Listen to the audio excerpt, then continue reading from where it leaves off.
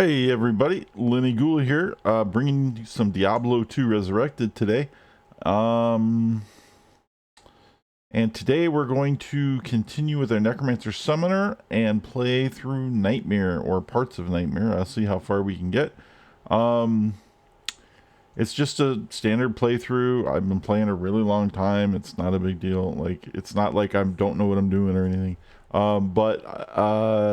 know, I'm playing the game forever. But it's just that I haven't really had a playthrough like on stream, or like a good one, or like a YouTube video series or anything. So I'm trying to put one together. That's kind of what I'm doing with this. You know, and it's nothing special. It's just some offline so we could do Players 8 when we need to and whatever. I don't have any special rules. There's no special gimmicks or anything. We're just playing the summoner, building the Necro Summoner, going through the game, doing the thing. And that's it. So without further ado, let's do it. Offline. Lenny Ghoul. There we go. Last we left off. Hey, what's up, Tiff? Last we left off.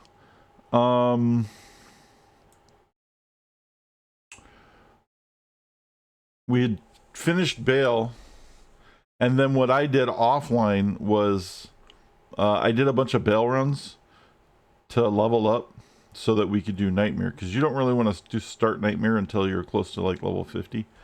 Doing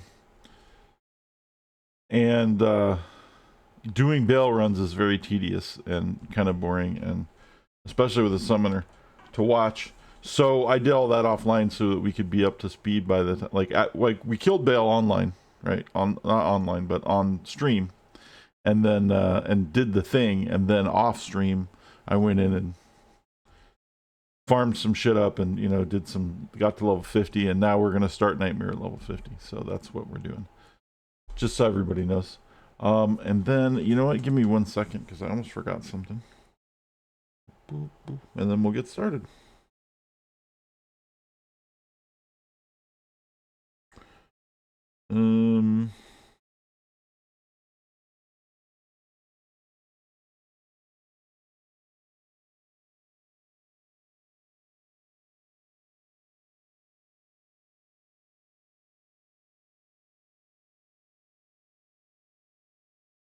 All right.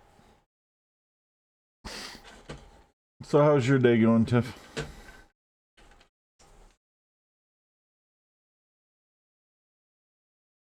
Nightmare.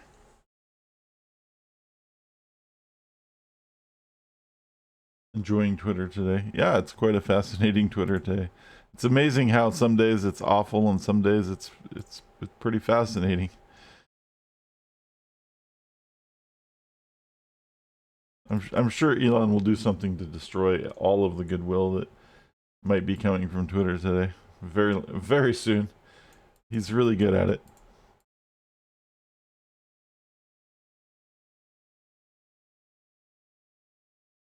Let's get your. So basically, for those who haven't played Diablo before, which I can't imagine there's that many people,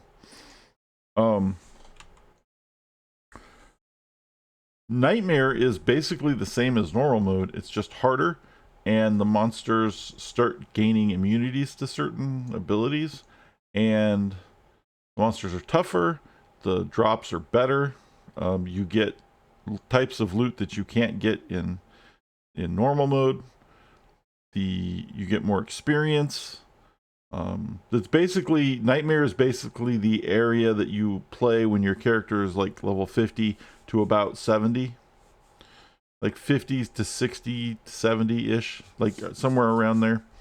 And then Hell's when it all, like, that's like the real game. Like, that's when it's like no holds barred, like all of the things. The monsters have the full immunities. They're as tough as they're gonna be. and you're gonna get your dick stomped into the dirt or whatever, metaphorically speaking, if you're not ready for it for hell mode. So Nightmare kind of gets you ready for hell mode. That's kind of how it works. And then hell mode's like, and then in hell mode you can still do like players whatever you need to. So it's going to, so if you watched this before but you haven't seen Diablo, you'd be like, well, this looks kind of familiar. Well, it is. It's the same exact thing. It's just that it's like, there's still randomly all the areas are still procedurally generated, but it's still the same quests. It's still the same look in each area. That's still the same types of monsters. It's just that everything's a lot tougher. You have better loot potential. And it's the middle ground. It's like, yeah, preparing you for hell. So anyway, that's just kind of what it is. And in hell, everything changes, because in hell, you get Ubers. You get Uber Tristram. You get extra monsters, boss monsters that you can fight from doing certain things. And Diablo clone will randomly spawn, not in offline mode. You have to actually sell a Stone of Jordan for that. I don't know that I'm going to do that, but because I don't have one. But in offline, online on BattleNet in hell mode, what happens is you can spawn randomly, pseudo randomly. Diablo clone will spawn when people sell enough Stones of Jordan to vendors on the server.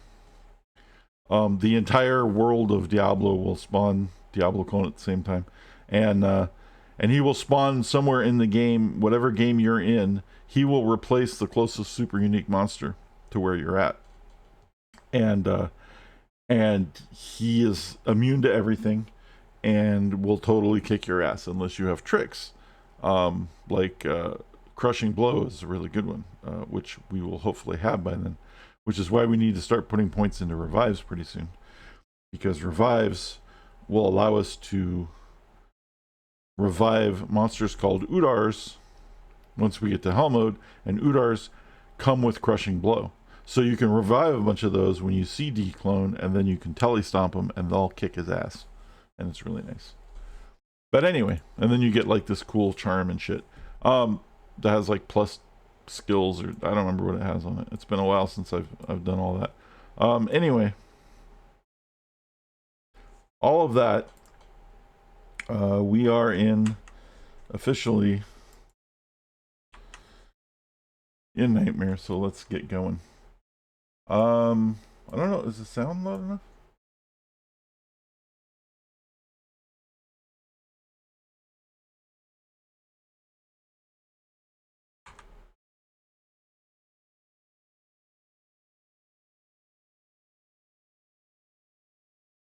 Doesn't seem to be. Okay, there it is.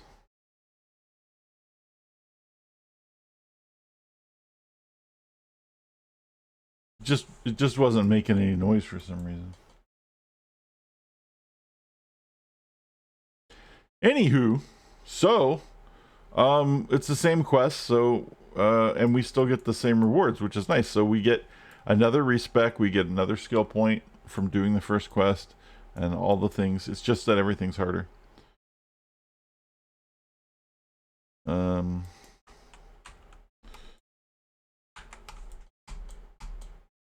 Oh, you know what though? Before I get too far into this, I gotta make sure the game is on players 8.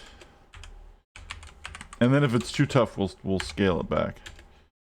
Yes, it is. So what this does is this allows us to get the most amount of experience and weapon drops that we can get in the game, because it's simulating playing in a game with 8 people.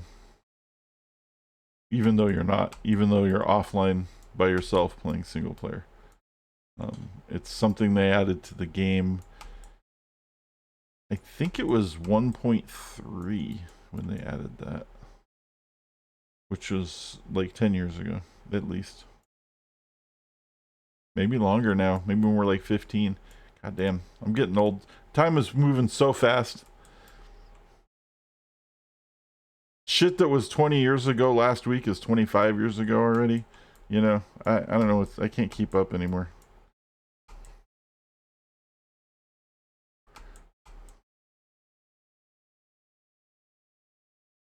Yeah, it is. And it doesn't slow down as you get older because you get used to the passage of time going faster as you get older. So time is relative, and it actually goes faster the older you get, which is pretty fucked up. Your perception of it anyway.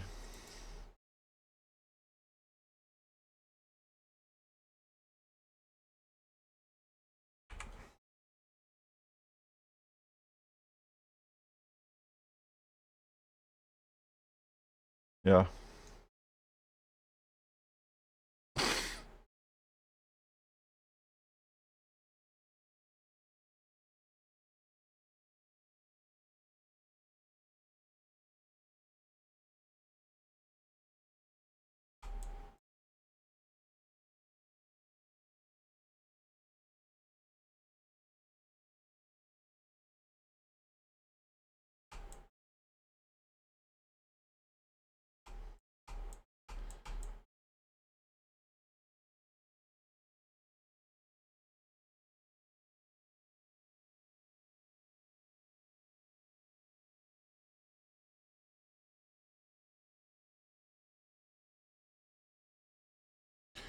I haven't figured out what I'm going to do about the PoE shit. I'm still pretty jaded about that. And the worst part about it is, this happens every time. It makes me so much more mad when shit like this happens, because it happens every single time necros get nerfed. A lot of people don't understand the complexities of necromancers or minions because they don't play them that very much. They only play like SRS sometimes or whatever, and they think they've played minions, but they really haven't. And so they make these comments all over when people complain. There's a bunch of people who are like, "Oh no, that's actually a buff. It didn't get nerfed at all. What are you talking about? You don't. This is the thing." And then you have to sit there and explain it to them. And then they argue with you about it because they don't fucking play it. And then they just keep like, "Oh yeah, you minion people keep crying every league that you get nerfed, but it's like, dude, do you know how hard it is to play a fucking, like, they don't, because if they did, they'd shut up. But like, it's so hard to play a fucking like a standard like old school summoner in PoE right now, and it just got so much worse. It's not hard to do it. It's just hard to make it work because like everything is nerfed to hell and back. You know, the socket pressure is a big part of it too, and that's like a lot of people kept like, "What are you complaining about with socket pressure?" Like, because most classes don't have a socket pressure problem. They well, a lot of them do, but not to the extent that the Necromancer does. And then they also that the Summoner does. And then the other thing is that they don't have the slot pressure problem that we have. They don't hit those maximums in the game, and then you go and say something, and then you have to, not only do you have to deal with the fact that you're being nerfed, but then you have to deal with everybody telling you that it's a buff because they're fucking stupid. And it's really like just, oh my god, dude. It gets so frustrating. It's so frustrating. And then you explain it, and then eventually they get it, and they're like, "Oh well, whatever, dude." Like, yeah, but this is why I play Path of Exile. I play summoners in Path of Exile because you can. Because if you couldn't, I wouldn't play it. Because melee sucks in that game. It's awful. And everybody knows that. And the magic stuff is kind of okay, but it's like it all kind of feels the same. There's nothing really like, it's all like spammy, right? It's all basically the same thing. You spam the shit as fast as you can, as much as you can, and that's it. You know, there's nothing to it. Where the Necromancer, you know, there's a lot of planning involved, and you're setting up each little thing, and then you get the guys that you need, and then you get them all set up, and then you go in and you're commanding your army to attack stuff. It's really fun, you know, when it works. And it just gets harder every season to do it, and I'm kind of like, I'm getting burned out on having to try so hard to make it work.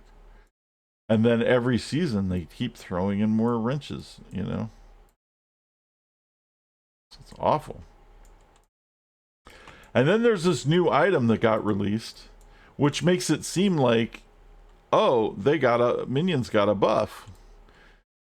Because it's this really cool item that pretends that specters aren't nerfed, and therefore this is amazing. And then forgets about things like socket pressure and stuff like that. So they, and it also doesn't make any sense.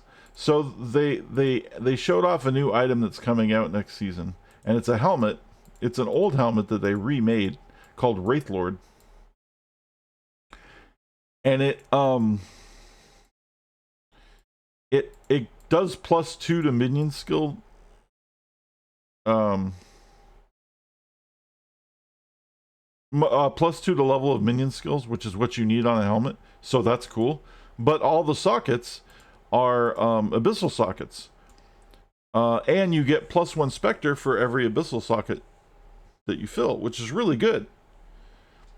So you get 4 more specters. Holy shit. That's amazing, right? The problem is you can only have specter minions. So at best, you're going to have 8 minions. Maybe 9 if you get really lucky and find that armor that I've been trying for literally years to find, and I can't. That gives you +1 specter.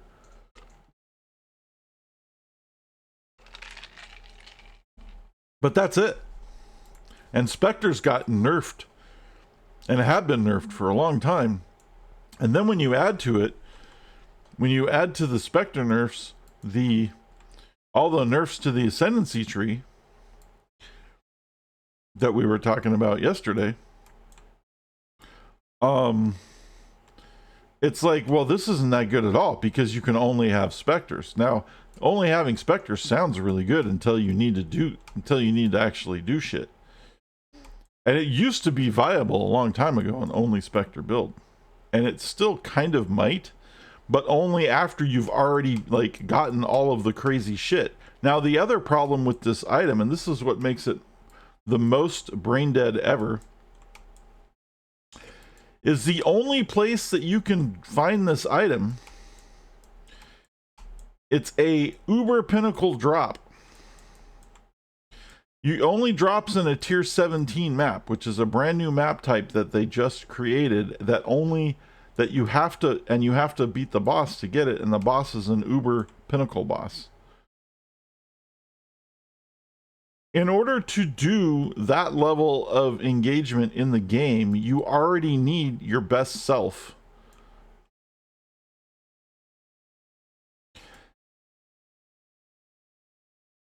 And because it's a build defining item, it seems kind of ass backwards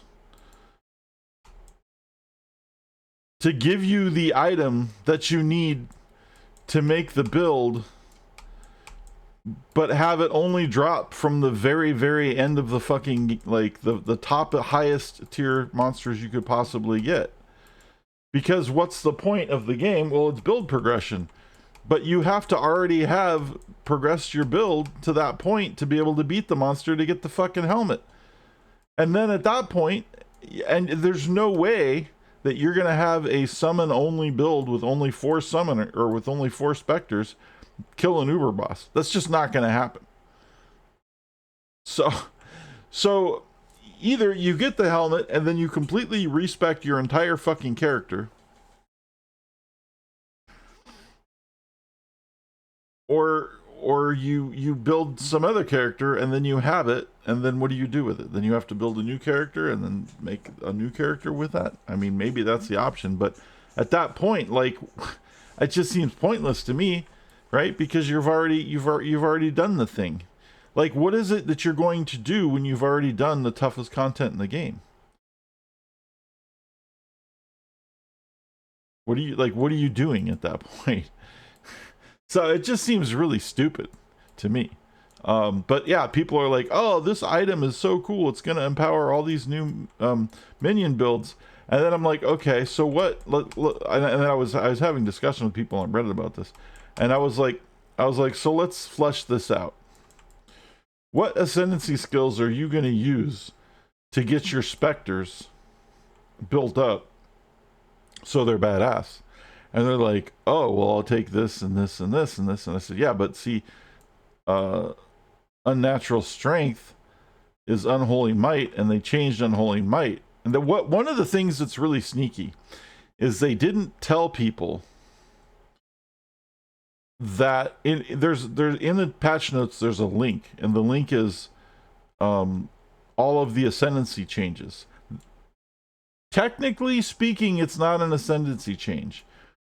But what was changed was what the spell Unholy Might does. And Unnatural Strength grants minions Unholy Might. And what it used to do was give them 30% extra chaos damage based off of how much physical damage they do. And what it does now is replaces physical damage with chaos damage. Now that's bad because you can't scale physical damage, and there's not enough ways to scale chaos damage. Like, chaos damage is the hardest thing to scale in the game. It's awful. So if you take this node, you're actually completely gimping yourself because you're taking away a lot of the damage of your monsters. Like, a lot of the damage, all of the damage, right? Except chaos damage. Like, that's a way to scale chaos damage if you only want to do chaos damage. But if you're not doing physical damage, you're kind of gimping yourself for a lot of the monsters. And any monster that's immune to chaos, well, you're not going to kill it. You know, you're kind of fucked. It's kind of a crazy situation. And then people are like, well, I'll do poison builds, and then that'll be fine because poison's chaos damage. And it's like, well, yes, but poison got nerfed last league, if you guys remember. Oh, yeah.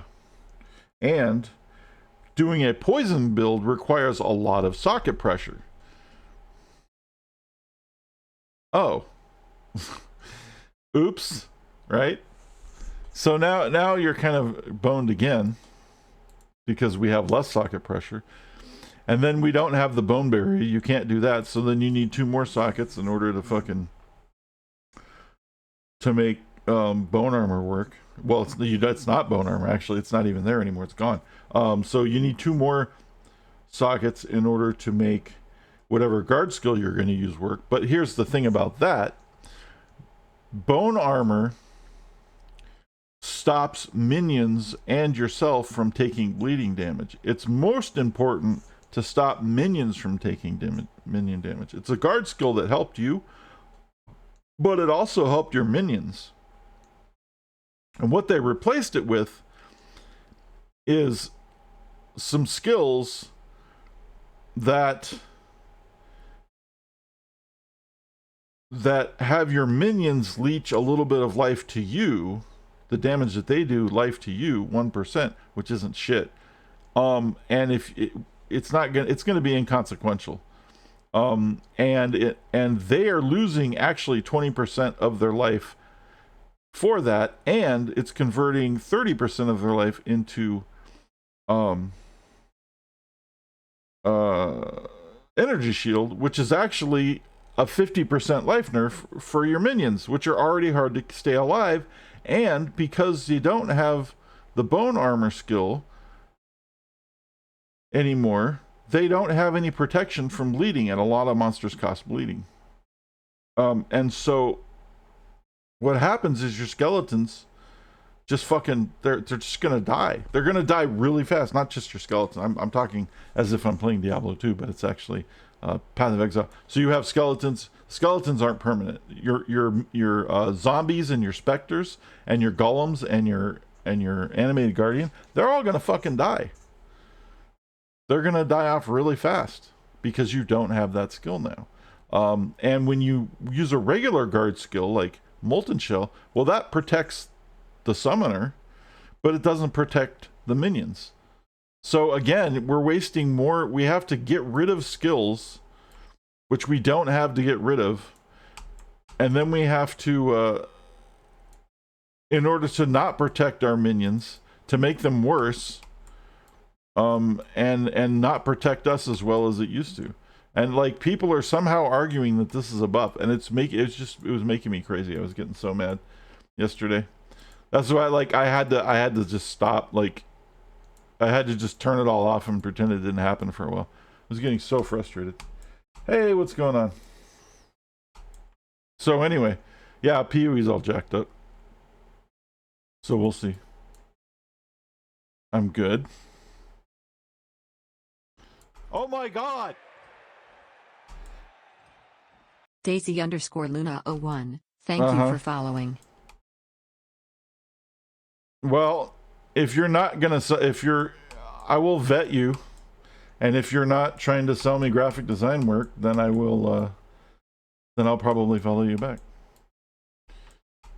But if I get this every single time I stream, someone follows me, tells me I should follow them back, and I follow them, and then they DM me and they try to sell me graphic design work, but I'm a graphic designer. Sorry. But if you're not that, then yeah, I'll probably follow you back. But the way that you just like set up this whole, hi, how are you? I just followed you. This is what happens every single time. This is you just like following a script.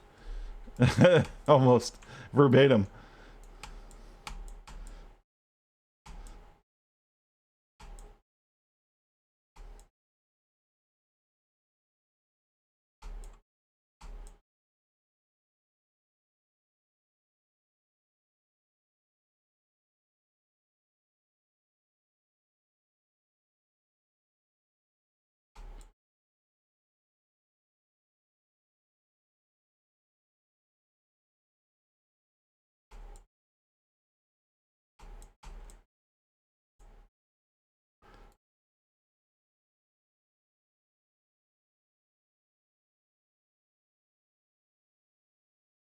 Artistic salt, creative expression.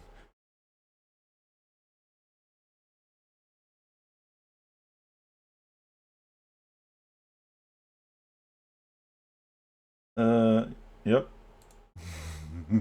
Another graphic designer. All right. Well, sorry guys.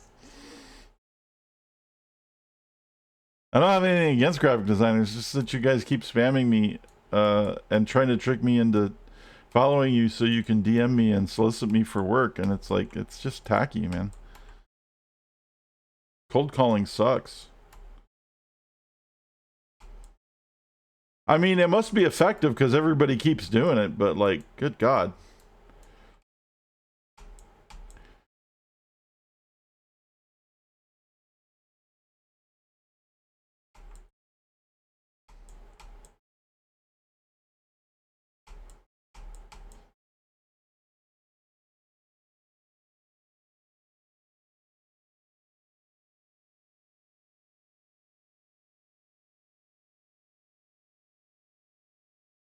Oh, the game noises are kind of loud, aren't they? Fix that real quick.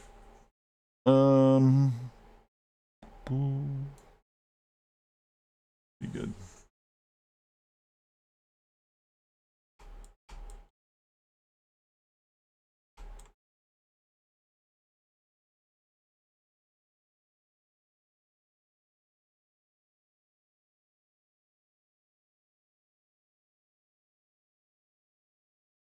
Anyway, to sum up my rant from before, yeah, I was just kind of venting because, like, PoE was very frustrating. the changes they announced yesterday was just really set me off, because they basically like completely changed the Necromancer ascendancy and nerfed a lot of shit, and so that's my favorite class in Path of Exile as well. And I'm kind of like, it's a sour note.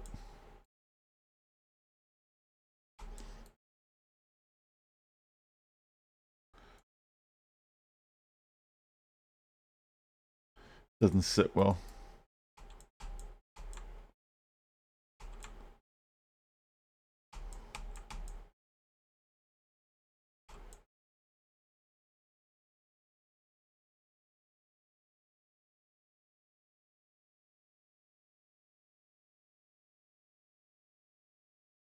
You don't need the burial grounds on this one.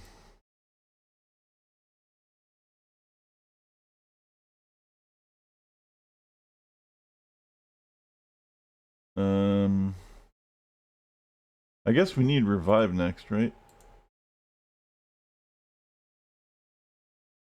Yeah. We're gonna need life tap at some point, but we'll take it later.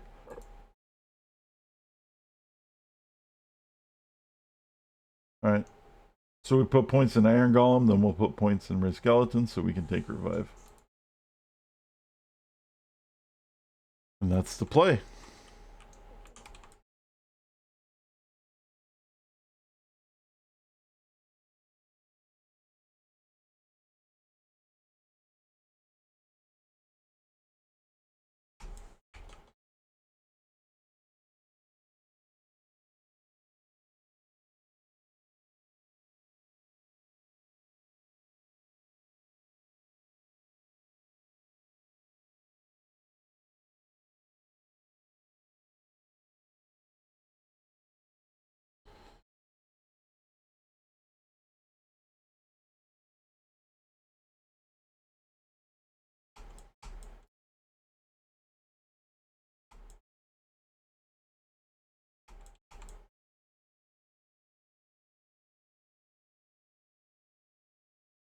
Alright.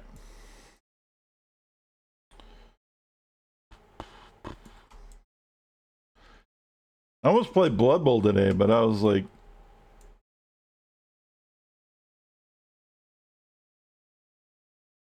I need to like refresh my soul by playing some Necromancer. You know, the OG Necro. Like, alright, we'll continue this today.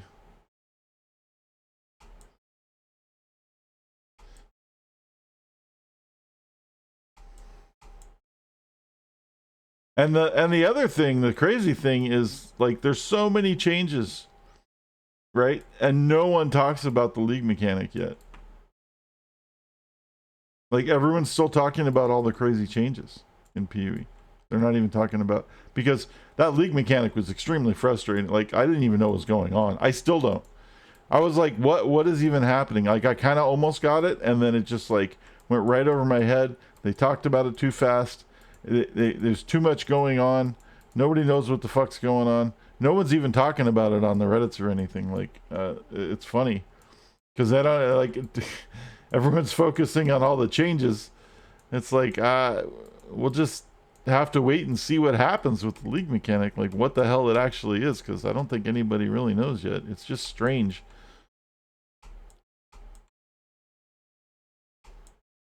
It's like they tried to do too many things at the same time, because there's so many things going on in that.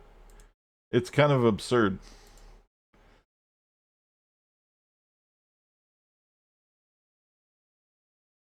You know, like they spent like 10 minutes explaining like the first part of it, and then we found out at that point that they were only talking about the campaign version, and they weren't even talking about when you hit maps and everything changes. And it's just like, wait, what? Holy crap, dude, that's insane. And then it's going to be forced on the campaign. It's usually not. Usually they don't have leagues that are completely forced on the campaign. You can usually choose to skip the league mechanic until maps, but But you can't in this one. Like, every map you enter will have it. It will happen, whether you like it or not. And if you choose not to engage with the thing, then you will get random shit.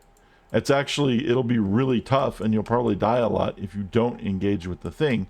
And engaging with the thing is very tedious. It just seems like a big fail.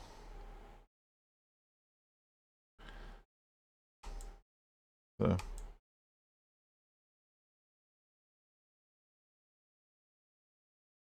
Anyway, sorry, I just had to get still had PoE on my mind. Easy to do. I know we're playing D2R.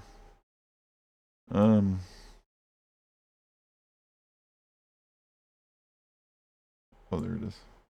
Thought I just turned a gem.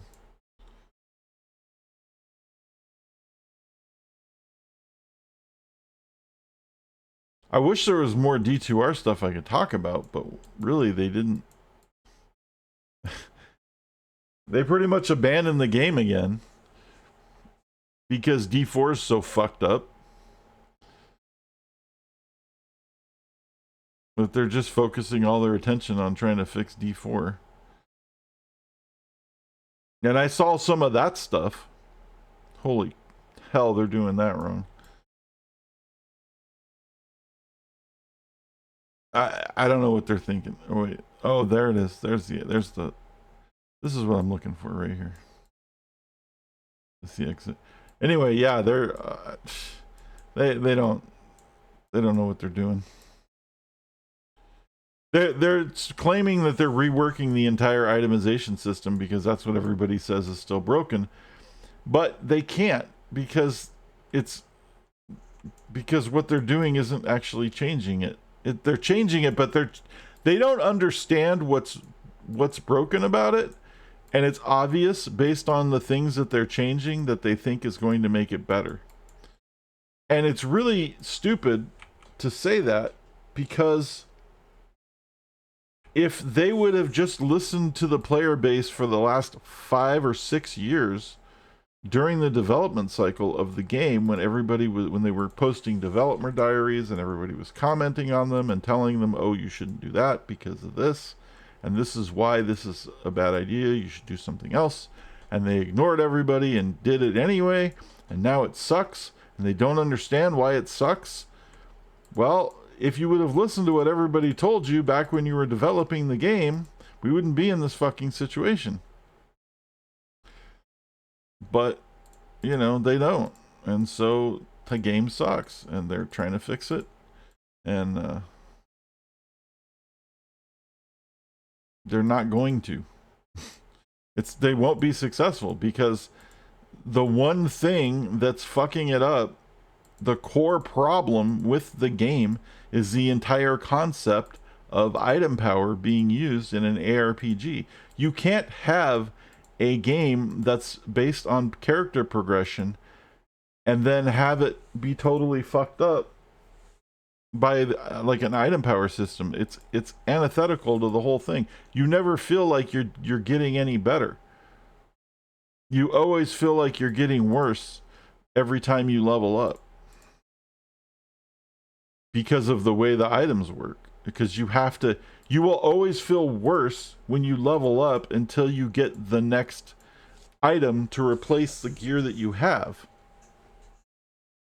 which is the opposite of what should be happening in a world like that. I was gonna convert these doles, but I don't know if I have enough outside of those to. Let me check the thing real quick. Yeah, so because item power is just a bad idea, and it doesn't work.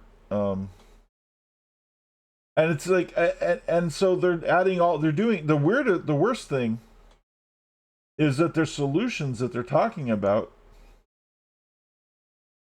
and I can't even believe this. I'm still dumbfounded by this. The solutions that they're talking about putting forward in next patch in order to fix Diablo 4, this massive rework that they keep calling it, are just going to make the game more like Diablo 3, which was awful. Like, It's like you guys just don't get it, man. Like I don't understand why this is hard. Just do it Last Epoch or Path of Exile or Grim Dawn or Torchlight or any of the other successful RPGs are doing. But they don't get it. And they're like the biggest company that like in existence to make an ARPG. Like out of all the companies that make ARPGs, Blizzard is literally the biggest one by leaps and bounds. Anyway, I had to look up runes real quick.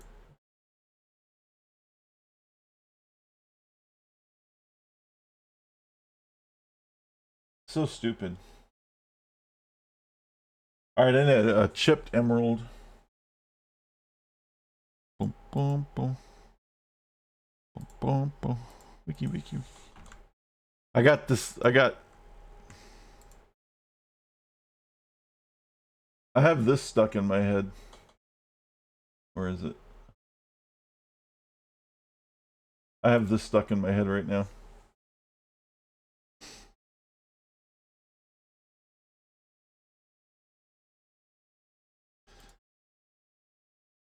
That's been stuck in my head all fucking day.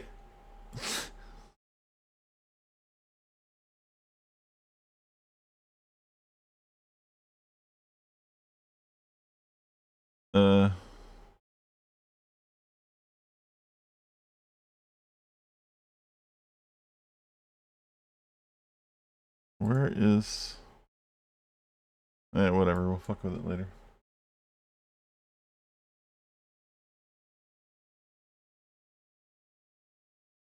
Oh! Here comes another one. Prediction. We're gonna get another follower really soon.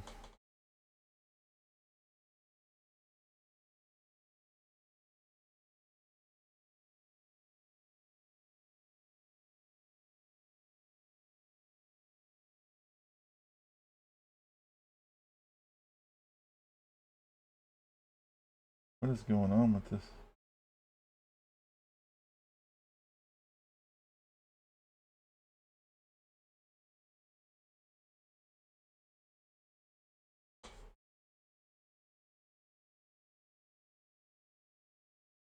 All right. Let's see. Stonyfield. Okay, so we have to go. We're in the Stonyfield. So, back to the story. We are we're looking for the underground passage to go to the Black Forest or whatever the fuck it's called, the Dark Forest, to get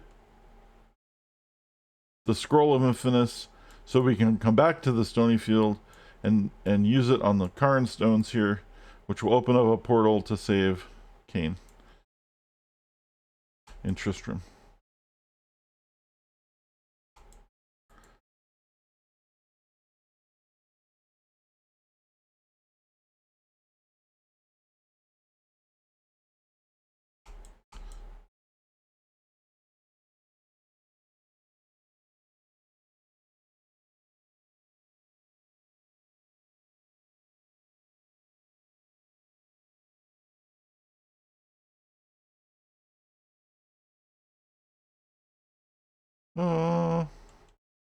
Another thing that we're looking for is the runeword hustle, which means I think I have the runewords. I just need the a 3-socketed polearm,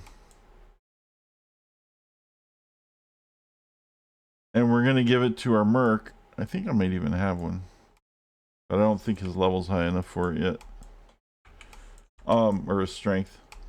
We're gonna give him a 3-socketed polearm hustle, and then once we get to Act 2, we're gonna swap him out for a might merc, and that's gonna give fanaticism and might to our skeletons,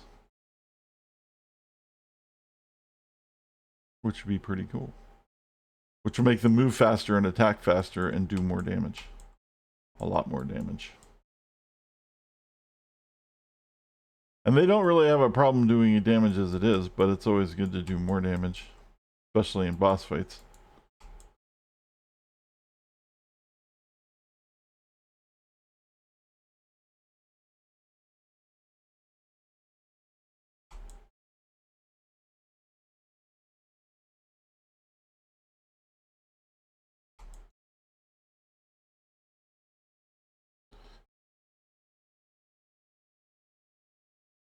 I think I'm actually going to take bone armor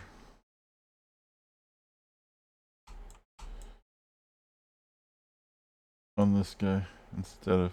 I'm trying not to take corpse explosion, just out of principle. And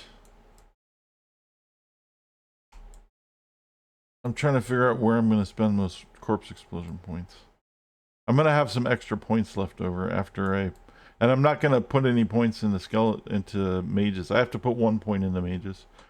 But I'm not going to put any more points in the mages. So I can either take bone armor. I could take bone prison.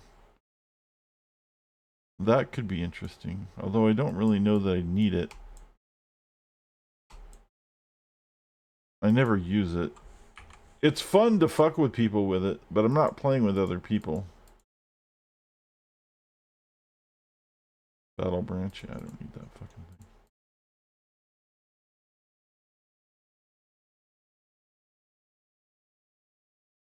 So, I don't know. We'll see.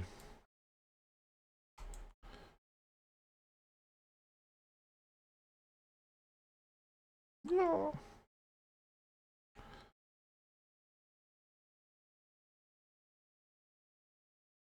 Boop, boop, boop.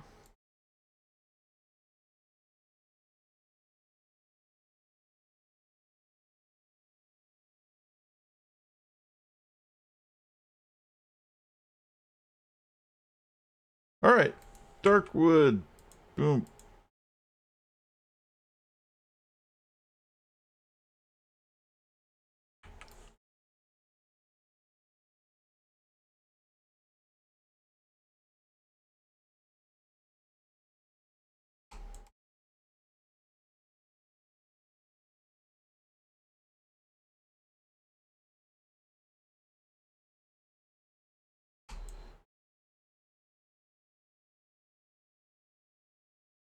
Nice.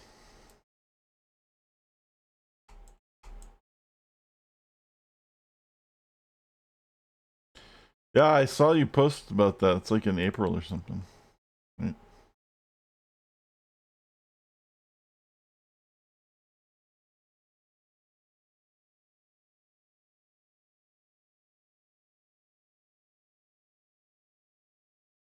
I'm horrible with birthdays, dude. You have no idea.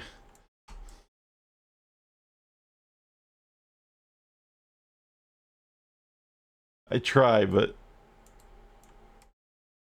I'm so bad with dates.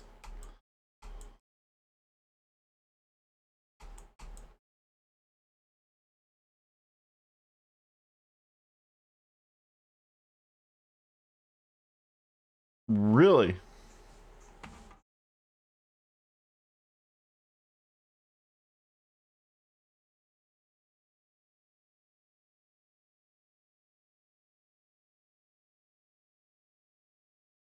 Holy crap, dude. I would offer to help, but like I'd have to get like I'd have to join the group again, and I don't think they want me to do that. That would mean Steve would have to add me back into the thing, and I don't think he wants to do that. Okay.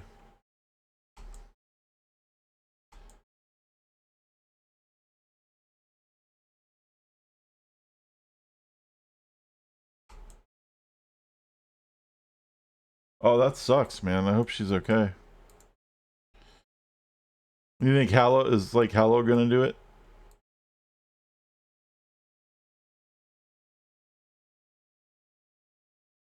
Oh no.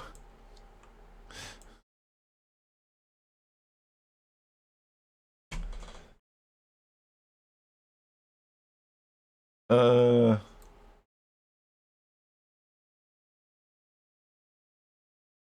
Yeah, that's so it's just you.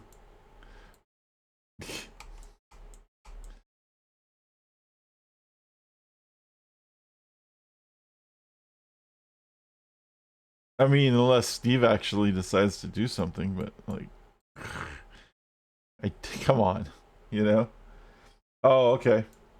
Well, there's a start, Lady Snark.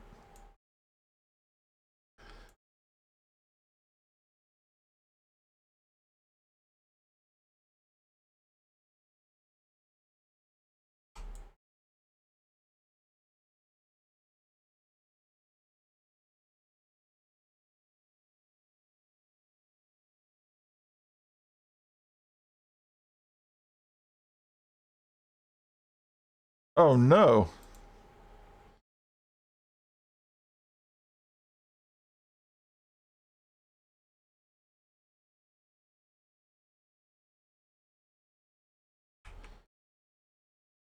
April's a fucked up month. Are you guys just gonna shut the site down for a couple of weeks or what?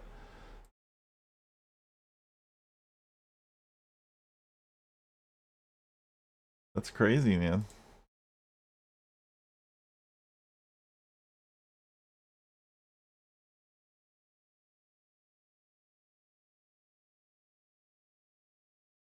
Okay.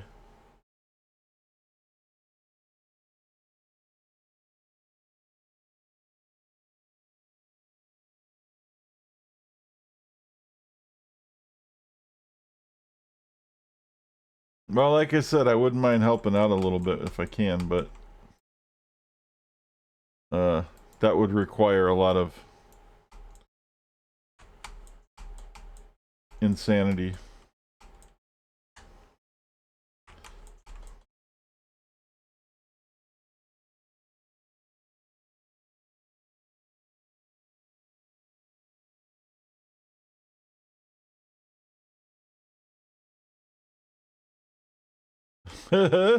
Damn, dude, you are busy.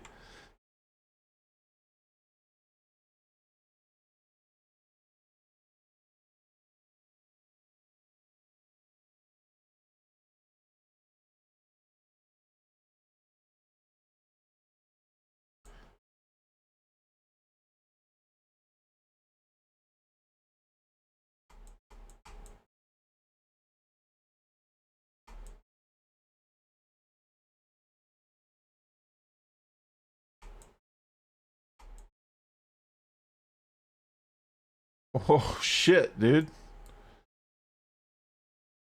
So that's probably postponed, maybe.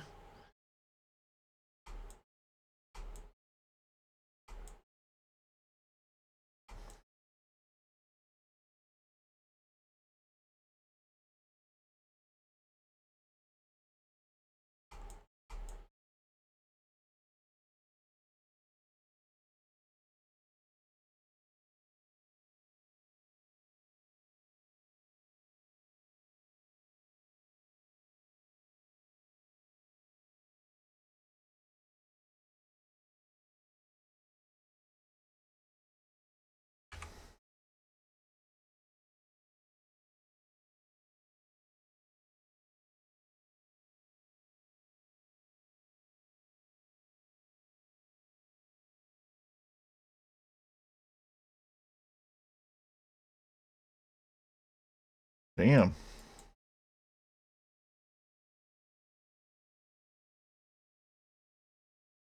That's some fucked up shit, dude. There's a lot of shit going on right then.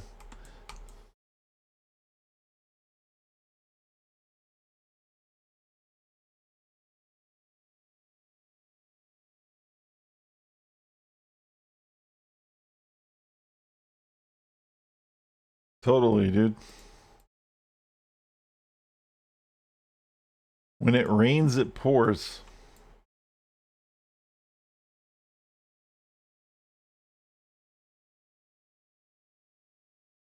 And that's not a salt ad, although it used to be.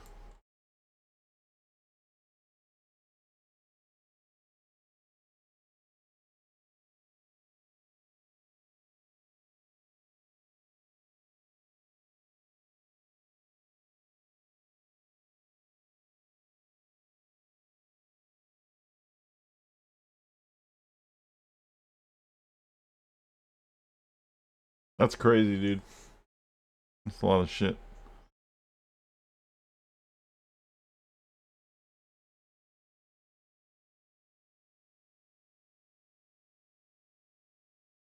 Right. The world is conspiring against you. They're like, you are not going to fucking Disneyland on your birthday. You're like, the fuck too. And they're like, oh yeah? Fuck.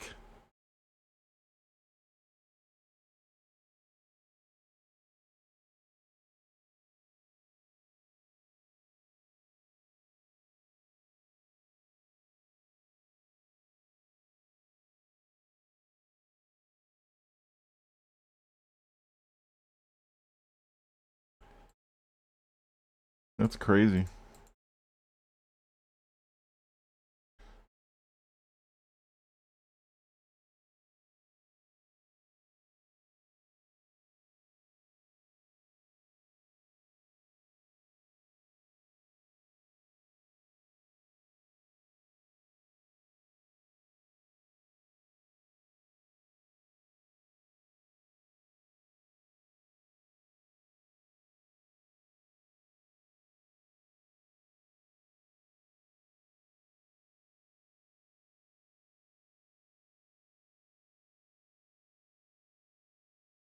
Yeah, totally, dude. Games can wait, man.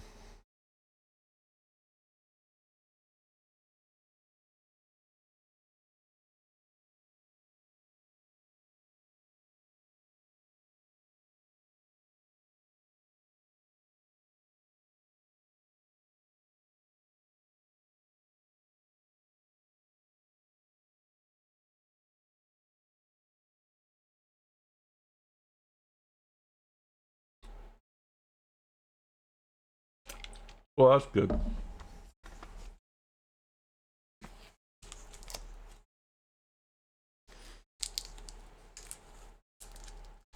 I get this pepperoni stick I'm gonna try.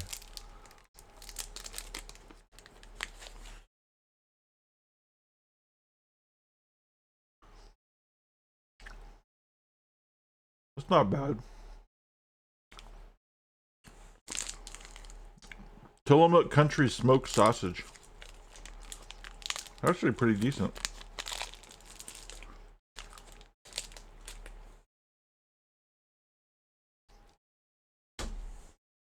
Um, Maybe you can explain this, but time change so the game doesn't start until 3 a.m.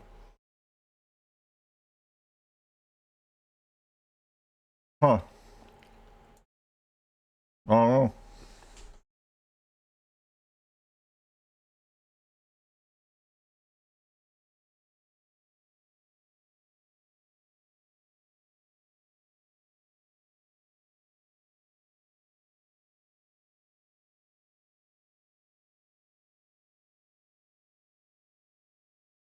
If I have something going on at like 1:30 a.m., I'm just staying up.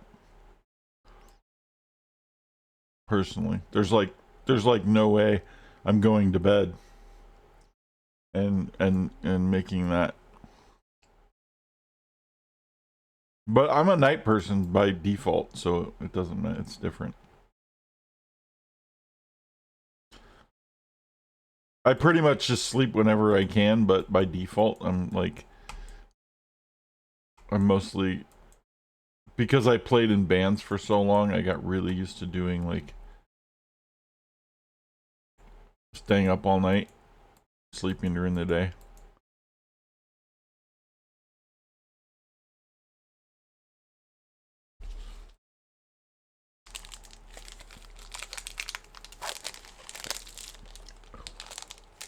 Well, lots of caffeine, no booze. That's a trick.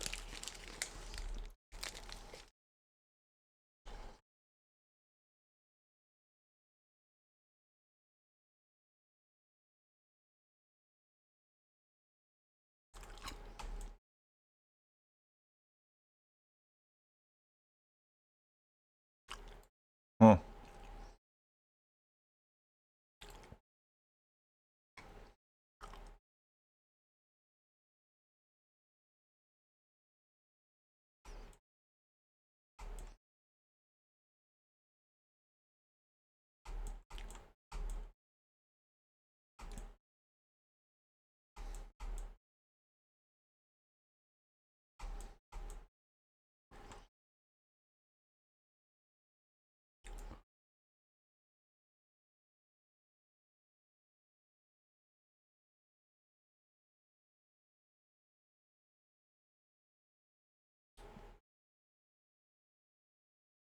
We can always start doing meth.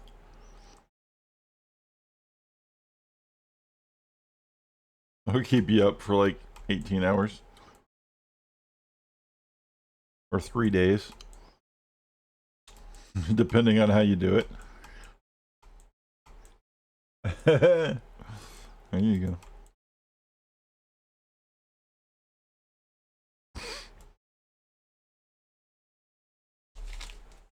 I'll get some of that trucker speed.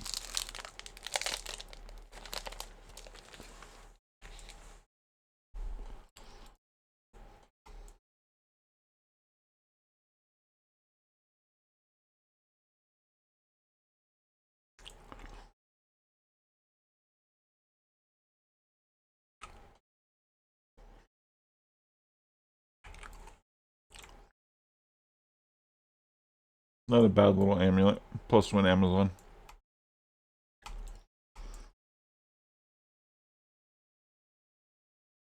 But since I'm probably not playing in Amazon anytime soon, kind of worthless.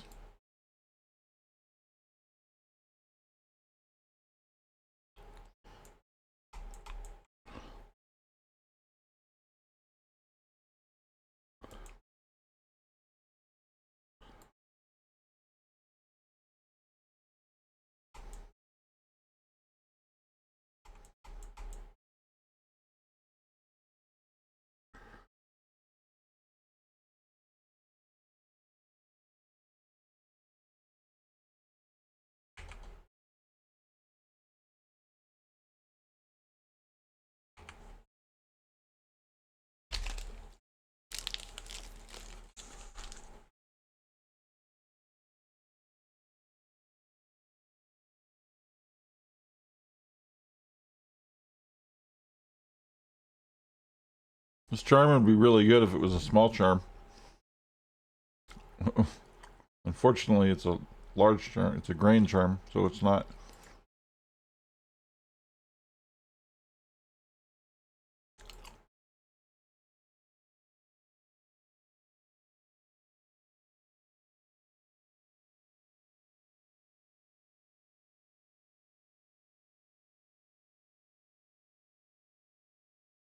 I'm trying to remember the name of that shit.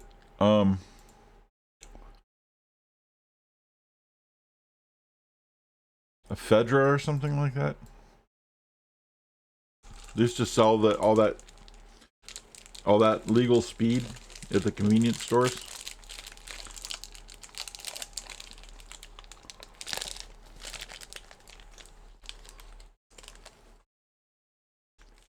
Well, they had a bunch of different. Oh, yeah, they had a bunch of different names for them, but I think the clinical name of the drug was ephedra.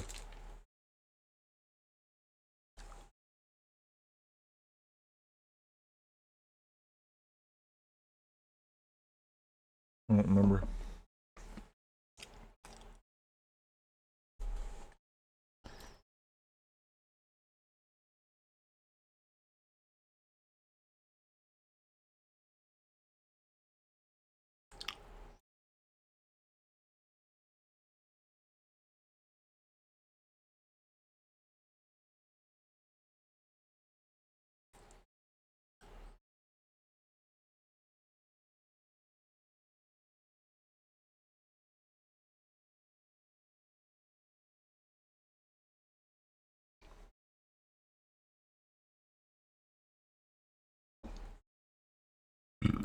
Excuse me.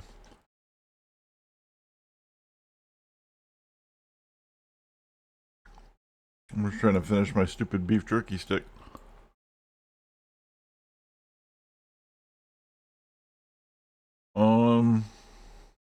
So now we need to go into the Black Marsh and look for the tower and get the waypoint over there and kill the Countess. Maybe she'll drop us a decent rune. And then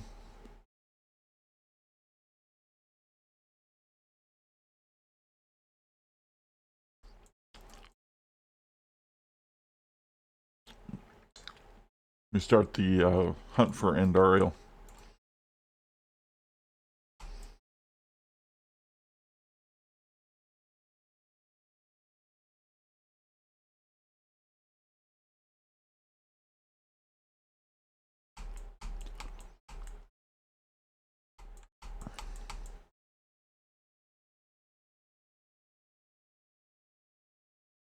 Ba-ba-ba.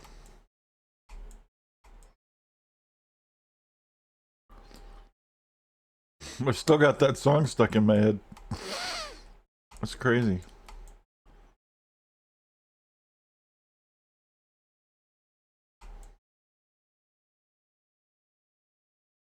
I blame Nudist. It's all his fault.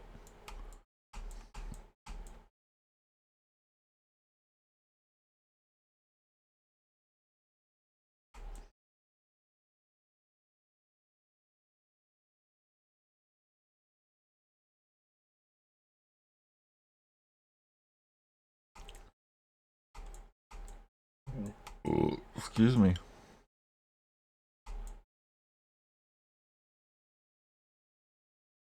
Damn. That was a pretty good little beef jerky stick, but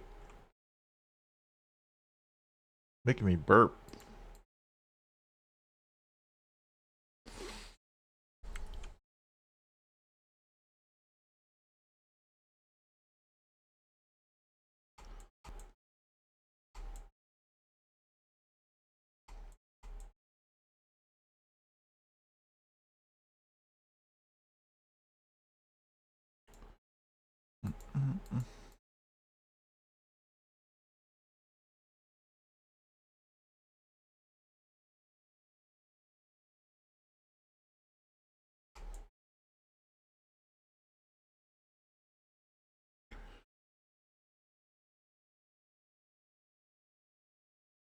Those of you on the YouTube who watch this later and don't know what song I'm talking about, one of the channel point redemptions that we have on the stream is for a Ludacris song.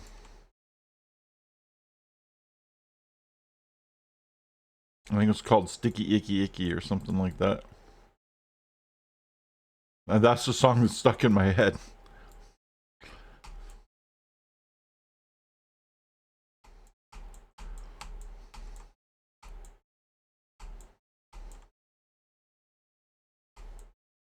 It is, dude. It's real catchy.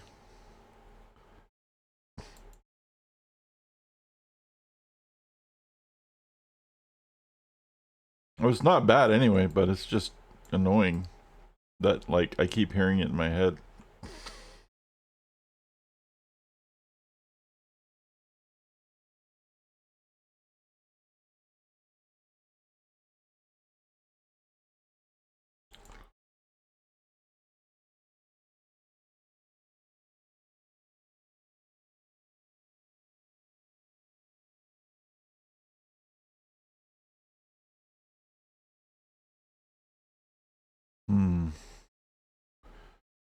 I guess it's going to be on the other side of the bridge. Looking for the big tower.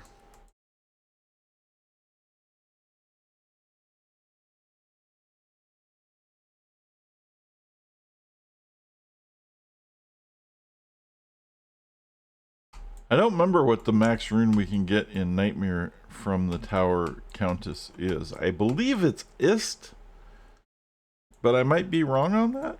It might be Pole.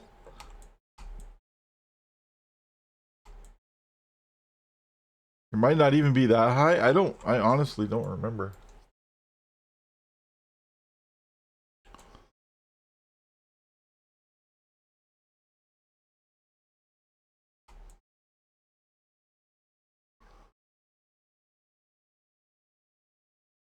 It'd be nice if it was like Ist or something, though.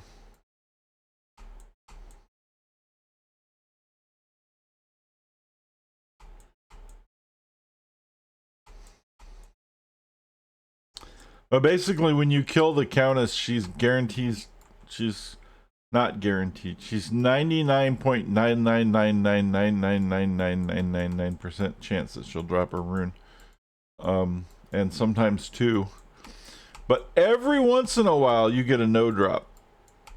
But I don't think you can get a no drop in Players 8, or maybe it's Players 7. I think it's Players 7. Yeah. You know what? I'm gonna drop it to Players 7 right before I kill her, because I think it's Players 7 that you can't get a no drop. One of them you can't get a no drop, but there's always a slight chance you can get a no drop on the rune, and she doesn't drop one. But that's where people like always like farm runes, usually in hell. But and actually there's a lot of better places to farm them. But like early on, if you really kind of need a rune and you haven't unlocked, like you haven't beaten Hellbale yet, you haven't gotten to Act 3 yet or whatever, and you need to like farm up some runes, you just run the Countess over and over again, and you'll get some. She'll drop runes almost every time.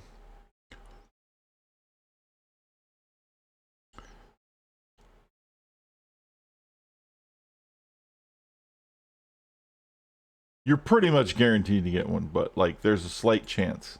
There's like the slightest chance that you don't. It's a very rare thing. It's actually not even rare enough for me to worry about setting the game to a different level just for the no drop. Now that I think about it, it's extremely low.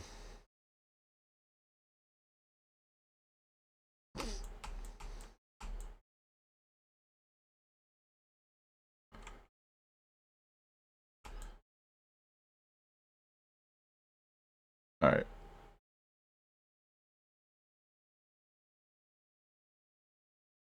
Kill these shaman. Kill the shaman. Her.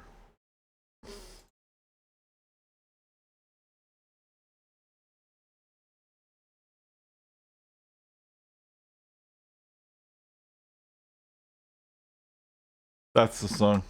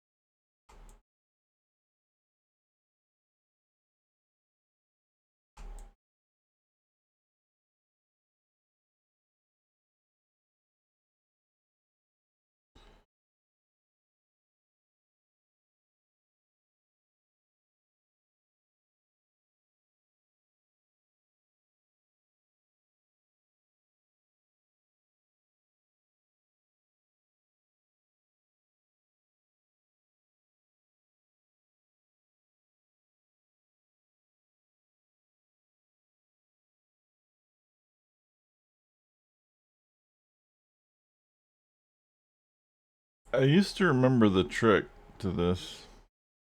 I think it's left, right, left, right.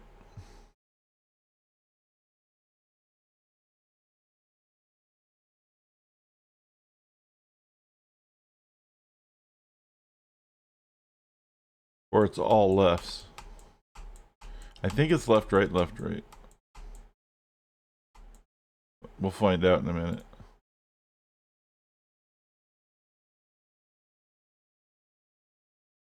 Oh, it's not that.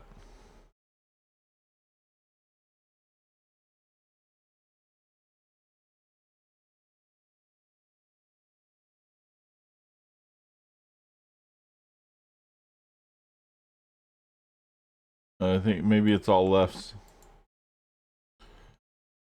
Because it's certainly not to the right.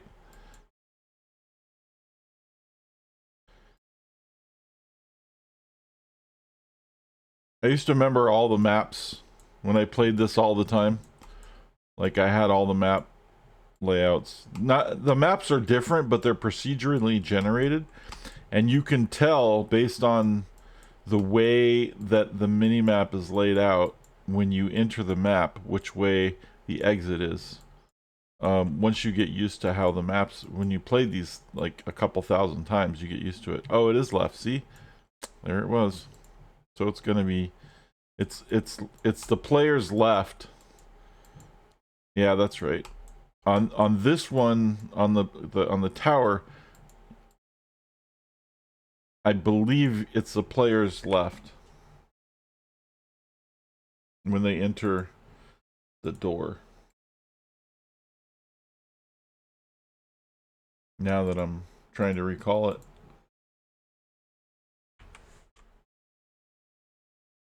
That seems to play out. So it's going to be this way. Yep, there's players left. Characters left. Not players left. Whatever the character faces, that's the fucking direction. So I'm trying to say. It's the characters left, so it would be over here. And then it's going to be over here somewhere.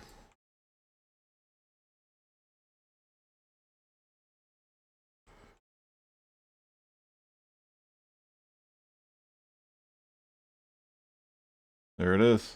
See? All the way to 5. That checks out. So yeah, I knew I remembered some of this stuff. I'm not a complete moron.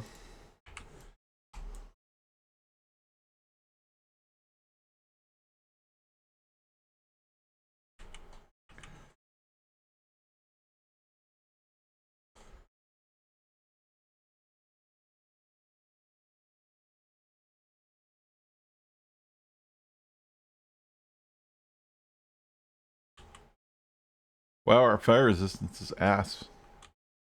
We'll have to do something about that soon.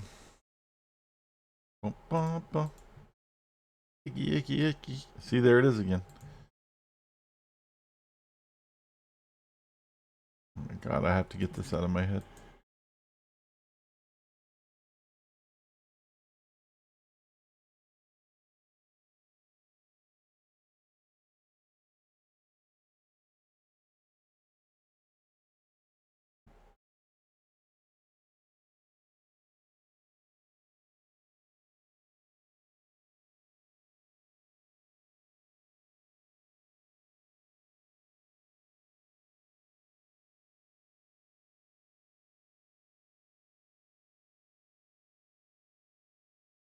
No, I don't want that stuck in my head. Hold on. I was gonna replace it with something else, but that's even worse.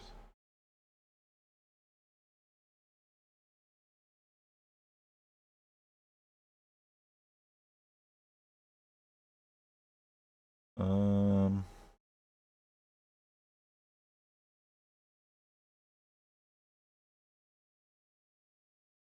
here.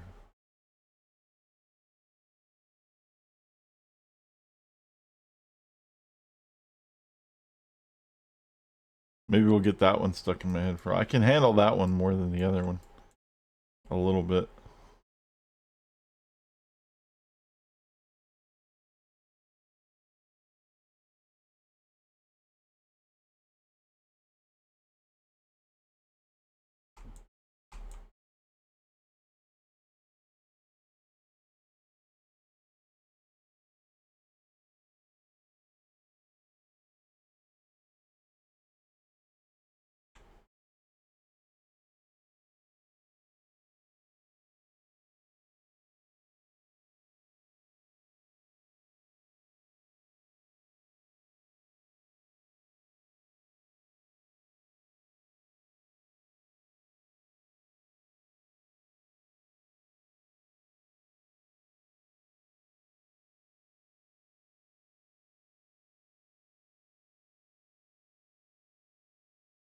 All right.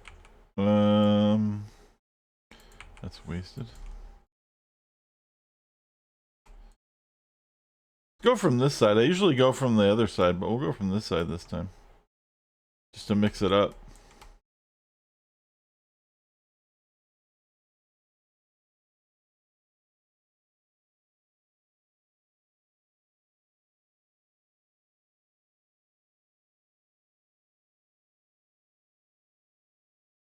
And here she is.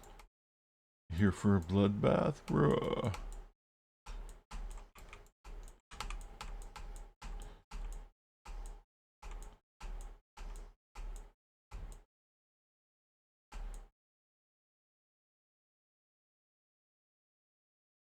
Tier Thul? Really? We did all that for tier fucking Thul?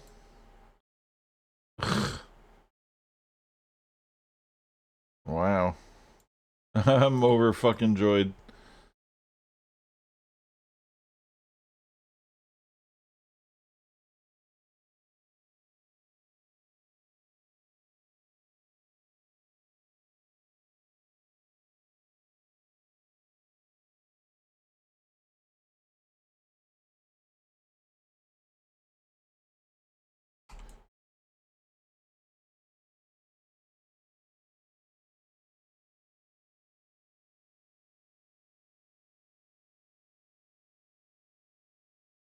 Alright.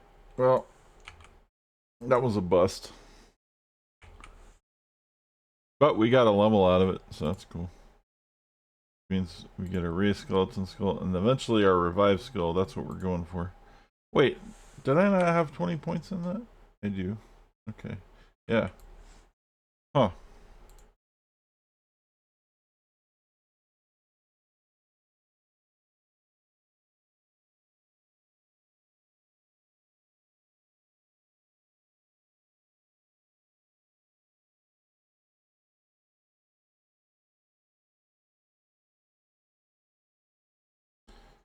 Woohoo.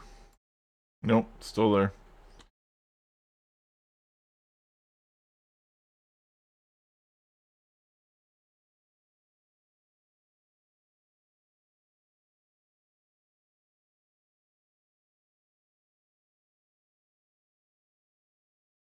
I start converting some of this shit.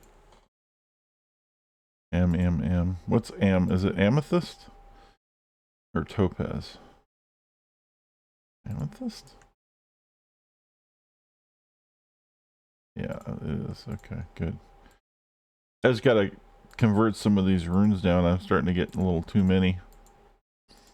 I don't need 400 of the smaller ones, you know?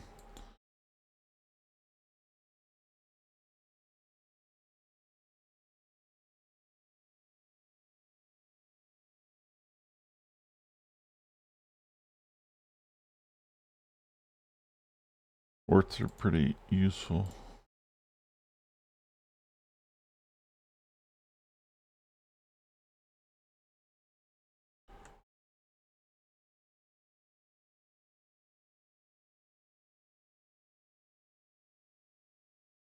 Soul. Ruby, I believe. No. Emerald? No. What? Sapphire? Sapphire. That's right. I couldn't remember, obviously. And then shell. Now I think that's a ruby. There we go. And there's a dull rune.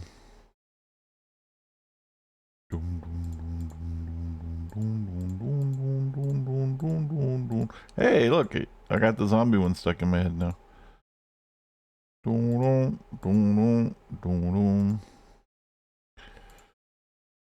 In your head. See? Ah, it is in my head. In your head.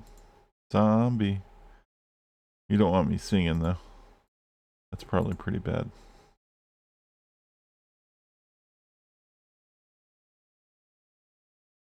Because, like, make it stop.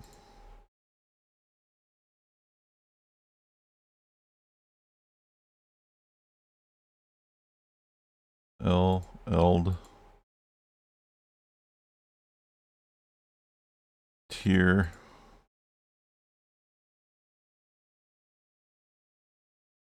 Neff.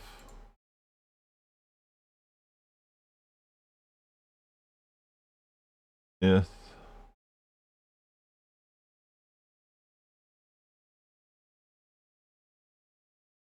Tell.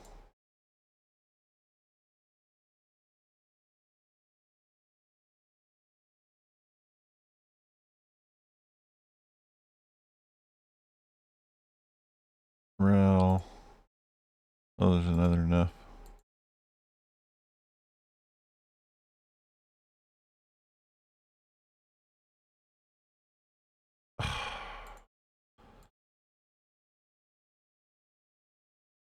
keep fucking this up. I'm trying to organize it and I keep fucking it up.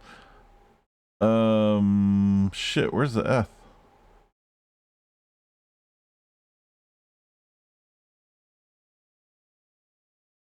Ugh.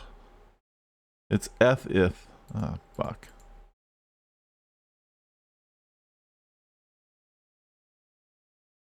I'm trying to kind of put these in order a little bit.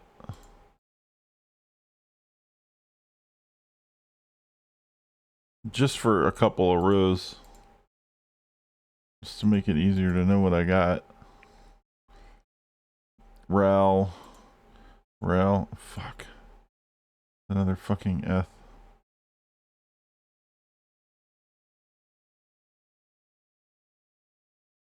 We can convert some of those Rals. And some of those Orts and some of those Thuls.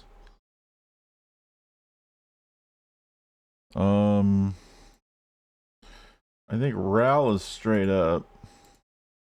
And I think Ort is straight up.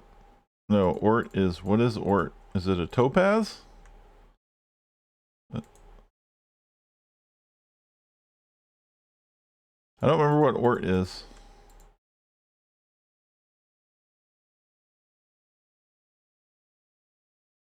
Is it a diamond?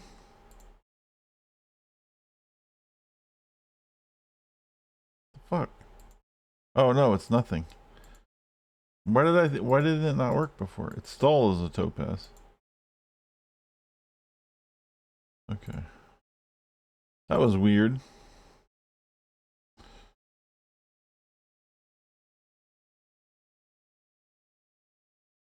Alright, so Ral, Tal, Ral, Ort, Thul. Fuck. Where do these Eth runes keep showing up? It keeps fucking me up. Alright, let's do these Eth runes. God damn it. Alright. Eth, blah, Ort, Thul, Thul. Thul.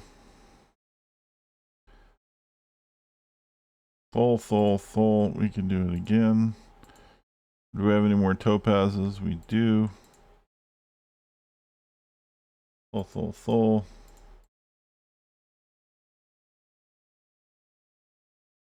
Am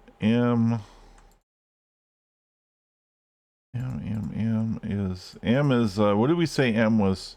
It was amethyst, wasn't it?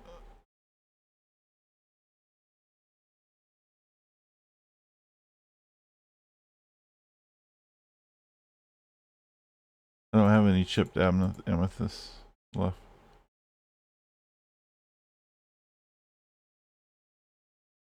All right.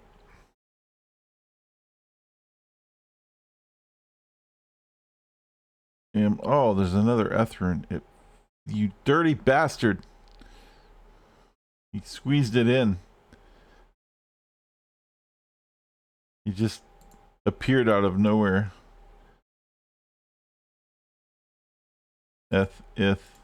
Thul. Or wait, Thul, sorry. Soul. Shale. Dole. Hell. Oi. Lum. I don't have a lum. Co. Foul. Lem.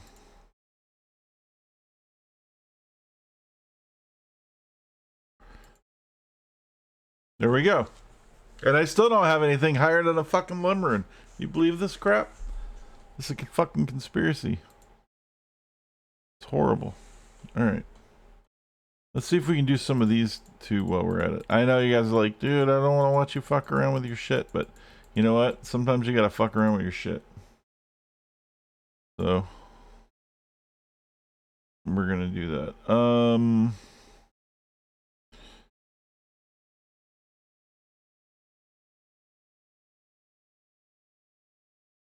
Gonna make some room. Just a little bit organized.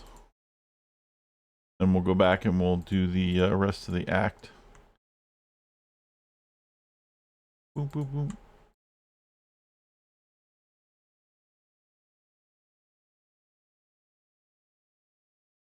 boom. Flawless, flawless, flawless. There we go. Look at that. Now, I'm going to be burning all of these gems up really soon. As soon as I get to Act 3. Because, little known secret, Nightmare Travancore is the place to get the highest chance to find grand charms that will give you skillers. Even if you don't find a skiller, if you find a grand charm, not Travancore, Lower Karast to Travancore. So if you find a grand charm in Lower Karast to Travancore, pick it up and then start throwing perfect gems at it, and you will get a skiller, a plus skills charm, quicker than you will from any other place. And the reason is because that is the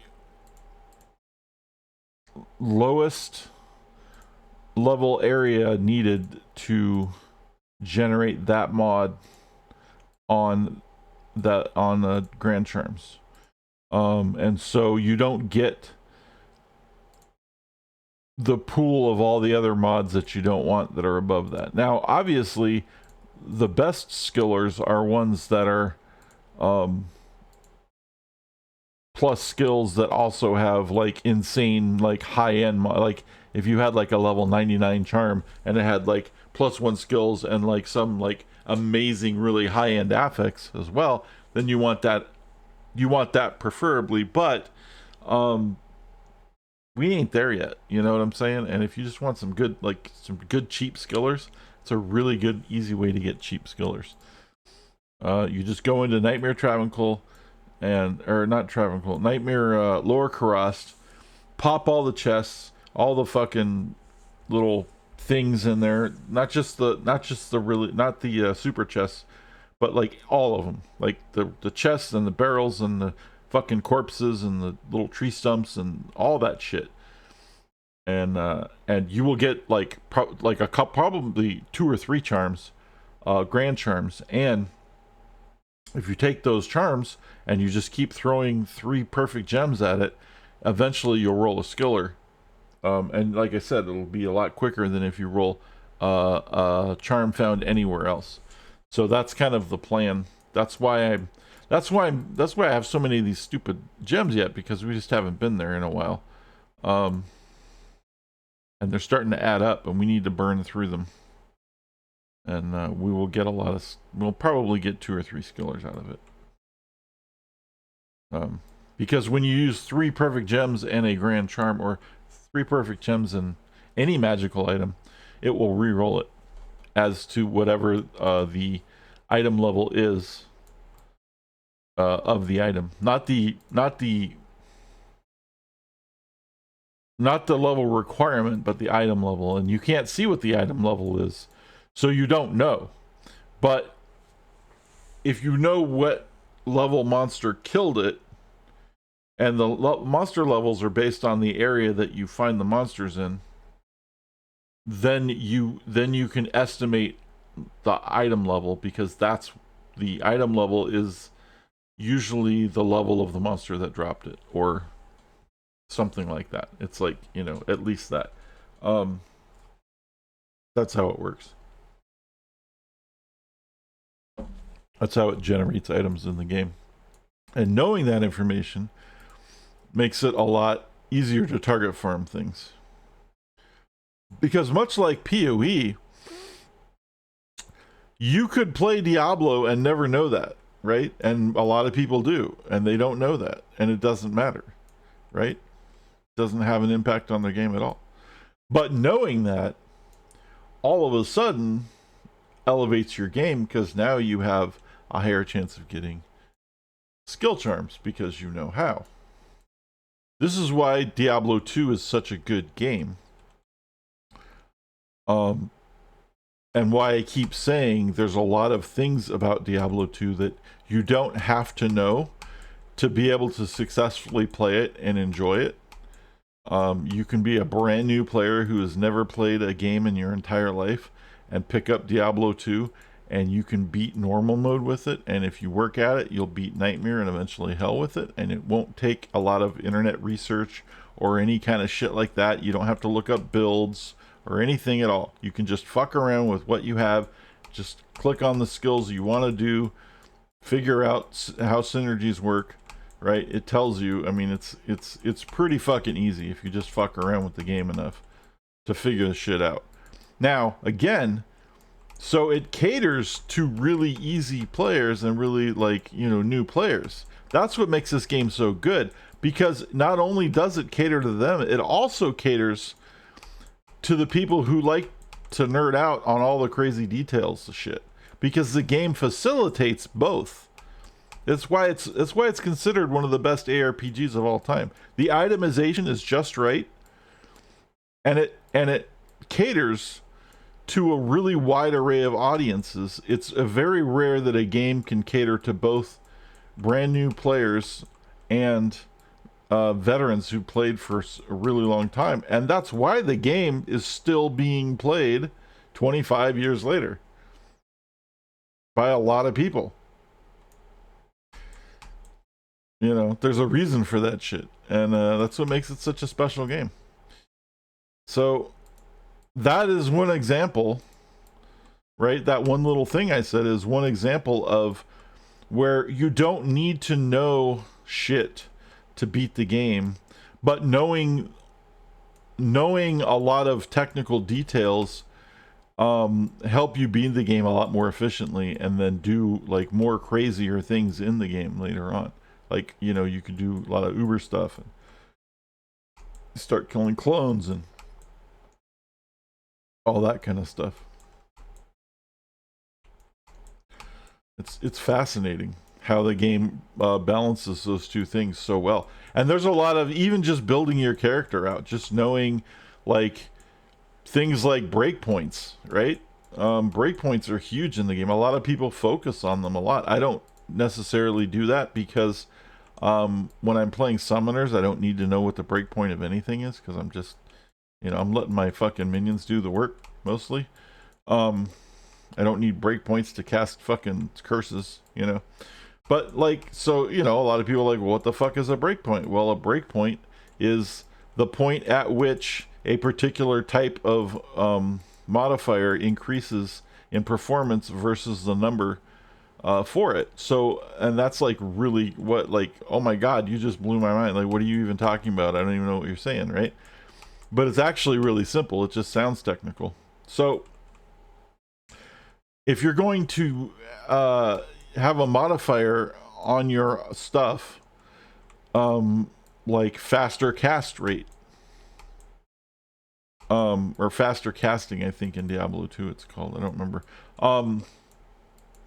But yeah, casting a spell faster. Well, if you have 10%, and this is not accurate because I'm just using the numbers as an example and not actual, because I'm not looking at the numbers, so this is not accurate. This is just example numbers.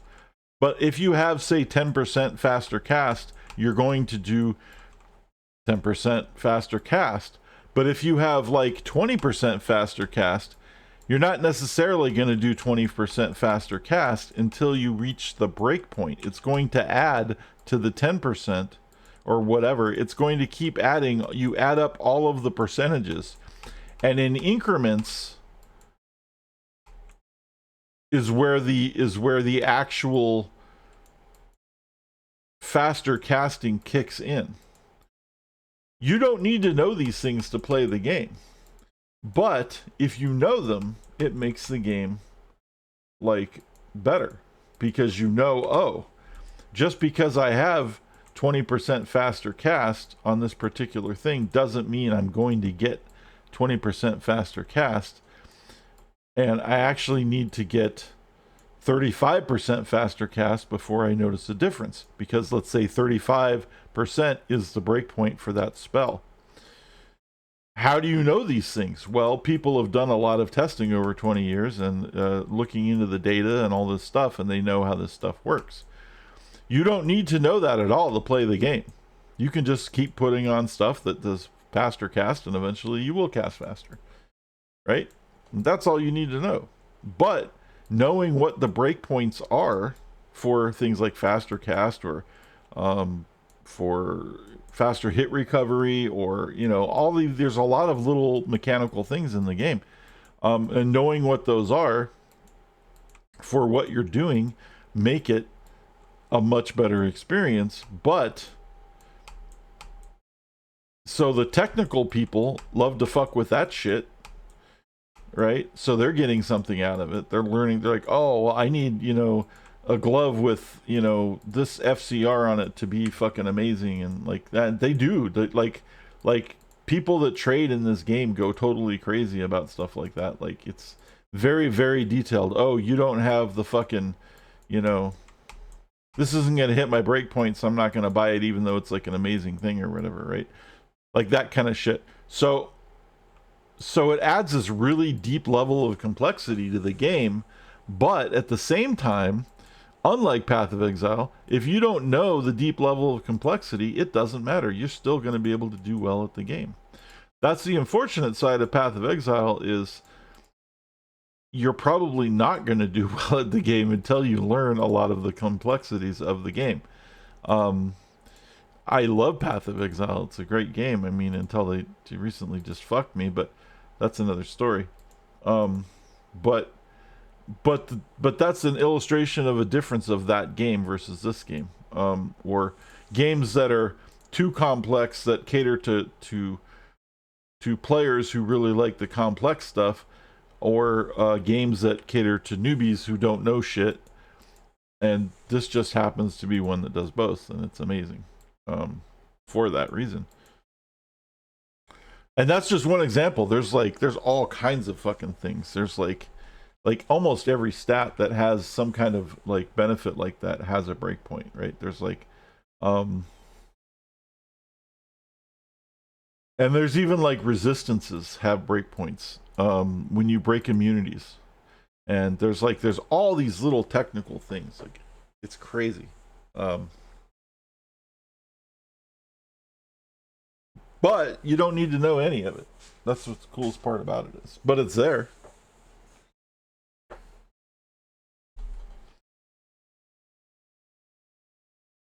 And they just don't make games like that anymore. They get so caught up in the minutia that they forget that you need to also make it fun for everybody. That's where PoE is failing right now. They're making it fun for people who are done playing Diablo, or have played Diablo 2 a lot and don't really like Diablo 3 or Diablo 4 or whatever, think those games are too easy.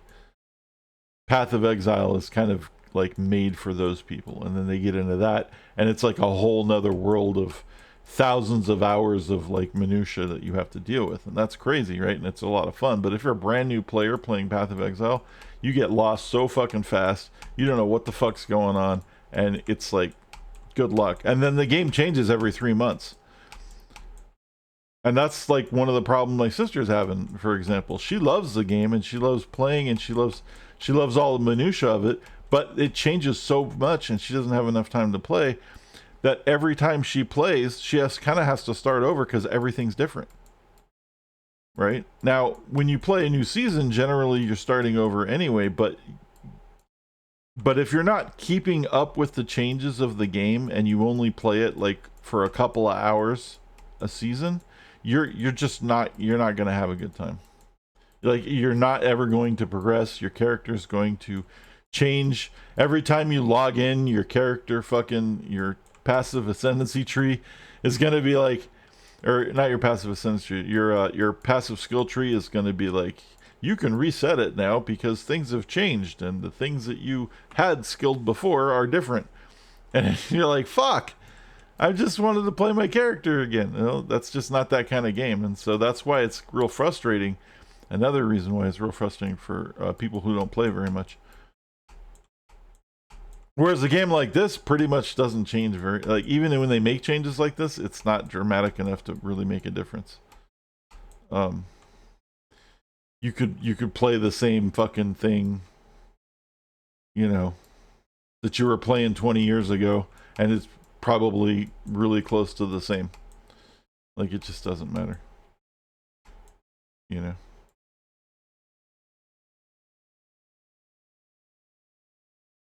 So it's just really fascinating how all that works. I really like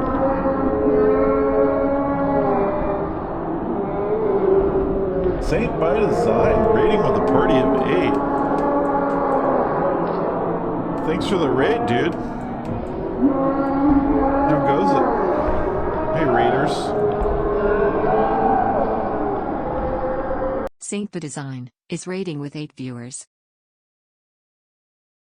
Appreciate.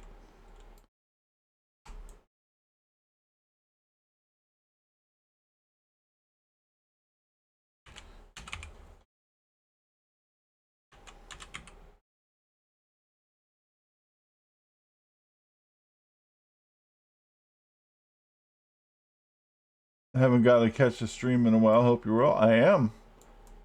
I appreciate the raid. You played 7 Days to Die. Cool.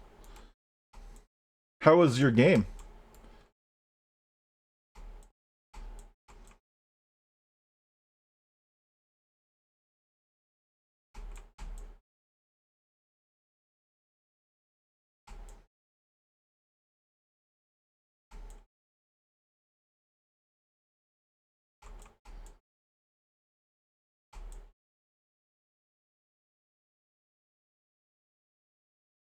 Totally.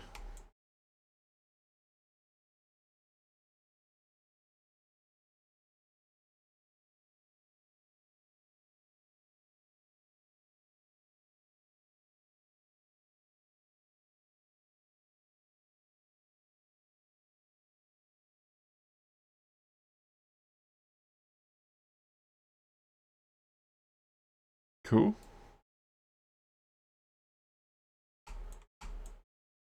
Relax. That's always good to have a relaxing game, a relaxing stream. Just chilling.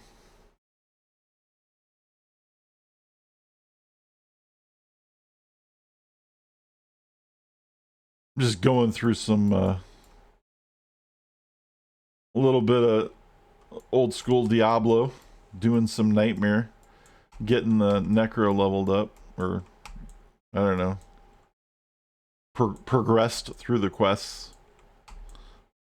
And it's pretty chill, because I've done this 1,000 times. So it's just like,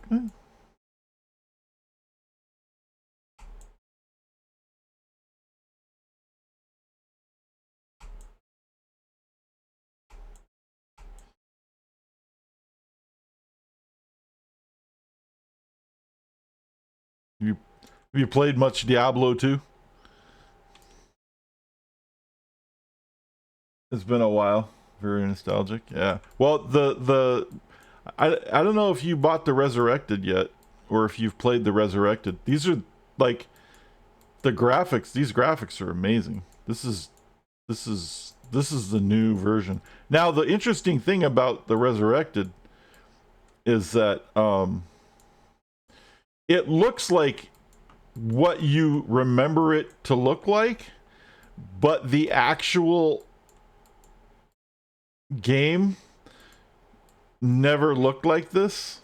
But in your head, it feels like this is what it looked like, because they did such a good job recreating everything.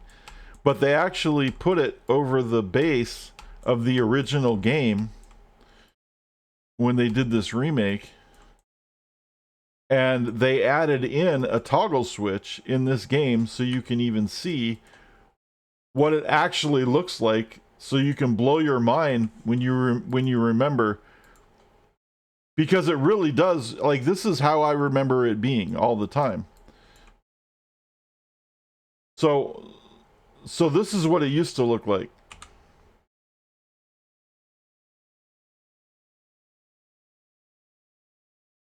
And you're like, what? Oh God. Yeah, this is what it used to look like right here.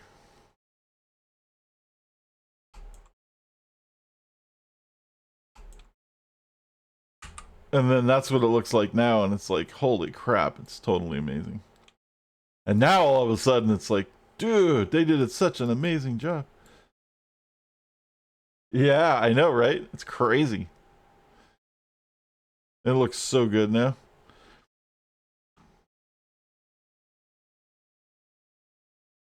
Yeah, it really is. They did them. They redid, like, they redrew everything, and they added a bunch of details, and they also added zoom,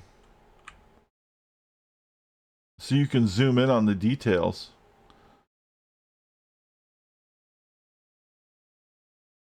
Like, they added all this, you know, in like every little thing is like detailed as shit that was never there, because this is what it used to look like, right? You just had these little flat walls, and then they're like, well, let's add a little thing to every single one of them. And like, they just, the people who did this was actually called Vicarious Visions before Blizzard bought them. They did a masterful job on this. I'm just totally blown away by how well of a remake they did. It's so good. It was clearly a labor of love. Just so much detail.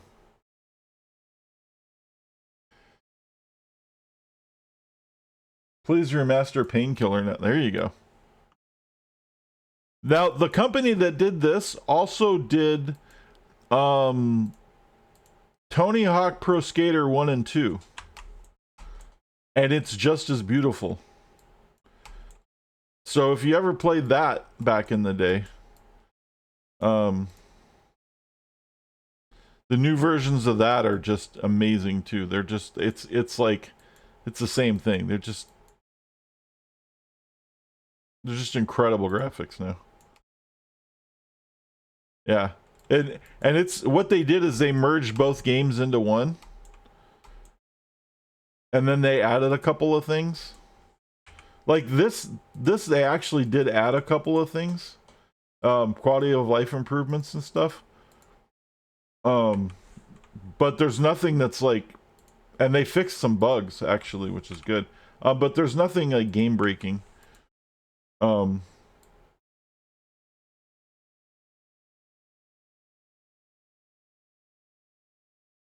But like, they added a shared stash, and they added a bigger stash. If the old stash used to be a lot smaller, right? They added the big stash.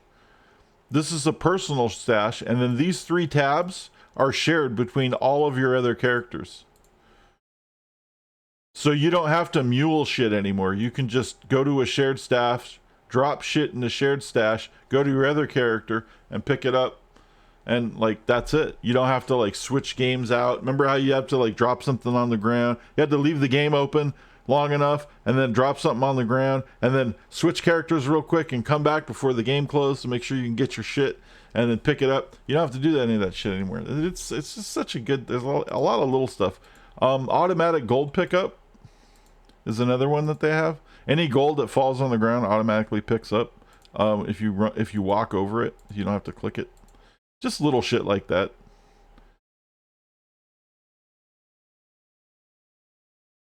The only major thing they did was they added terror zones. But they did that after Blizzard bought them. Leave it to Blizzard to go in and like make a major change to a game. It is. Terror zones are pretty decent though. But I don't, it's kind of like, it depends on how much you want to stick with the nostalgia as to whether this is a positive or a negative. Terror zones do 2 things. One is on a timer in hell mode, actually in any mode. Once you beat Bale in whatever mode you're on a timer, every hour a different zone will turn into a terror zone, and that zone will be 2 levels above your level up until a maximum level per difficulty. So like at normal, I believe the max is 50. But they did that so that you can play, so you can level up your character even beyond, like, 96 without it being a major pain in the ass. Because you'll spawn zones that are level 98. You'll spawn zones that are level, like, that's pretty cool, right? And they will have the drops of those zones.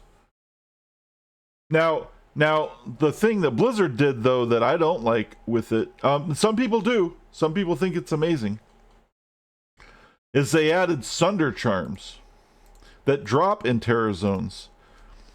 Sunder Charms basically remove the immunities of the specific damage type that you're doing to whatever monster. So this is an example.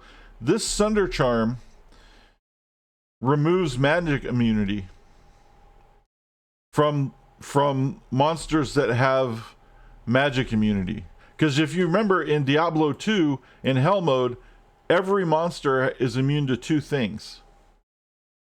And so when you make a character, you need to make a character with 2 different types of damage, or you did.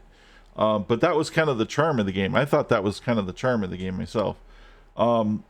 But they made these things that basically break the immunities, so you can just have one skill and max all of the synergies and everything, and just do the one damage type, and then use an immunity charm, and you break the immunity, so you're still doing the damage to the monster that would normally be immune to it.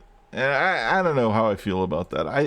I kind of think it's okay, but it doesn't feel right, because I played the original game for so long that it kind of changes the way that you do stuff. Yeah, you just kind of have to, like, I'm not sure. It's to each his own. They added some new rune words, which was expected. Some of them, they changed some old ones to make them a lot better. And they added some new ones. They're okay. And then one of the things that they did was they broke the martial arts assassin. And they also got rid of next hit delay on any spell that you would cast that could only hit a monster once and then, like, have to wait before it would actually do damage to him again. So Hydra's got 6 now instead of 3. Just things like that. The martial arts assassin, though, sucked, and now the martial arts assassin is so above and beyond the most powerful game character in the game that it's totally busted. But I still don't like it, so it's funny. But that's stuff Blizzard added. But for the most part, this is like the only good thing that Blizzard has touched in a long time. And it's because somebody else made it. And then they just released it, and then, like, and it's good. And all the other stuff is tanking like crazy. So it's having all these problems, right? So, you're right. Hey, Dose, what's going on? I haven't seen you in a while. You're right. StarCraft Remastered is good. I forgot about that one. That's fair.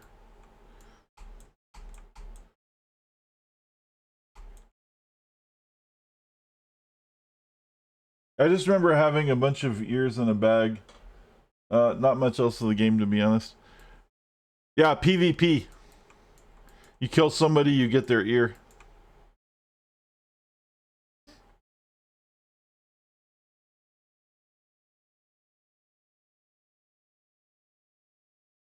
But anyway, yeah, these guys make Tony Hawk Pro Skater 1 and 2 as one game, and you can, I think you can get it on Steam now. Yeah, you can, because I got it on Steam the other day. And it looks amazing. So you were talking about playing that before. If you want a nostalgia kick, that's a really good nostalgia kick. And it looks amazing, man. It's worth it. And I got just as frustrated playing it too, as I remember that I did last time I played it. Right? Like I was like, oh yeah, I remember that game. I used to love that game. I haven't played it in like 10, 15, I think it was like 15 years or something. I haven't played this game in forever. And then I bought it and I was like, yes, I love this game. And I'm playing it. I'm like, God damn, this game is still just as frustrating as it was before. Trying to do like, you know, trying to do some of the things.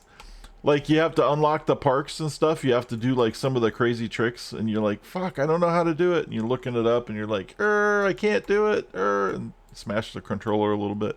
Yeah, so they did a good job with that. You got to get yourself back to City of Heroes. Right on.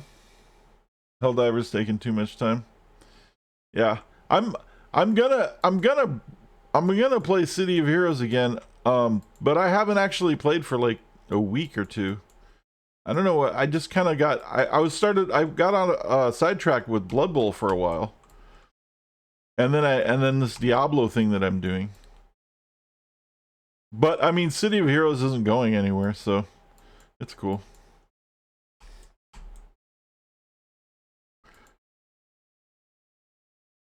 I think I have like, I think I'm still only at like a level 36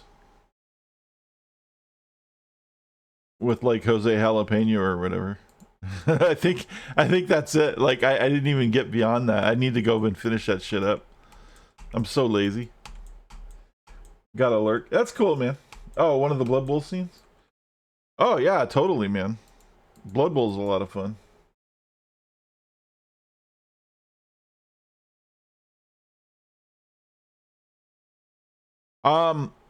If you want, I mean, yeah, lurk the stream would be better, but if you're really curious, I have posted YouTubes of me playing Blood Bowl, and I think I have a playlist, and the first one in the playlist is explaining the game a little bit, if that helps. But it's Blood Bowl 2.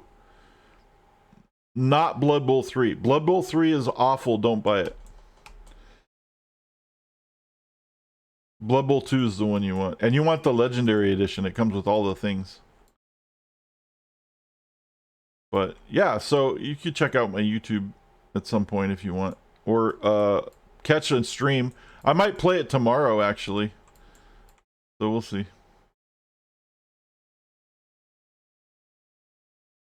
There you go.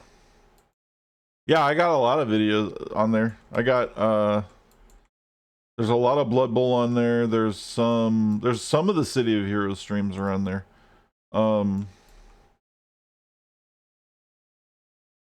There's some of this on there. There's some Civ 5 on there. I don't know what else I have on there. That's probably it. There's probably something else I can't remember right now.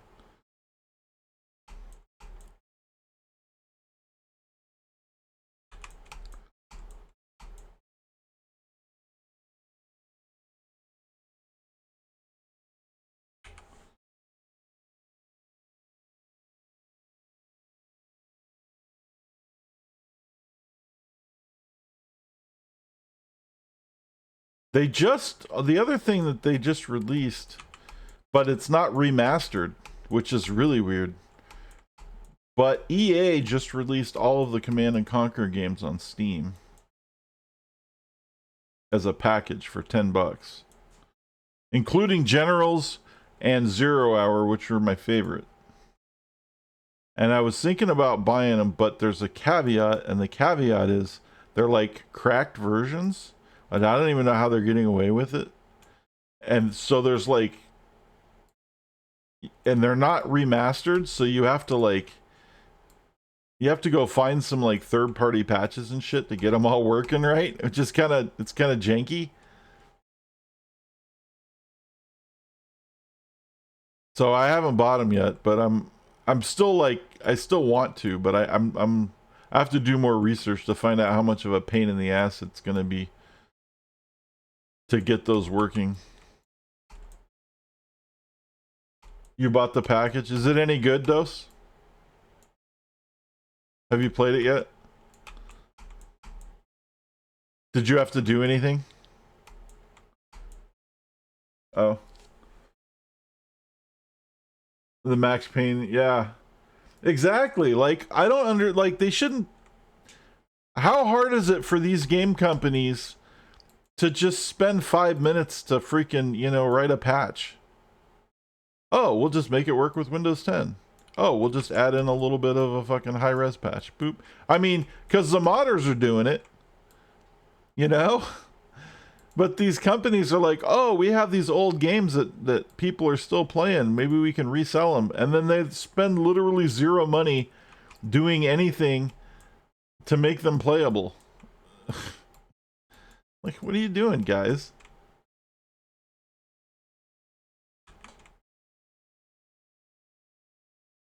Let's get a little effort.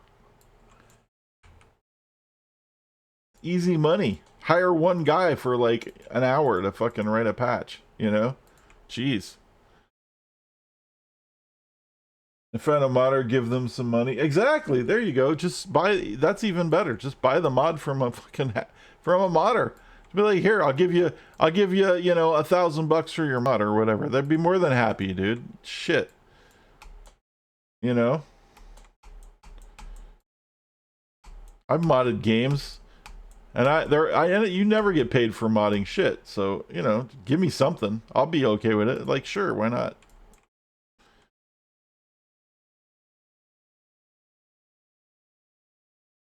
Legacy of Kain.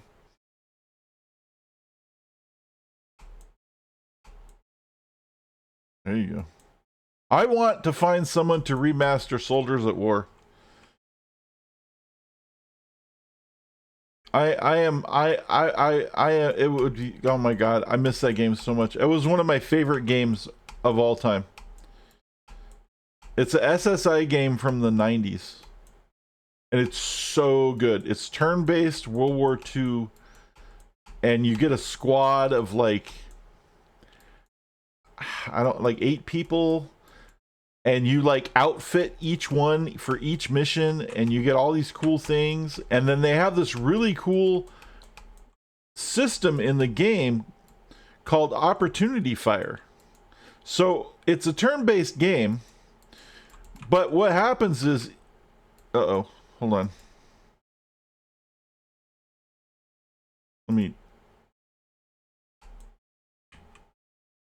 Okay. We were in trouble there for a minute. It's a turn-based game, but how it works is you have each player has a certain amount of action points. And you spend, depending on like what rank they are and what position they are and what they've done in the last turn and things like that. There's all these, I'm not going to go into all the details, but you get a certain amount of action points. And then you position your guys until you run out of action points. And different things cost different, action points. Like each square you move maybe cost 1 action point if you walk, or 2 if you run, or, if you go prone and you crawl on your belly, it's 4. Or if you want to go into your inventory, it's 2. But if you want to swap out an item from a body that you're sitting under, it costs like 4, or whatever the thing is, right? Shooting, depending on your weapon, if it's a single shot, maybe it costs 10. But if it's a automatic fire like a machine gun, maybe it costs 20 or whatever. So you have all these action points that you get to do on your turn, and you spend each of your guys doing the action points. Now, there's this interesting mechanic in it called Opportunity Fire, which is really cool. So, let's say you move your characters into position, and you're going through World War II scenarios. So there's like Monte Cassino, and like there's ruins and different things, and like there's all these different missions. So there's like warehouses and whatever the thing is that you have to do, right? So there's all this cover and shit that you get. So let's say you move your guy around. There's like, burned out cities and shit. You move your guy around, and you put him in a position where maybe he's gonna guard the door, because the other side's coming after you, all right, like the Germans or whatever, because it's you're Americans and you fight versus the Germans, and so the Germans are coming after you, and so you position the guy in a door. If you save enough action points while he's in the door with his gun aimed out the door, meaning you haven't spent the rest of your action points when you end your turn, on the other guy's turn, while he's doing his action, if his guy crosses your guy's line of sight and you have more action points left than he does, it switches back to your turn, and then you can, for that particular guy, and then you can burn the rest of your action points. So you can shoot him, and then it switches back to his turn again. And it's like, it's the most amazing system. Like, I'm like, oh my god, that's so good. It's such a good game, man. And they did such a good job on it. And like, so many people have never heard of it. It was super underrated. A lot of crazy games came out around the same time that came out, which probably overshadowed it. Like Fallout came out, Diablo 1 came out. Like, all these games came out around the same time, and they were way more popular. Command and Conquer, Red Alert probably came out, right? And then this, this cool little Soldiers of War game came out, and no one fucking heard of it. Oh my god, it was so good though. I love that game. And I found it. You can actually buy it on like GOG or something or whatever, right? But the problem is it needs a serious patch. It needs something, it needs a lot of like mods and stuff to work, because it's like, for some reason, the processor speed, the way that it's programmed, has something to do with the processor speed, and it's like the game moves at like 1,000,000,000 miles an hour. Like, it's insane. It's like totally fucked up. You can get it to work a little bit, and then it will crash like every time. Like, after, like, you might get 1 or 2 missions out of it before it crashes. And it's just like, it's a bummer. But it's so old that it needs like massive stuff to actually work well. Even in compatibility mode, like, there's nothing there needs to be a patch. So, but otherwise, I wish they would remake that, because I would be in heaven. I would be like, I would spend $50 on that easily. Which I guess isn't a lot of money anymore, but it used to be.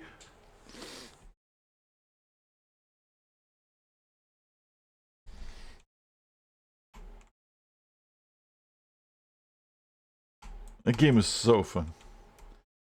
I've been trying to Google some old PC game I used to play. It was an FPS, just like you fight waves of bad guys. It looked like Counter-Strike. I mean, that could be a lot of things. You don't think it was Delta Force, but that's what keeps coming up. What was the theme like? Like, was it like World War II, or was it like modern day, or was it like a special, like, theater of operations, or was it some, like, that might help narrow it down. Modern.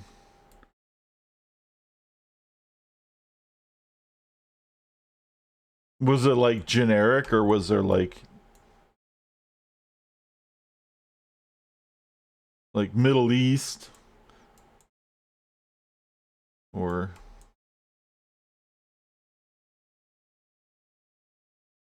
hmm. I don't know. I haven't heard of Delta Force, but I'm sure that's probably, I don't know.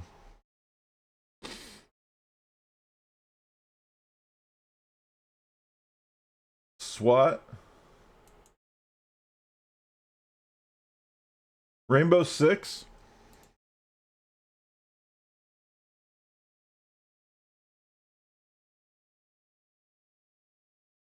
Sure it wasn't Rainbow Six? Or one of the Rainbow Six games?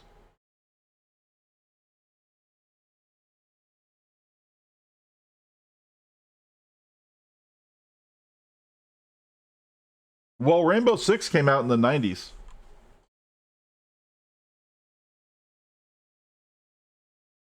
And then Rainbow Six 2, Rogue Spear came out in like 98 or something.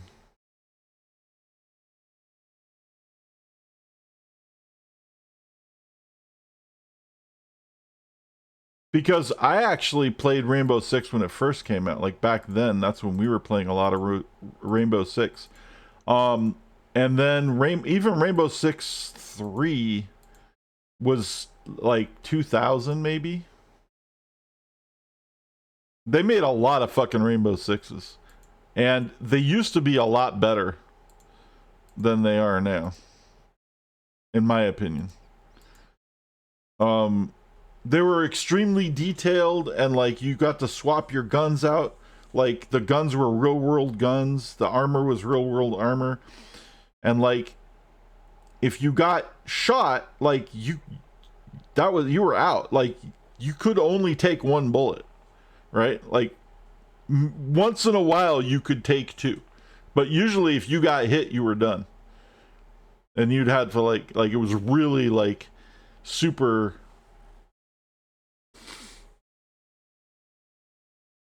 It could be that. Ever play Kingpin on PC? Oh, the game I played was very much not detailed. Oh, okay.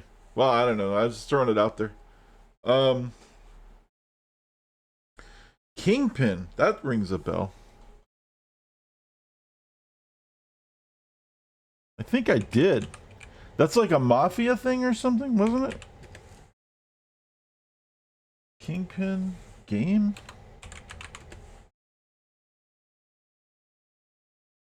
Kingpin Life of Crime? Is that what it was?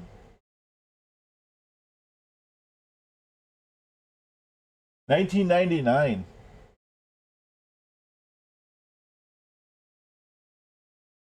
Kingpin Life of Crime. That looks familiar, but I don't remember playing it.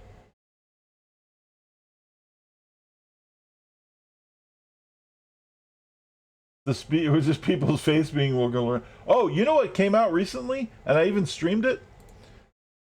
I don't know if you've seen it or not, or if you've played it. They remastered Mafia. It looks amazing. And I played it. I played it on stream, but the problem with it is I forgot how story based it is. So when I played it on stream, I couldn't. There was so much story going on that like chat would like didn't want to interrupt. Right, it was hard to interact with chat at all because it's like so story centric that like it's like half of the game is cutscenes, you know. Yeah, it is movie quality. It is so good, dude. It is so good. And it was pretty cheap. It was on sale. I think I picked it up for like $12 or something, or maybe $10. Yeah, it was amazing. And that's on Steam. And they actually have Mafia 1 and Mafia 2. And it's a definitive edition. It's not a remaster. It's called the definitive edition.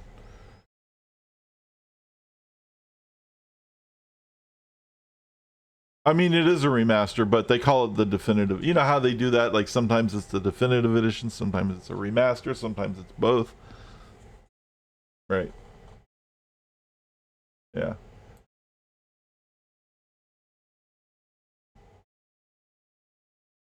And then here's another one for you. I don't know if you caught this one. If you play Age of Empires 2 Definitive Edition. You played the old Mafia one? Yeah, that's a good one.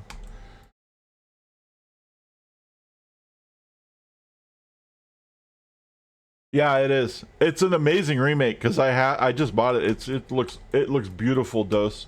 It's so good. It's so good. And like I said, I played it on stream and I enjoyed it. I even got frustrated a lot on it, which is to be expected. But I didn't continue playing it on stream because it's hard to stream because it's like half of a movie. Like you're just, you know what I'm saying? There's not a lot of, there's no opportunity to interact with chat or anything. So it was like a bad game to stream, but it's so good to play. It's so fun. Alien versus Predator. Oh, I remember AVP. I remember that. Actually, Battlefield 1942 I remember that too. Way back in the day. That was a big one we used to play all the time. And Battlefield Vietnam. That was a really cool one. A little spin-off.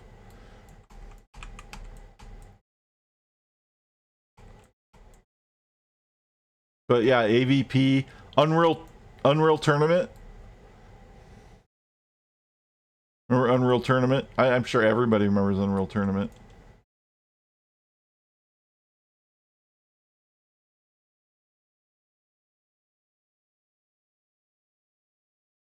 But oh yeah, so what I was gonna say, Age of Empires Definitive Edition, they keep updating the game. They actually continue to keep changing the AI, and it's actually, they're making an esport out of it. It's a lot of people are playing it online. It's a really big community again, and they added a patch that a lot of people don't like, but it actually adds the definitive edition of Age of Empires 1 into Age of Empires 2. And you can play Age of Empires 1 and Age of Empires 2. And that was a lot of fun. I was like, hell yeah, dude. That was pretty good. But again, it's still Age of Empires. You're still basically just like rushing people with catapults and shit, right? So. Oh, the new DLC for the AoE 2? Yeah. AVP RTS was a blast. Yeah, it was pretty good. I remember that. We used to have LAN parties a lot. You know, back in the crusty old days. And we played AVP on LAN parties all the time. That was a great time. A whole bunch of people packed into a very small apartment filled with like cigarette smoke so thick you can't even fucking see, and probably bong smoke, and you know, a fridge filled with sodas and Sonic wrappers piled up everywhere, and everybody cracking out all weekend on just playing crazy games with each other. Those were the days, man. I'm telling you, that shit was so fun. It was crazy though.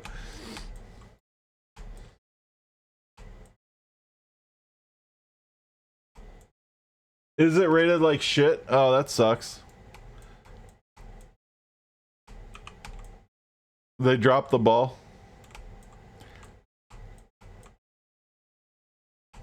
That figures.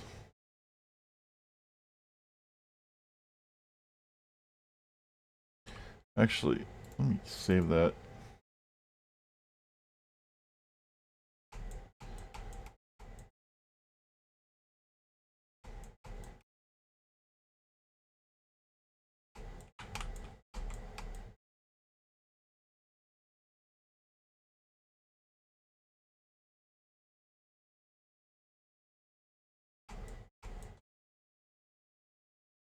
When smoking wasn't bad for us. Yeah, I remember that. I remember that. When McDonald's had a dollar menu. Hell yeah, dude. And Taco Bell. Holy crap. Tacos, burritos, and tostadas were less than $1.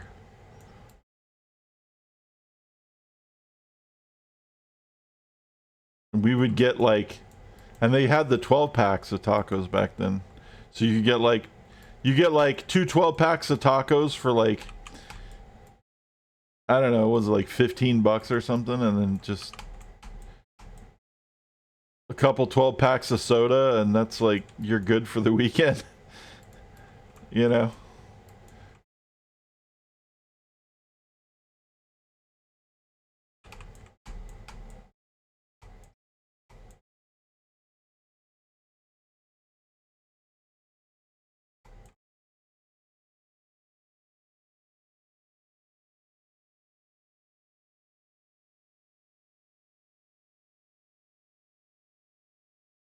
Yeah, whatever it was. It was a good deal. It was less than $1 a taco.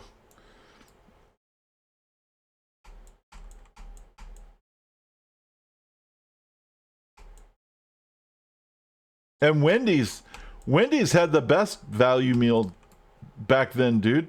They had, because I used to get, you could get a junior bacon double stack for 99 cents. You get a biggie fries for 99 cents. You get a chocolate frosty for 99 cents.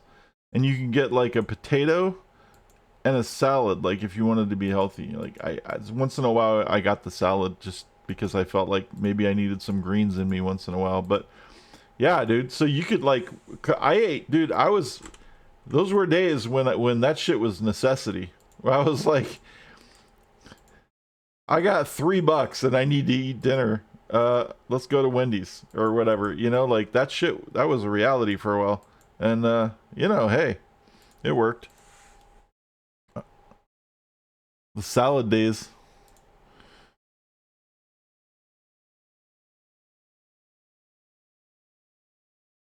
Or you can mix and match. That's a cue to get some food. All right, dude.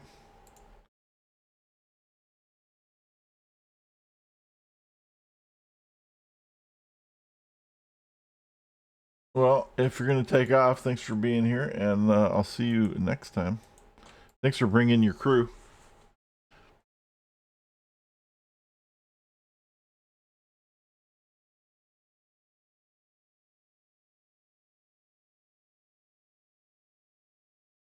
Tacos, man.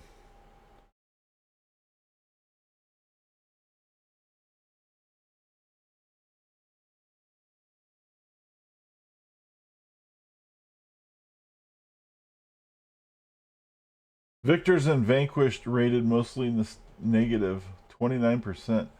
Ow.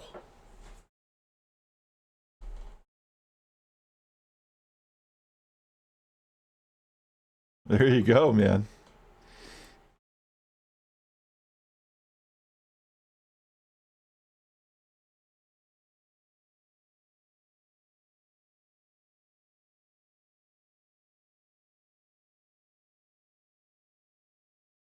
That's your cue for food. Gonna lurk while I stuff my face and watch Tremors too. Nice. We'll see. There you go. It's all about nostalgia today. Go get an enchilito.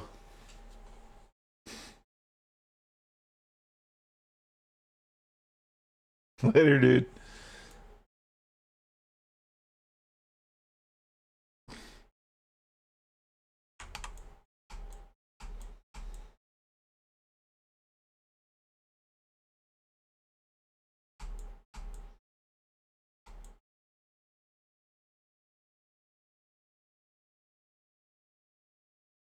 Yeah, dude. This is a blast. Don't be a stranger.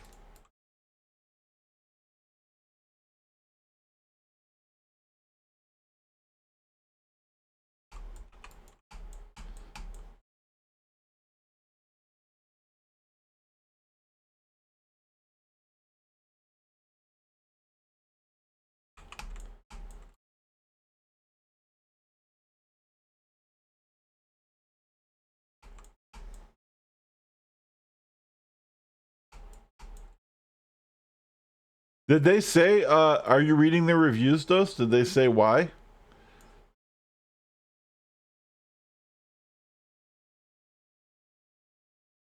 People just feel scammed, or are they tired of all the DLC? Because they've been pushing a lot of DLC lately, and that might be it.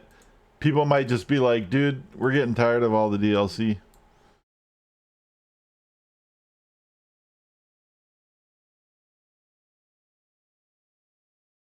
Sometimes that happens.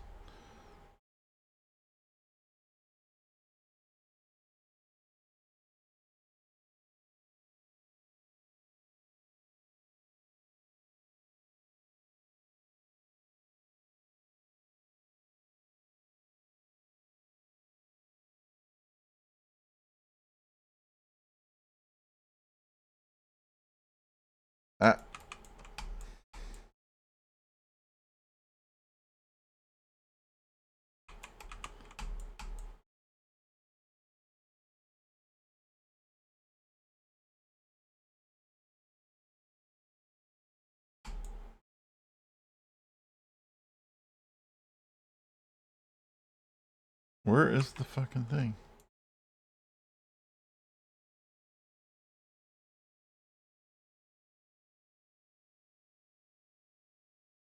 Didn't I already go this way? Alright. There it is. We gotta pay attention for a minute. We gotta find level 2 and go get a waypoint. There we go.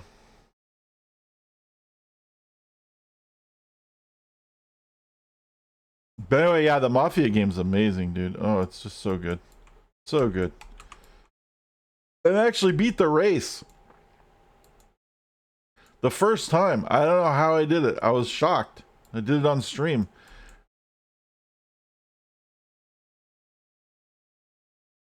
It's crazy. I like had that was my big like problem with the game, was that I could never beat that race, and then I did it the first time. It's insane.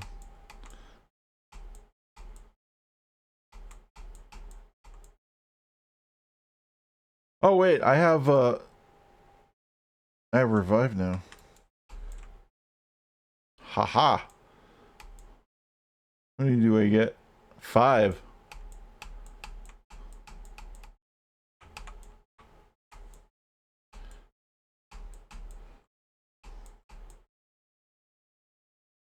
Dude, look at that spider. They made the spiders a little more realistic than they used to be in this game, by the way. In this remake, the monsters are like a little creepy now. They used to be like goofy, and now they look way too real. You're like, eh.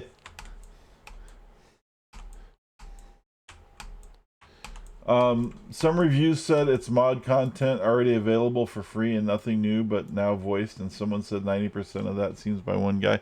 Oh no! Dude, that sucks when they do that shit. They like steal mods or mod ideas and then make them their own DLC. So it's basically low effort DLC is what you're saying. Bummer.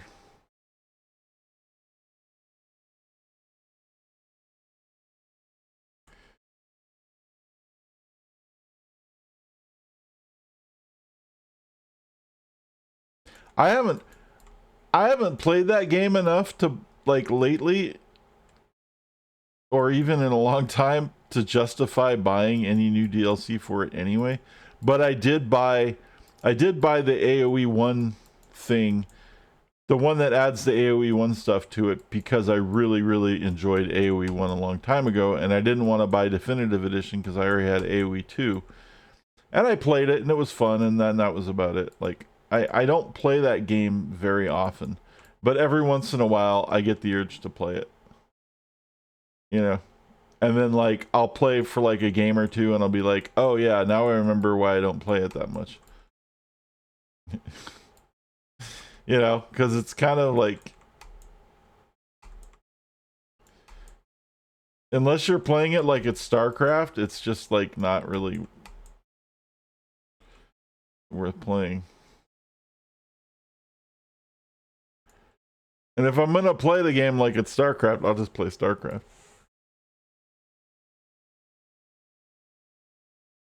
Which I haven't played in a long time either.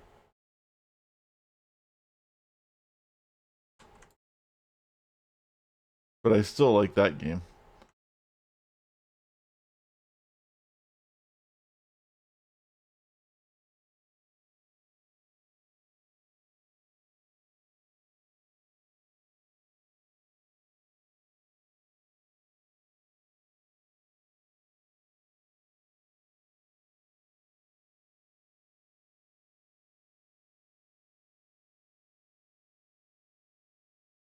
Good dose of shot out too.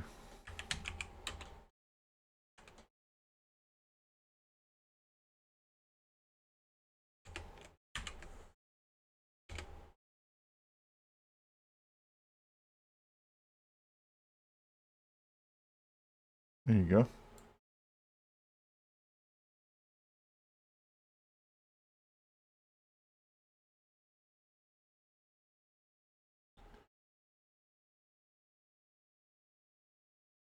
What is Life is Strange about? Is about life being strange. Oh, speaking and as you answer that, I heard about something the other day that I don't even understand. They're making a Sims movie.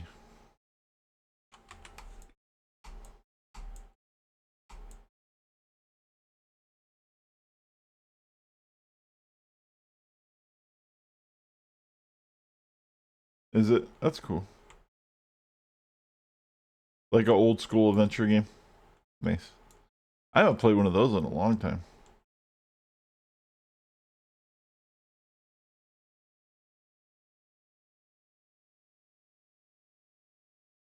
Time reverse powers in the first game.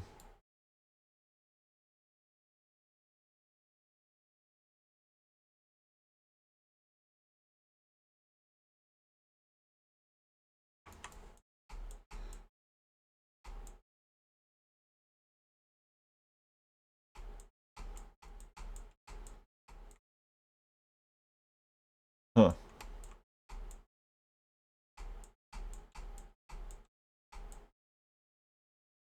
Well, the really old ones were the really old adventure games were not point and click either. They were text based, but they had graphics. But you commanded your way through things. It was more like a puzzle.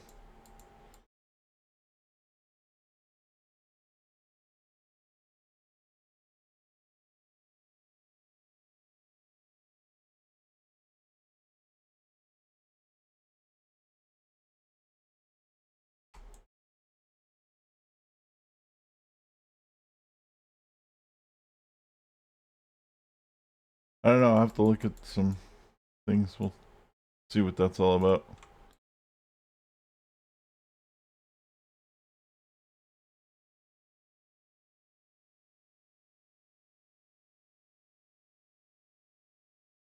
But yeah, they're gonna make a Sims movie, and I don't understand that.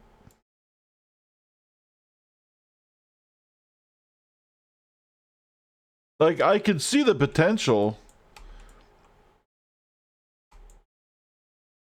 but it would have to be like either like a Tron situation, right? Where like a real life person gets stuck into Sim, or the Sim goes into real life, or something like a disaster, like how people used to play The Sims originally, where they would like make fucked up characters and try to burn their house down and kill their neighbors and shit like that by just doing things wrong on purpose and being like annoying and stuff like that. Like I could see that being a game or like a movie, but that would be kind of a weird Sims movie, right? It'd be like Sims fans might be like not happy about that. So I don't know. But yeah, I'm because The Sims is just about like the original Sims, at least, was like you made a character and then you bought a house and you went to work and then you came home and then you like bought the things you needed to survive and tried to get up on time to go to work and not get fired, and you had to go to the bathroom and you had to brush your teeth and you had to make food and you had to like it was just like I was like, yeah, this, so it's like it's life. So if you're gonna make a movie based on The Sims, it's got to be something more that's extremely game driven and not, because otherwise what is it? Like that's weird. Right? Like that's just strange. Unless you have people running around mumbling gibberish with little floaty things over their head.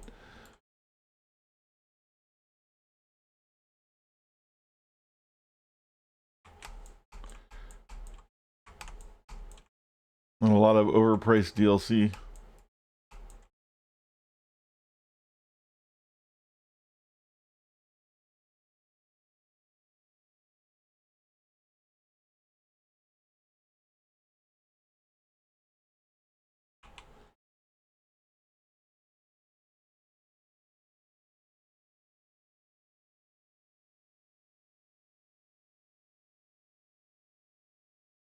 And Margot Robbie is working on it. Not Marco, Margot.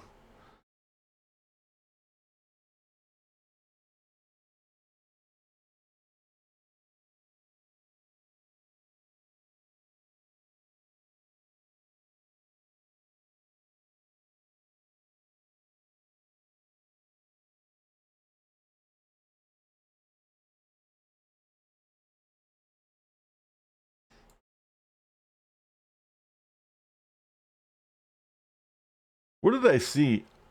Maybe I talked about this. I don't remember. I saw a movie that was based off of a video game, but it was actually not based off of a video game. It was based off of a real life event that happened with the video game. Gran Turismo. That was actually better than I thought it would be. And the only real cheesy part was when they tried to make it look like the video game when he was racing in real life. Like, that was unnecessary and cheesy. But outside of that, it was actually really good. It was better than I thought it would be. And the Gran Turismo story is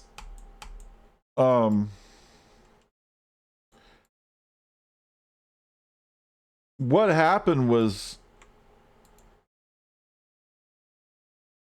who was it? Was it Toyota or something?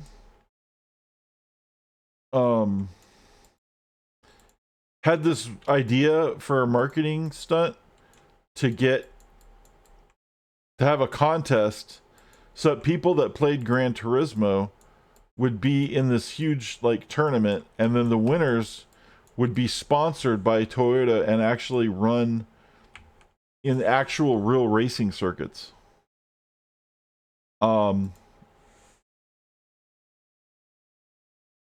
If they were good enough, if they could get their license and prove it that they were good enough and everything, which was insane. And it actually did happen.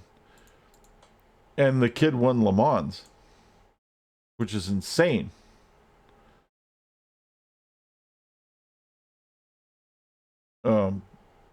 And he's gone on to win like to run like 200 something races or whatever, and it's like this whole thing. He's like a pro race driver now.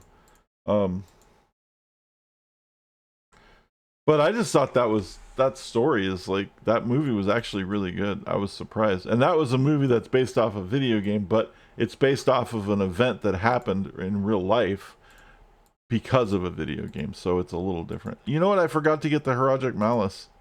We'll have to get that later. We have to go kill Andariel now, though. That's what we're ready to do. That's what we're gearing up for. I have two options. I can use the Thorns option, or I can use Decrepify to slow her down. I think we're going to try Thorns with her.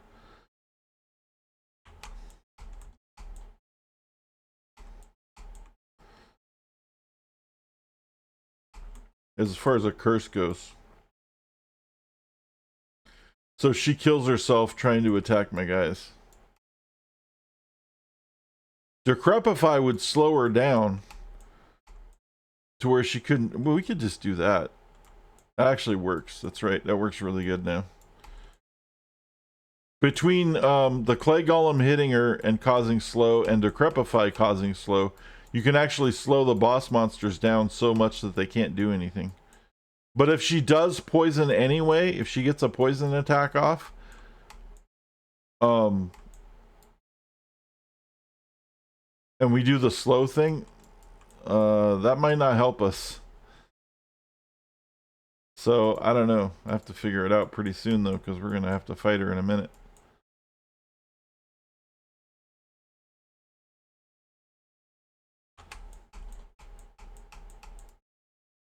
Alright. We'll start with the Decrepify thing. Let's kill all these fucking guys first. Oh, there she is. So we'll cast Decrepify, and then we'll cast Gumby.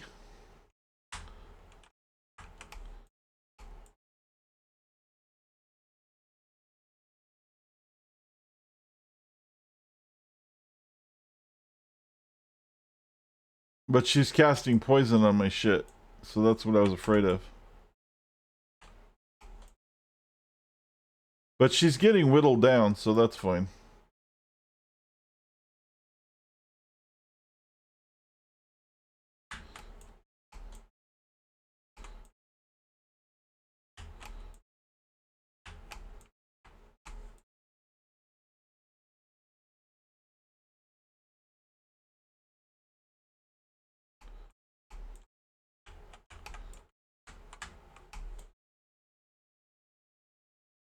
Ah.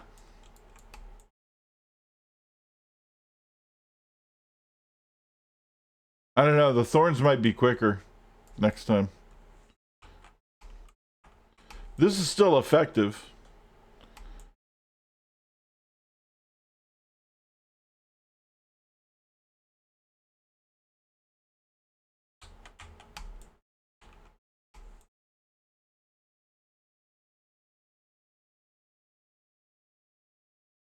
Oh, shit. Ring and amulet. Oh, this could be huge. This could be Mara's and SOJ. It probably isn't, but wouldn't that be a hoot if that was both Mara's and SOJ? It'll probably be like Nokazan Relic and something else shitty, but we can hope. We can dream.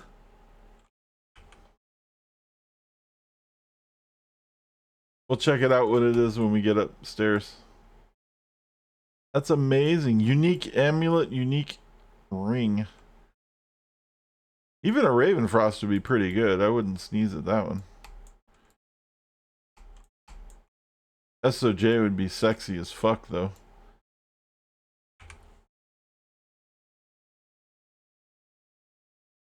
Or even a oh, there's Nagel Ring. Damn it, I knew it. Or even I was gonna say, or even a Bolkathos. So what's the amulet gonna be? I bet you it's gonna be Eye of Etlich, which isn't bad. But we're wearing that'd be better than what we have. Come on. Be something. Eye of Etlich. Did I not call that? Am I not just fucking amazing? That's funny. It's actually exactly the same as this. For our purposes, but still. Nagel Rings, or this one's good though, because it has 15% magic find.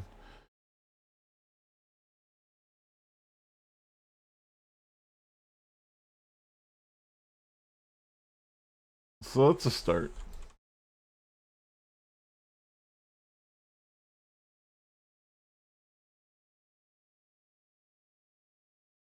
There you go.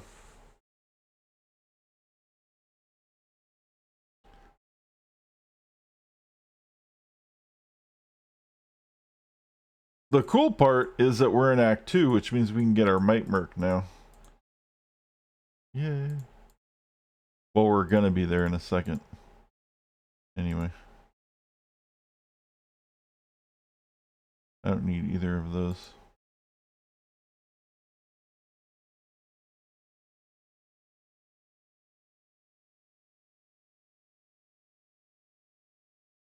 Alright, Warrior. Take us east.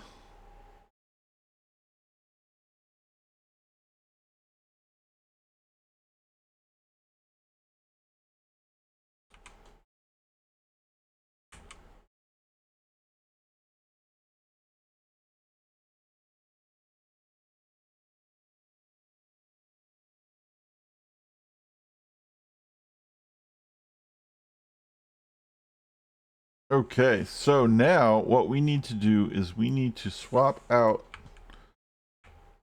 Homercles.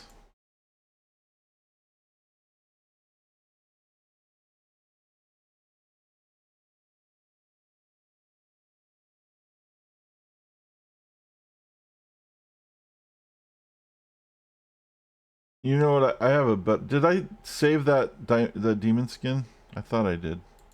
No, I didn't. Fuck. I was just thinking I could make a better one. But now I can't. Let's say I can make it better, like an upgraded stealth, but we'll do that later. We have to pick that chair up later too. All right, so we're gonna swap our mercenaries out. Goodbye, Wahid. Thank you for all of your service. But it's time to get a Might Merc, which is gonna be amazing.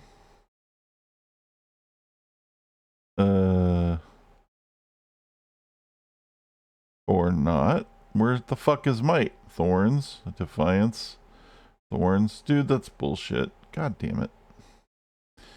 So this is one of the Holy Freeze is decent. This is one of the changes that they made that I don't like. They thought it was cool as a quality of life thing, but I don't think it's a quality of life thing. I think it's the opposite of that. They added a thing in this game where, I mean, I get their intention, but it's stupid. So it used to be that you could only get prayer, blessed aim, or defiance mercs in Act 1, or in normal mode and in hell mode. And in nightmare mode, you can get might, thorns, and holy freeze. So you knew where to get the mercs. But then what they decided is in nightmare, you can get all of the mercs. And in hell, you can get all of the mercs. But that's dumb.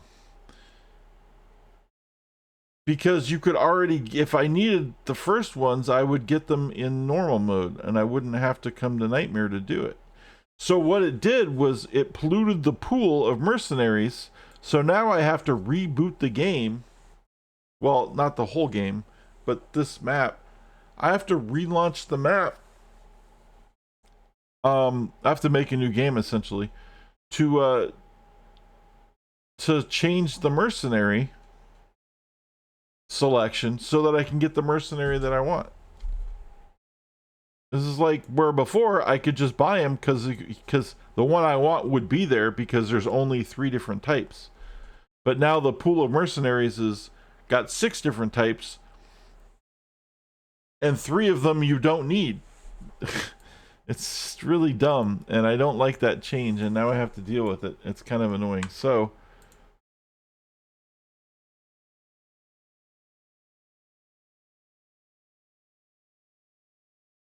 and I know it's not a big deal to quit the game and, you know, do it again, but like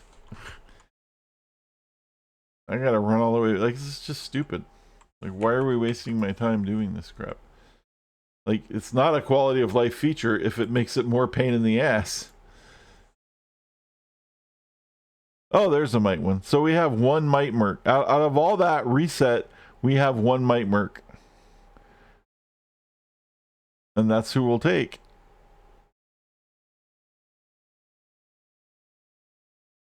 Which is crazy because, like I said, in Nightmare, it used to be only might, holy freeze, and thorns. And now there's more prayer mercs available and blessed aim mercs than there are might mercs. Like, it's just stupid. But anyway, we got our might merc. It's just kind of annoying. Did I get... I do have Duriel's shell. Is he... Can he use it yet? He can. I remember I got Duriel's shell and I was holding on to it. This is... that he won't be able to use that.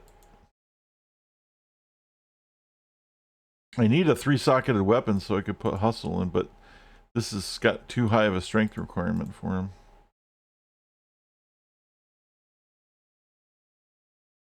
Alright, so let's give him that for the leech, that for the resists, and then, yeah, this is dope. He's doing well. And then insight for now.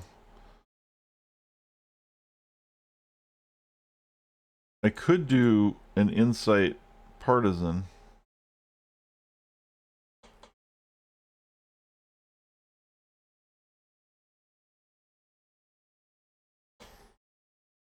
Which is probably going to do more damage.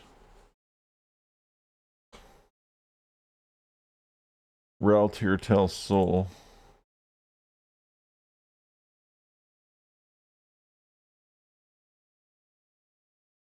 For now.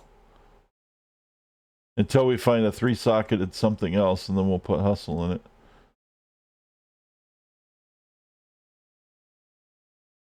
Reltir tells Soul. There. This will be an upgraded version of that, I think. Make sure he has the strength requirements. He does. Okay. Reltir tells Soul. There we go. So, yeah, this is 48 to 149, and this is 131 to 270. So this is definitely better. But it's not Hustle, which is going to give us like way more stuff. But yeah, so with Duriel Shell, he's max res already. That's amazing. And he can't be frozen, which is nice. And then Vamp Gaze was a really lucky find, and it's dual leech, so that gives him life leech. And then insight, and that's going to keep basically my Merc's going to be, that's going to keep my Merc alive for pretty much anything, for the most part. Nothing's perfect, but that should be a really big help. This is all old shit.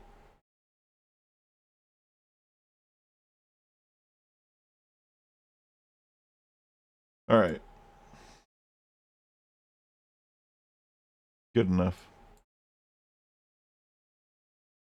I should probably look for some stuff for myself too.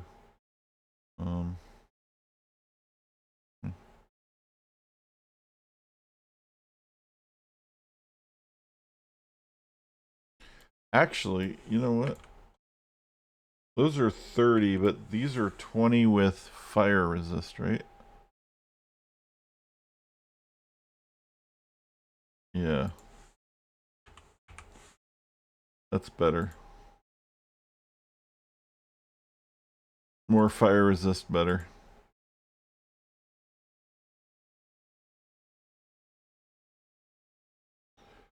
Alright, so let's go kill Radamant.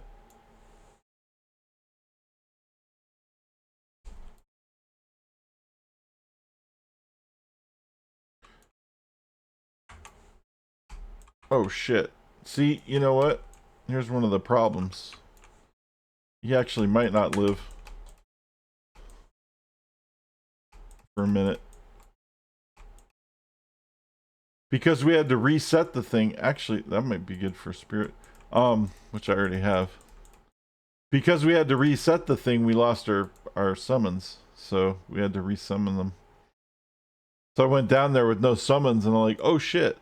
I forgot I'm a summoner. That might help to have fucking summons.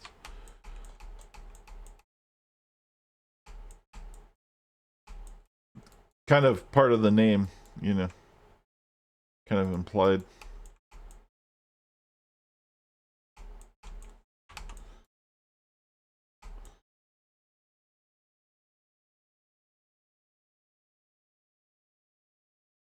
And again, this would be faster with Corpse Explosion, but I'm choosing not to use it. Because I want to see how well I can play the game without it. Because one of the issues with the Necromancer is that Corpse Explosion is such a good skill that literally every fucking Necromancer build, regardless of what you do, ends up being a Corpse Explosion build with a different flavor of it. And that's awful. It doesn't feel good. Because then all you're doing is whatever it takes to generate one corpse and then blowing everything up. And it's like, why do I have an entire skeleton army if all I care about is making one corpse and blowing it up? Right? It just feels like cheap. Which is also why I also really have a lot of fun playing the Druid, the new Druid Summoner. The old Druid Summoner was ass. The new Druid Summoner is pretty decent, If you can get Reaper's Toll, it helps a lot because there's no curse. One of the big downsides to the Druid Summoner is there's no curse skills. So if you get Reaper's Toll, your Merc will cast curses. It'll cast Decrepify, and that'll help a lot for your damage. But the Druid Summoner, what's nice about him is he doesn't have Corpse Explosion. So I don't have to worry about, like, you know, it feels better because it feels like you're not just blowing shit up the whole time. You're actually like summoning like wolves and bears and shit and birds and whatever, and they're eating things. You're actually playing the thing that you're trying to play. So that's kind of why I'm doing that with the Necro Summoner. And I'm just not taking Corpse Explosion on purpose. Now at some point I might have to take it. Once I start like trying to push for 100 and stuff, it's going to be obvious that you're going to have to take it at that point. But until I get there, I don't have to do shit. You know?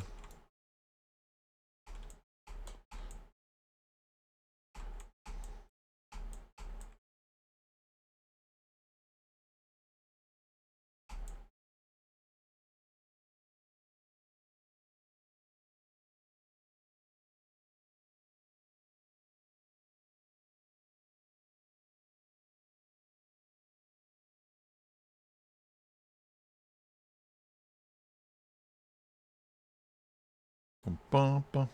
That song is still stuck in my head, dude. The fuck?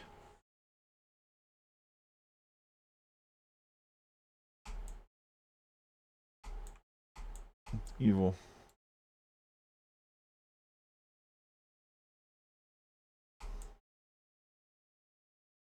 I don't know if that's gonna help. That song isn't as catchy.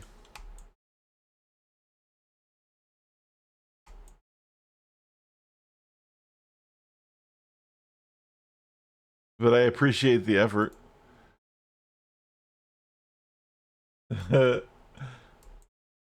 Something, right?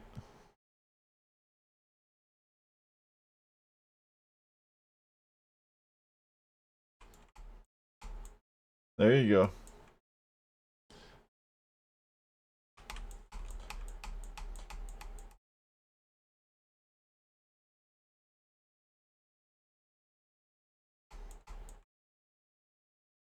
Funk usually wins in my head is the problem.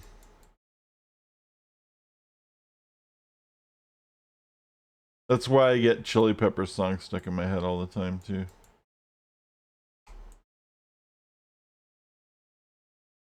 It's a bass player thing. And that Ludacris song's pretty funky.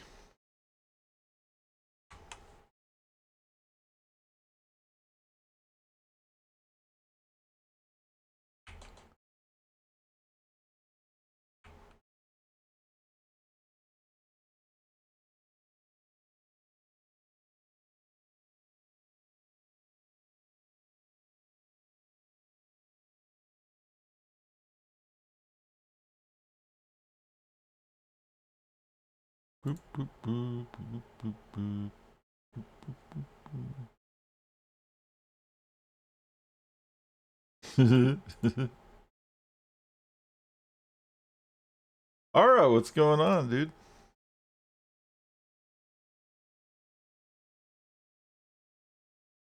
You missed all the excitement.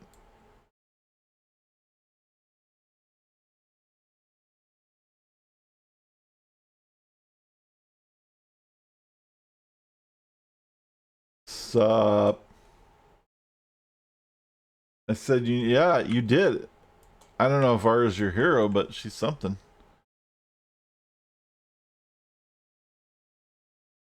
It's kind of an anti-hero, really. She's not the hero you want, but she's the hero you need. Maybe? Is that how it works? The worst Make-A-Wish answer. Wow.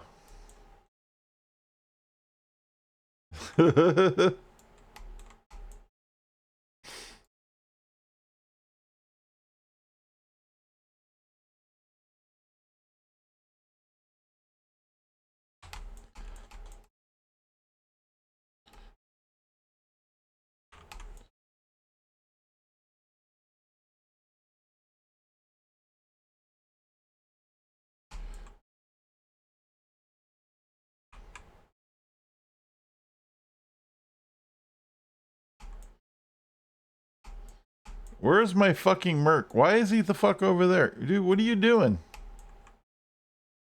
Oh my god. Thank you. Alright. This is why you have a teleport staff. Sometimes you gotta tele-stomp shit. And get all your guys grouped up.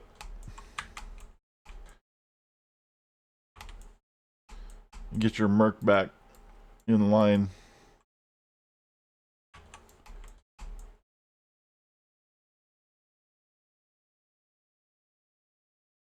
Can you go to my dad's and take down Christmas so I can stay home? There you go. He's still got his Christmas shit up? Dude, it's almost fucking Easter. What the fuck?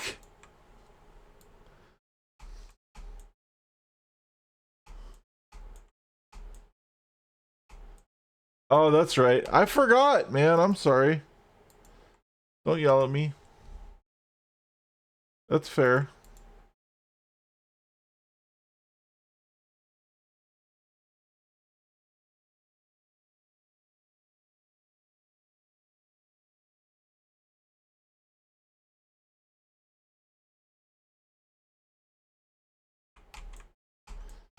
I forgot. I'm sorry.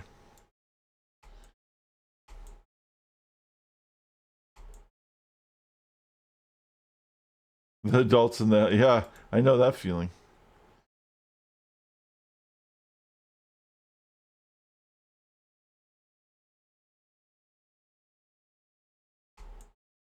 And Dancy Queen is not a bad worm to have. My mom loved Mama Mia.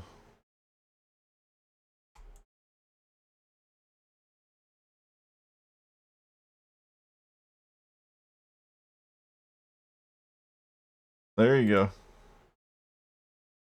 Sometimes you just gotta get it done.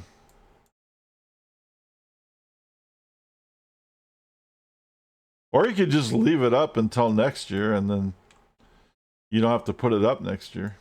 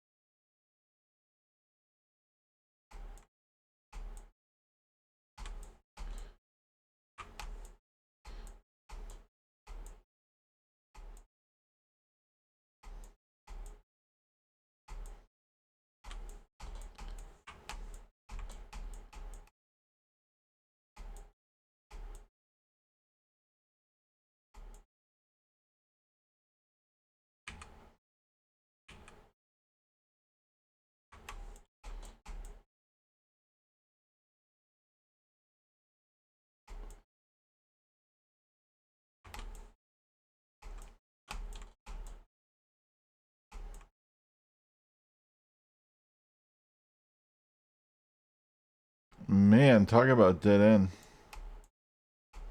Motherfucker. There we go. Why is this up?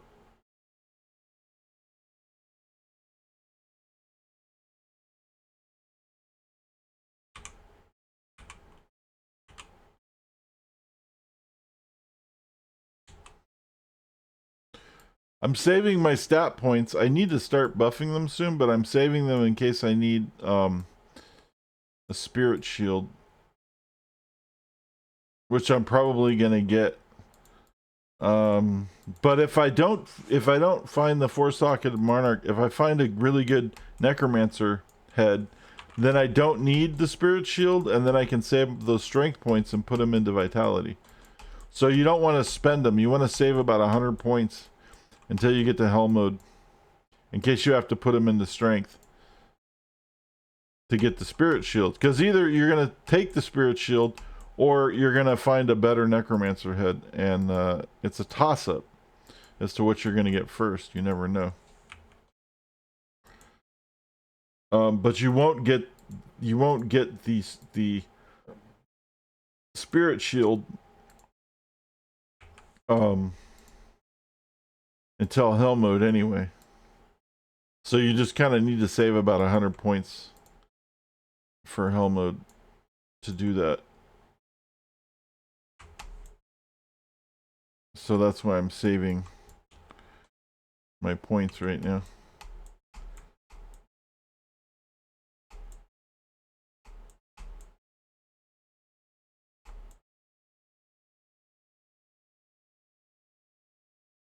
Uh-oh.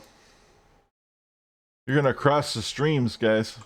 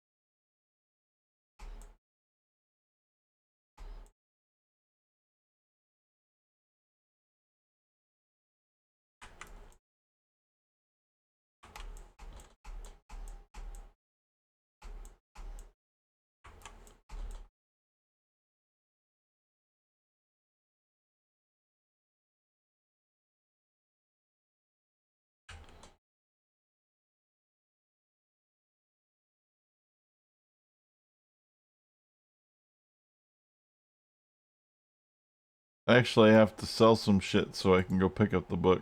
How sad is that?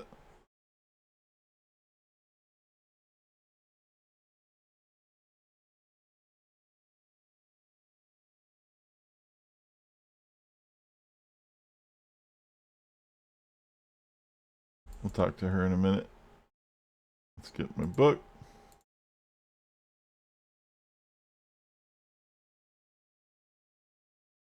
Isn't there a fucking chest around here that I have to pop up? Maybe that's what that was. Okay, I did. Got it. Alright.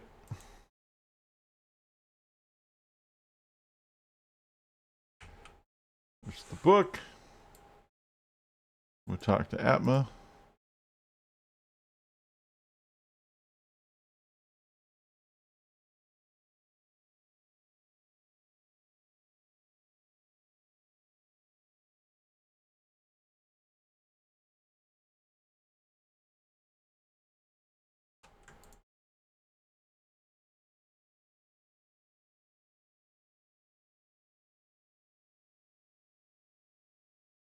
There we go.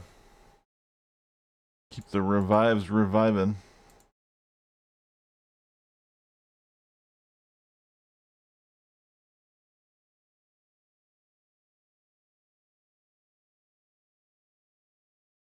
Then we gotta go find the lost, or the Far Oasis.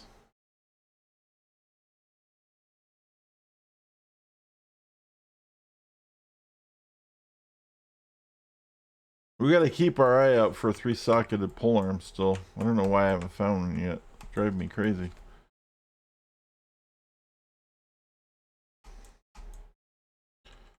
Because we want our mercenary to have a runeward hustle. So he gets a fanaticism aura that stacks with the might aura. And then all my shit does way more damage.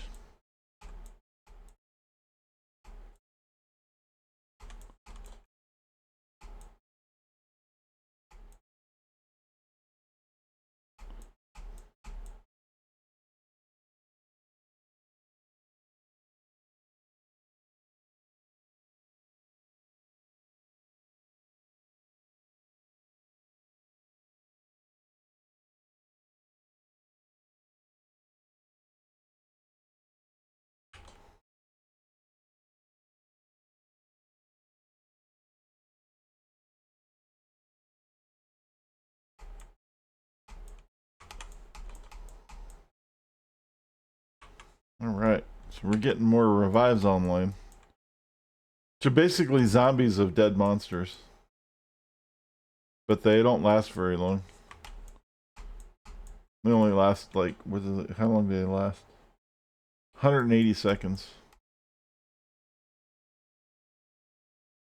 What's that, 3 minutes?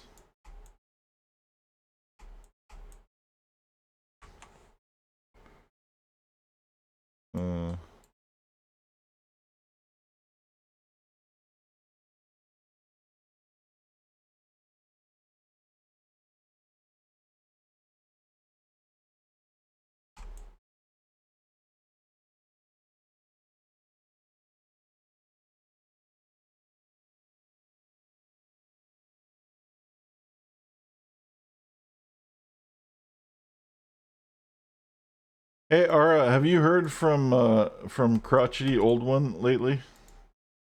At all? Anything? Proof of life?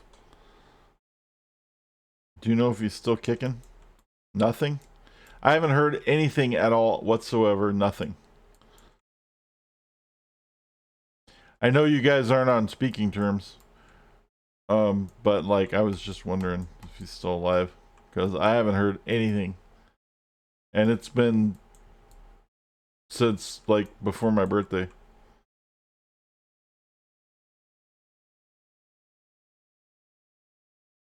Last year,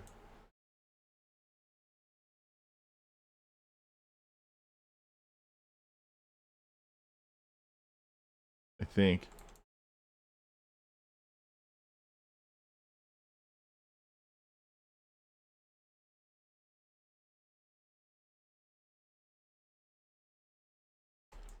Alright, but like so when was that?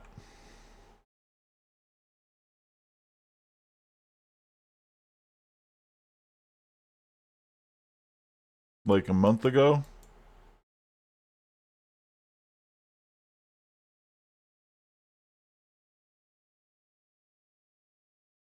Okay. Ish.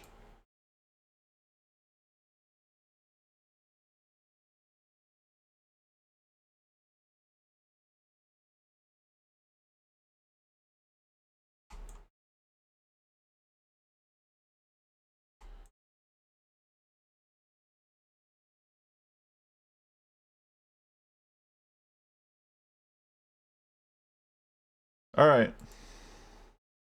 Well, that's fine. I just, just checking because I don't hear shit.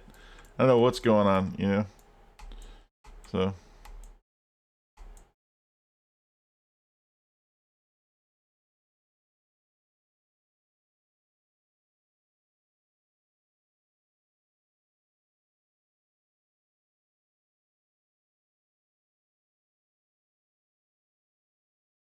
now one of the things that I thought it could be was if he changes his phone number, he won't be able to fucking call me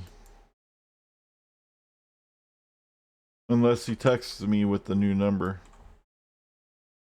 Because my phone won't ring for anybody who's not on my contact list. Because because of that incident where I had to end up doing that, where my phone wouldn't stop ringing nonstop. Remember those robocalls on the stream and I was yelling at the fucking shit and it was all crazy and fucking, oh my god, that was horrible. It happened while I was on stream too. Those robocalls wouldn't stop. And I hung up and it just called me right back. And I hung up and and then I yelled at it and told him to fuck off and like all this stuff. I was gonna call the FBI and all this shit, and it just didn't stop. It just kept going and kept going and kept going. I had to turn the stream off. I had to fucking and I had to set my phone so that I can't accept calls, that I won't accept any calls that aren't in my contact list. That's the only way I could deal with it because every single number was different. And when you report the shit, nothing happens because they changed the numbers. The numbers are spoofed. And the phone company doesn't give a fuck. So,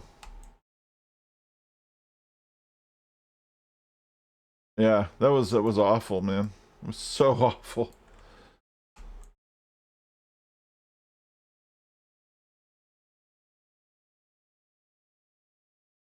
So that's my only worry with that is if somebody like, tries to get in touch with me and maybe they've changed their number and don't know that my shit's like that.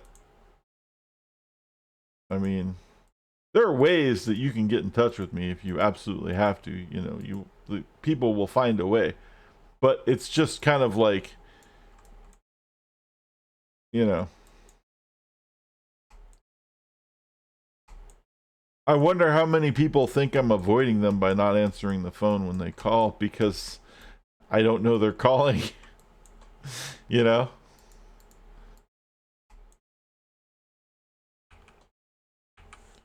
Not that I used to get a lot of phone calls anyway, but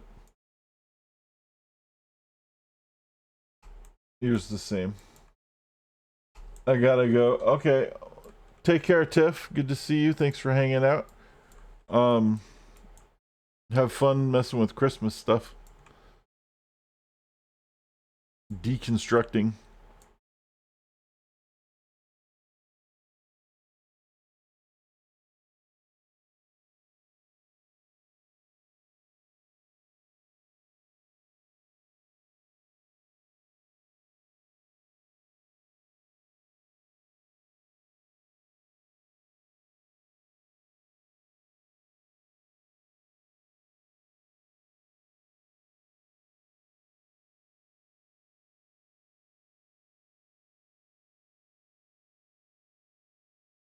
I already have a 4-socket. I have a Hodo.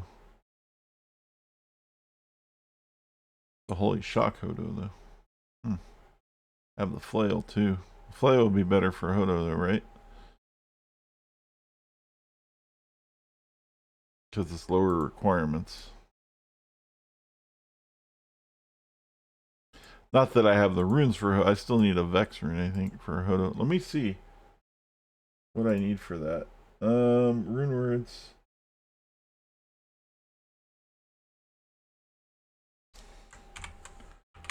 Hodo. Heart of the Oak. I need a Vex rune. That's what. And a pole rune. I didn't even have a fucking pole rune, dude. What's wrong with me? I need better runes, man. I need a rune farm. Ultimately, we're looking for a weapon that's going to be a Heart of the Oak weapon, which gives us +3 to all skills. And +40 to all resists, which is amazing. But it's a 4-socketed mace. Lucky for us, a flail counts as a mace, but so does a scepter. And we have many. We'll probably use the flail because it's the lowest requirements. If we get one. But anyway. So we have all these potential rune words that we need to make, but we're missing like either the base item or the rune word.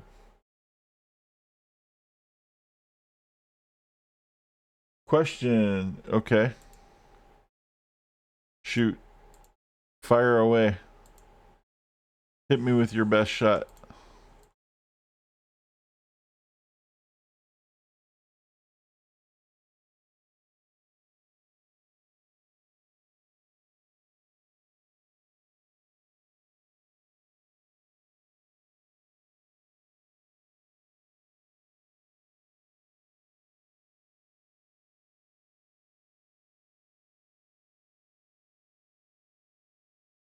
I do not.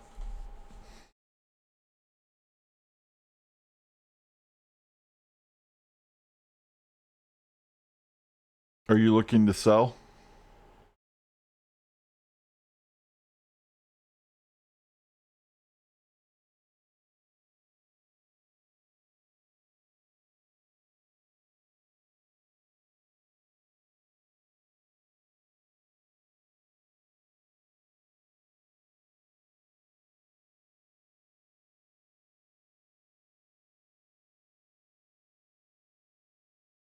You hawking Barbies?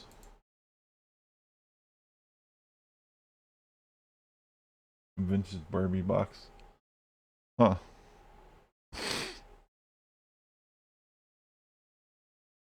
Yeah, I don't, but I mean if I hear somebody asking about it, I know who to come to.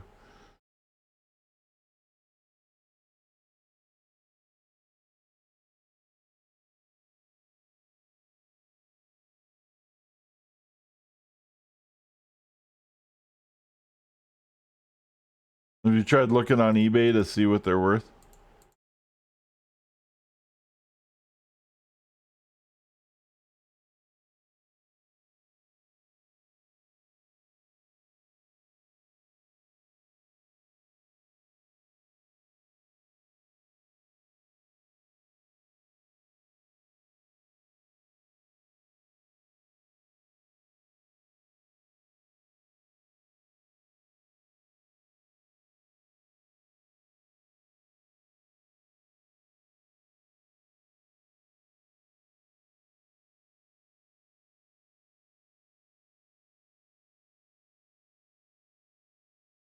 That should be pretty good for now.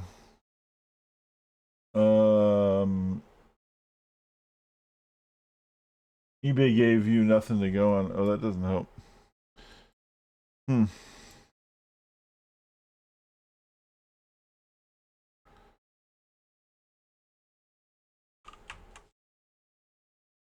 That's unfortunate.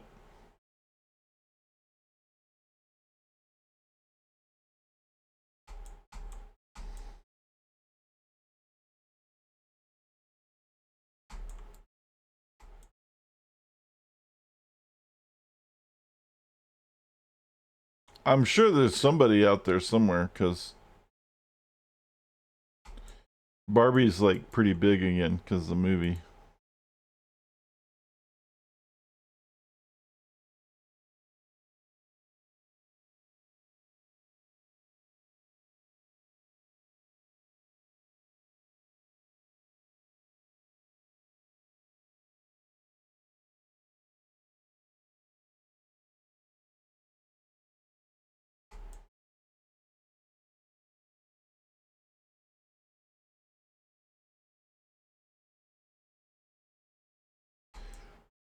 Did you hear? Were you here when I mentioned the Sims movie? They're making a Sims movie.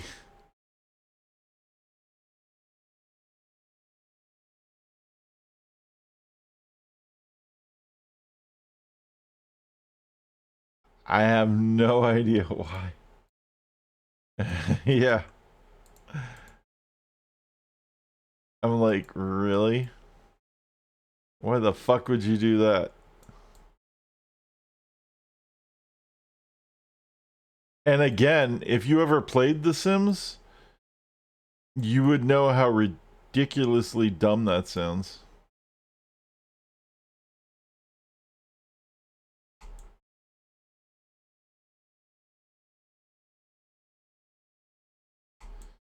Well, in The Sims, you make a character, you move into like the cheap house at first.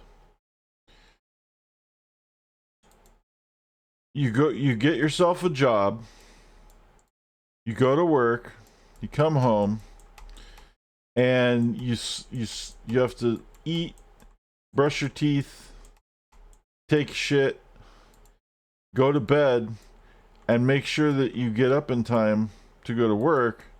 And then the more you do that, the more you can afford to buy things that will allow you to do that more efficiently.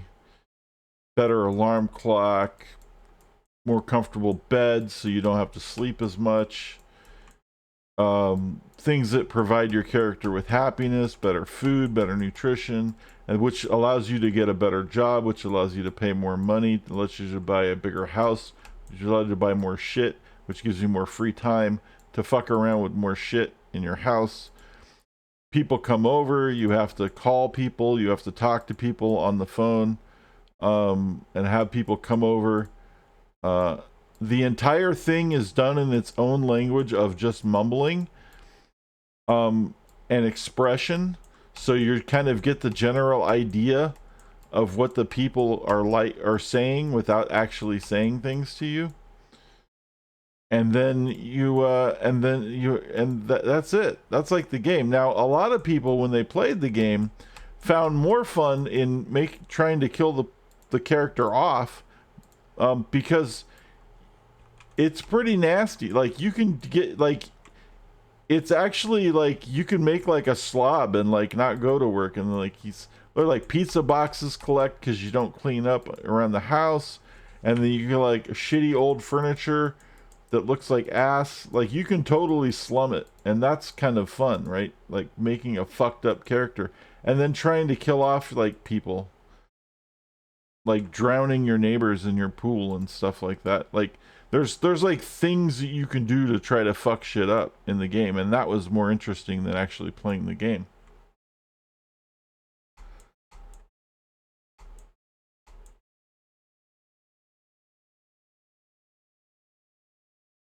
Yeah, and you don't even really get to boink. Oh. Yeah. So, right. So then um yeah, why the fuck would you make a movie about that? It's like, so it's just like a movie. Like, that's what I'm saying. There has to be some hook, right? Because otherwise it's just like, you know, boring old life. The movie. Okay.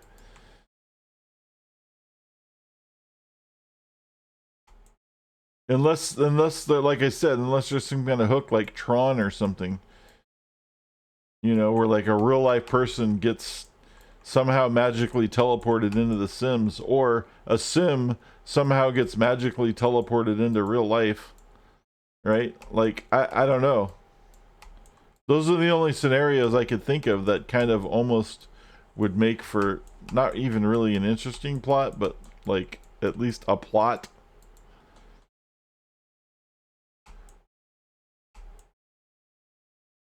Or like the Sim doesn't know it's a Sim. Something like that.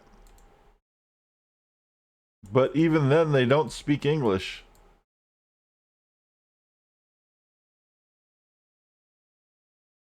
They speak Sim.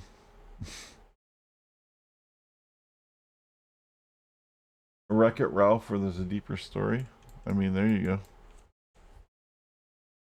Like a Truman Show is what I was thinking. Right? Like the Sim doesn't know he's a Sim.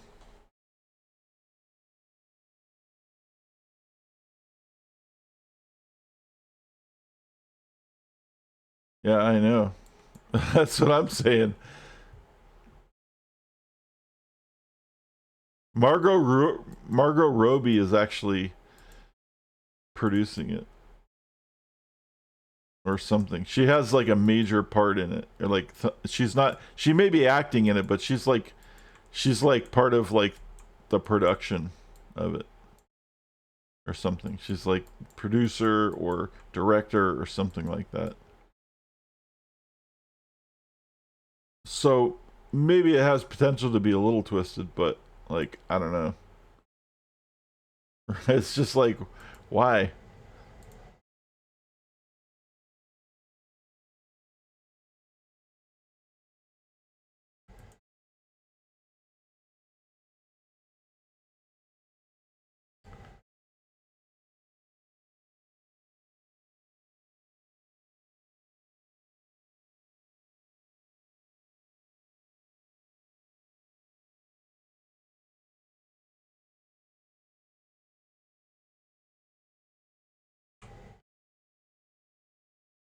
All right, so we found the waypoint and we found the stupid thing.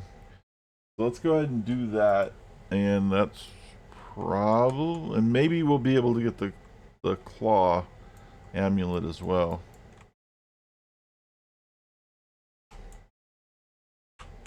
But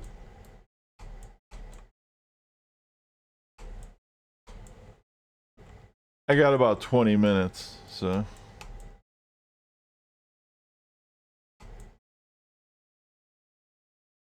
we'll see what we can do.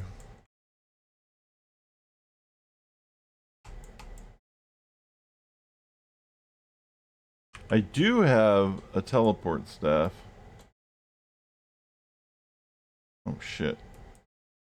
I thought that would make things easier. But they really don't. You can tele-stomp the monsters, I guess.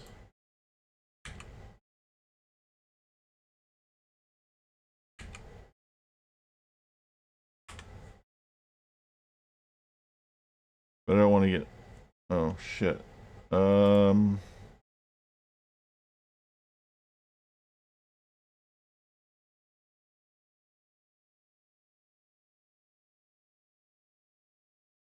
I just don't want to get all jacked up.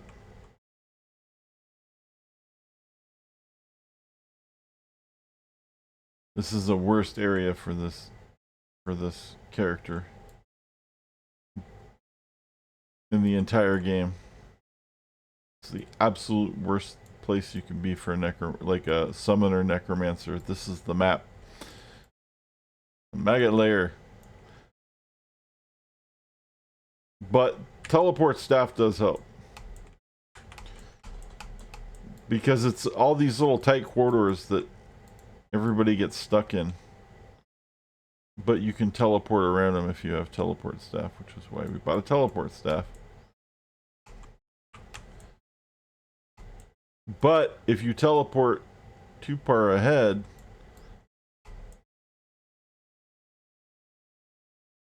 then you end up teleporting yourself into trouble. So you got to be careful. Like I just did, but I'll be alright. Because your army moves with you when you teleport. So when your army gets stuck, you can teleport to a new location, and they'll all come with you. And it's called telestomping, basically. So you teleport, and then the whole army lands where you land. And if you teleport onto a monster, the whole army stomps the monster. People usually do that when they get the Enigma rune word. Well, now, when I say people usually do that, I don't mean normal people. I mean the people that have the Enigma rune word, which is mostly streamers who grind the shit out of the game for hours and hours and hours and hours and hours and hours and hours and hours to get a bear rune. And is it bear and a Sir rune? Both? I think you need both of them. No, it's a Jaith bear soul?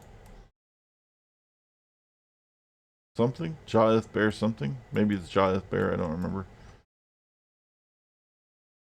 But yeah, the runes are insanely hard to find anyway. So, but the reason I bring that up is because a lot of times you'll see these build guides and shit that will say like, you know, that like every build guide known to man has an enigma for Diablo 2, has an enigma in it as the main armor. And realistically, that's fucking absurd. Now, these guides are meta guides. So, yes, the most effective tactic available would be to do that. However, the problem is it's really, really hard to get that rune word. So most people don't actually have enigmas. Unless they've been playing for a long time on single player and they've collected a lot of runes and maybe they're cheating or they've just farmed for thousands of hours and, you know, stacked runes up and eventually, yeah, you can get them. But it's not like they're raining from the heavens or anything. It's just extremely time consuming to get those. Unless you're trading on like J2 JSP or whatever, and then I guess a lot of people do that still. But I never got into that, so. Or D2 JSP is what it is, I think. Where all the people do the little forum trading thing. I don't know. It's whatever. I learned not to trust any trades in Diablo 2 a long time ago. Way back in the day. And I have never I haven't really gotten over that. And I don't think I ever will. So anyway, the point is all the build guides are requesting really insane armor that most people can't use, and that armor has teleport on it by default. But most people can't afford it or find it.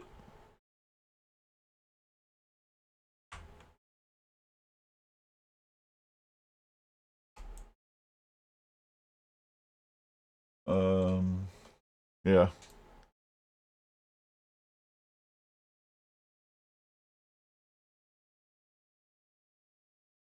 But that's the case with most build guides anyway, of most builds, of most games that have build guides. So I'm told that I need to play Last Epoch, and I'm probably going to try that pretty soon. You might be interested in this one too, or Last Epoch is an ARPG that is supposedly, and I it seems to be bared out by based off all the people that are raving about it. It's supposed to be a mix between Diablo and Path of Exile, leaning heavier toward Path of Exile than Diablo, but not quite as complicated as Path of Exile, and a little more noob friendly, which is always nice.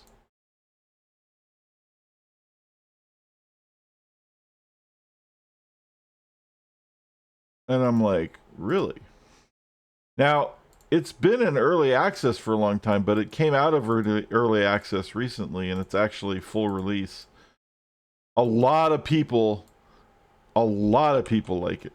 It's doing like but I'm waiting for it to go on sale. It's only $34 right now, but I'm waiting for it to go on sale because I'm a cheap bastard. And I will try it out. And if it's good, maybe I'll play that.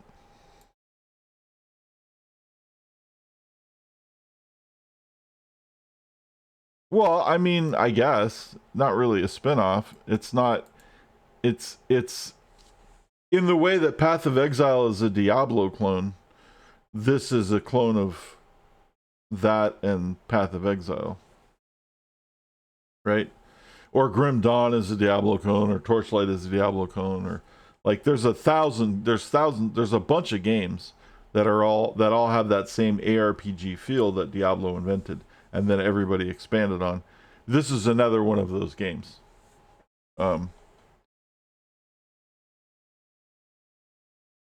But it's supposedly kind of the best of both worlds is what everybody's saying. So we'll check it out. It might be good. Yeah. A lot of people are liking it. Some of the reviews are fucked up because the early reviews are from the problem is when they do an early access. It was in early access for like a year. So when you do an early access, you're going to get bad reviews until it gets better. Right? So I do the recent reviews when I look at the reviews, and there's some good and there's some bad. But it looks pretty good. And from what I've seen just from the PoE players and the Diablo players and stuff who I've watched their YouTube videos and what they have to say about the game, especially like Kriparian, like he's a pretty, like you can trust what he says. Like a couple of them are like really, really solid. They're not just like shills, right? And they seem pretty happy with it. And there's like they could use a little bit of end game work, and but it's a live service game, so they're gonna add more end game later. Maybe, I don't know. So we'll check it out. I'll see what it's like if I like it. My big thing is it has to have minions, and it does, and they have to be like fun.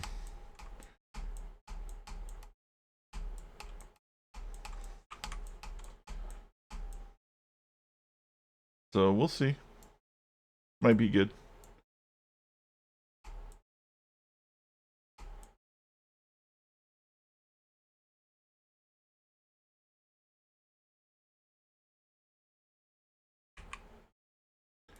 Like I said, I'm gonna wait. I'm probably gonna wait till it goes on sale. Because of it, they always do. And then when it goes on sale, I'll look into it some more, and if it's worth it, I'll buy it and I'll check it out.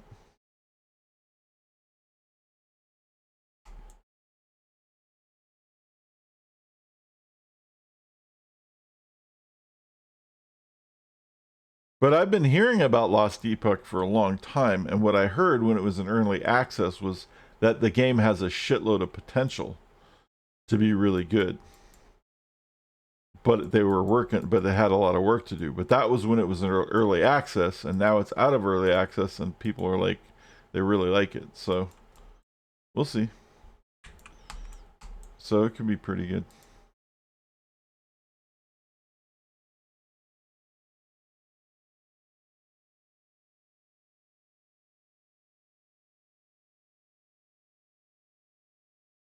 It shouldn't take too long before it's on sale either, because they always, games go on sale like every 5 minutes, man. I just wish list all the games that I want, and then whenever they go on sale, I get notified on the wish list, and then I just go look and like, oh, okay, well, maybe that's not cheap enough yet. Maybe it is, whatever. I have some games that have been on sale a bunch of times on my wish list that I still haven't pulled the trigger on for whatever fucking reason, because I'm lazy.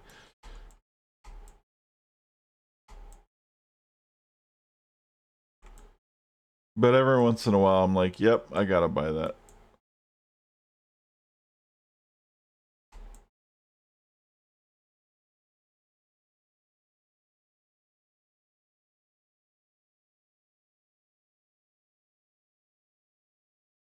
Well, in that regard, though, this is where Last Epoch might be. This is why I was thinking about it. I forgot to mention it.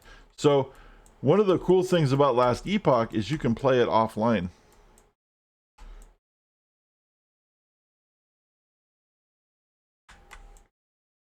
And if you can play it offline, that means your progress is whatever you want it to be. And they might have like a special league mode, but you don't have to play that, right? Because if it's offline, it's not gonna fucking update unless you want it to update, right? Like you don't have to update it to play it. Like if there's something that changes dramatically, like you don't have, that's gonna fuck your shit up. Like it's probably not gonna be like PoE in that regard, you know? Because even when Diablo updates, it's not like that. PoE is the only one that updates so much that you kind of have to, even in normal mode, you have to, like standard, you have to fucking redo shit, right? Because it's so complicated. But usually the Diablo games you don't. But you don't like Blizzard, so you won't play a Diablo game, and I don't blame you for that. So this would be the alternative. This is why I was thinking about it might be something right up your alley, because you don't necessarily have time to play it all the time.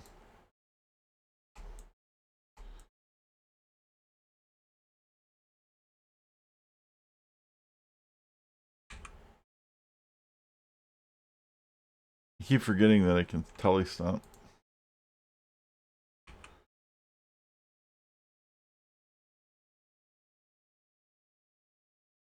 There we go. Oh, that was only level 2? Oh my god, dude. I hate the maggot lair. It's almost over.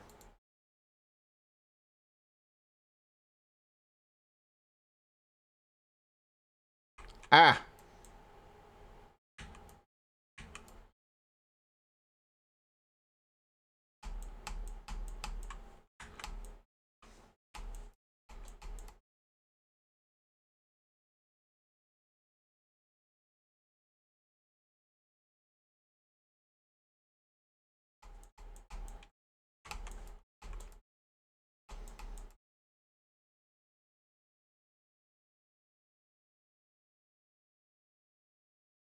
This is the only area that makes me reconsider fucking Corpse Explosion. Because it's such a pain in the ass, and Corpse Explosion would make quick work of it. But I just don't want to do it.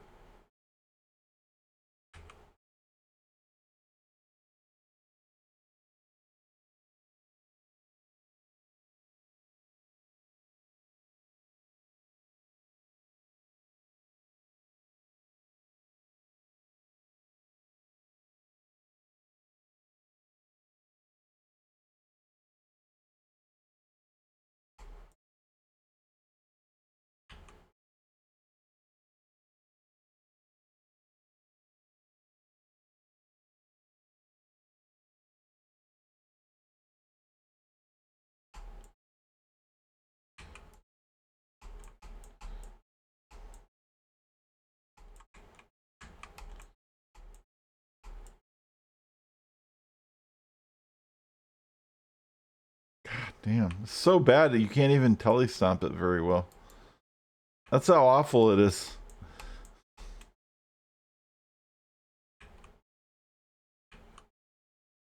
This fucking level. Because they still can't spread out.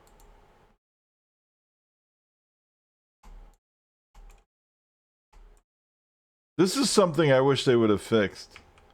But the only character that has a problem with it is a summoner. So they're probably not going to fix this area just for a summoner. And they want to leave it like a little bit of a pain in the ass because of the nostalgia of it always being a pain in the ass for a summoner. But like still, what the fuck? Throw me a bone already. It's only a pain in the ass because the hallways are too fucking narrow. You know? Anyway. Blah.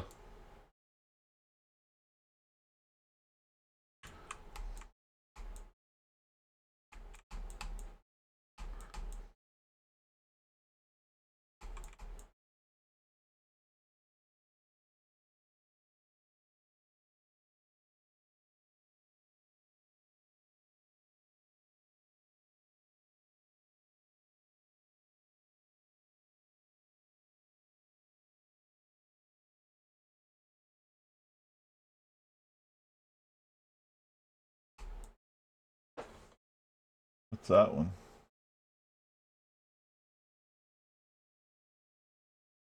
That that's from my Twitter thing. Did you see my Twitter post?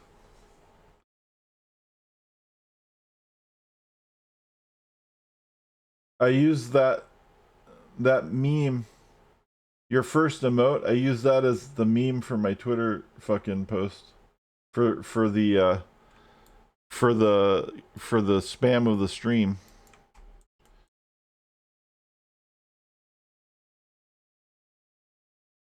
What's funny?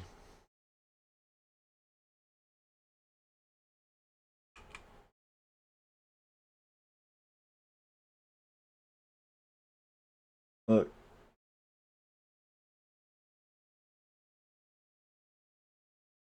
Uh.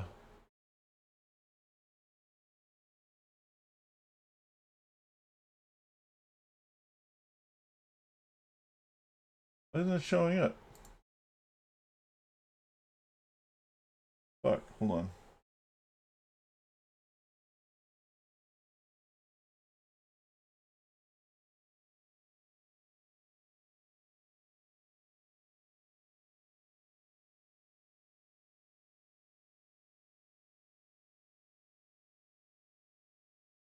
What the fuck?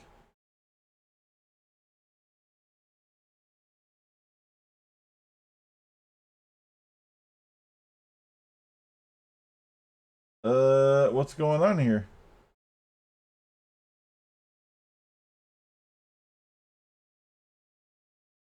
Okay, something's weird happening. OBS is not registering my browser.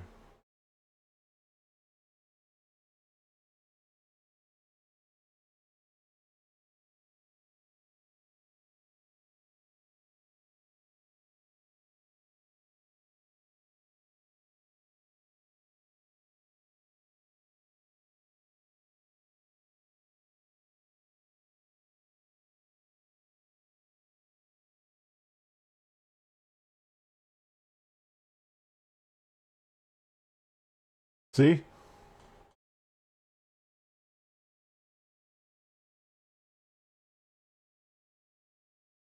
That's the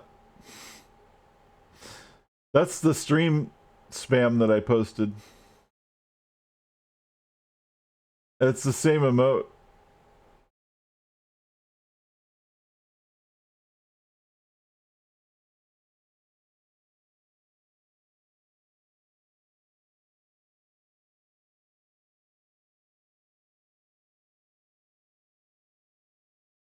That's some funny shit.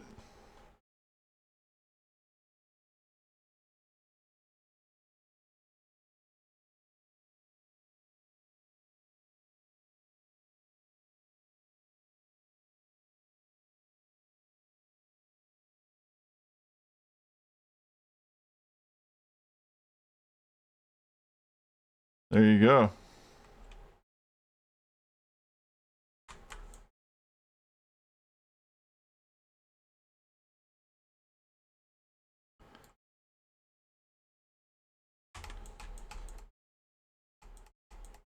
Alright, let's get through this fucking thing, because this is really annoying the shit out of me now.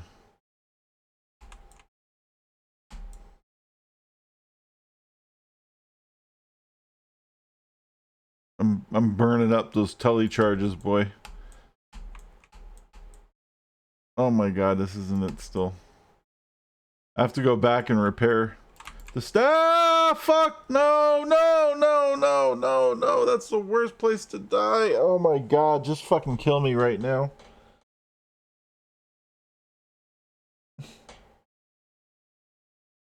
No. I'm not gonna be able to make it back in there. Fuck. We're gonna have to do this the hard way.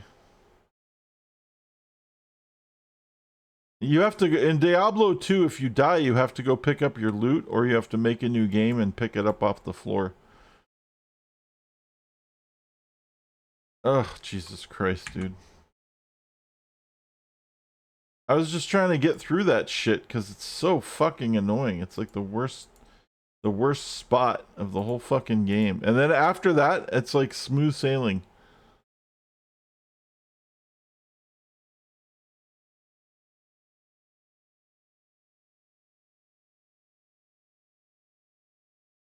And I teleported right into a big mob of shit that killed me. So now I have to go res all my shit. And then go back in there and try to finish. Ugh, that's horrible, dude.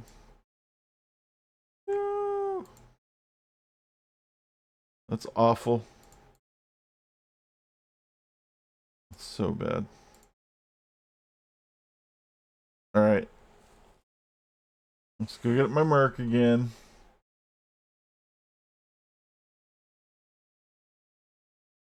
And then we need some corpses.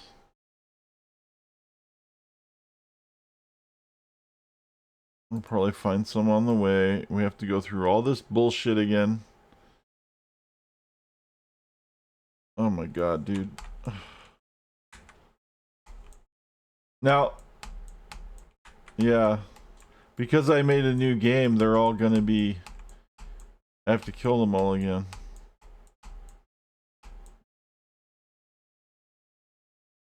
Because I didn't... Yeah. Yeah. That sucks balls, dude. Like, the map's there, I can see where to go, but I still have to kill my way through everything again.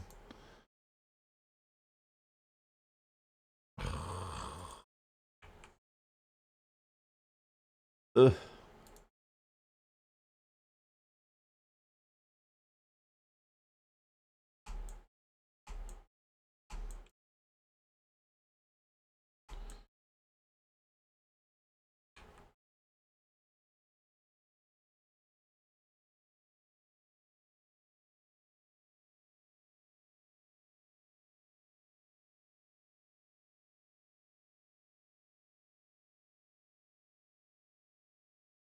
So awful. I guess.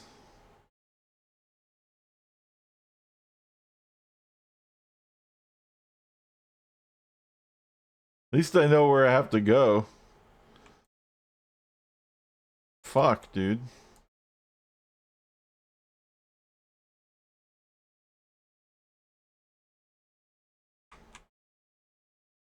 Oh, I'm on players 8 too, aren't I? You know what? Hold on.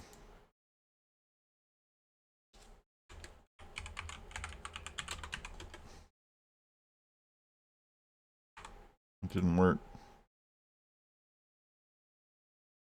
Oh, yeah, it did. Okay.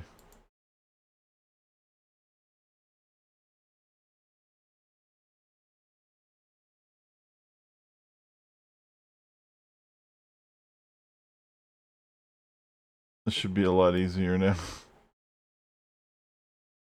I forgot that I tried it. I was doing it on Players 8, which explains a lot. That was dumb.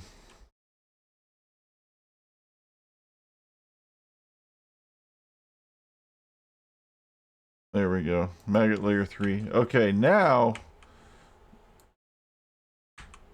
we just have to go find the main guy and kill it. And this one's not as bad because generally it's in the same kind of general location.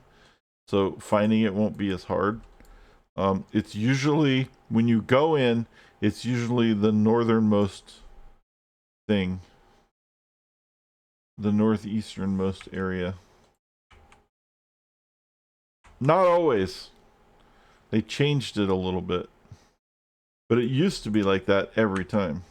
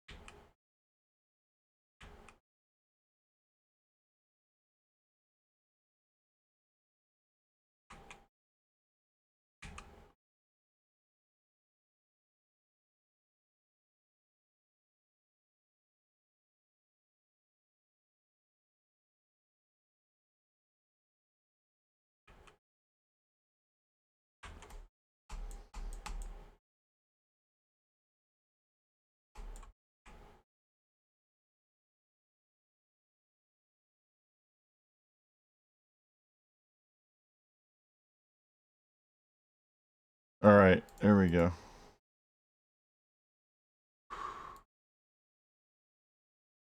There it is.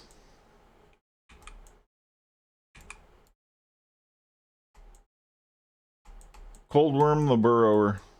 And then you go open this chest and get the Staff of Kings. Oh my god, why don't I have enough room for it? That's why we're here. And the Staff of Kings is used to open up, well, it merges with the amulet, the Viper amulet, and then the Viper amulet and Staff of Kings opens Telrash's tomb, where you get to fight Duriel and go to Act 3. Alright, so boom. Put that here. The Staff of Kings, you astound me. Yep, we know Kane. I'm astounding. Alright. Now we need to find the Lost City, which is easier to find. Way easier to find. The rest of it's not a big deal. In fact, I can even go back to Players 8. I think. It didn't do it, did it? It's not registering when it does it.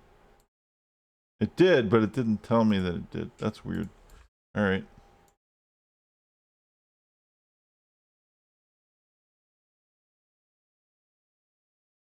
That's fine, though.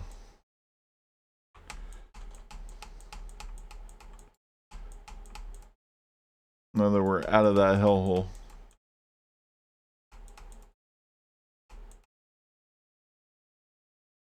You're baking. Okay.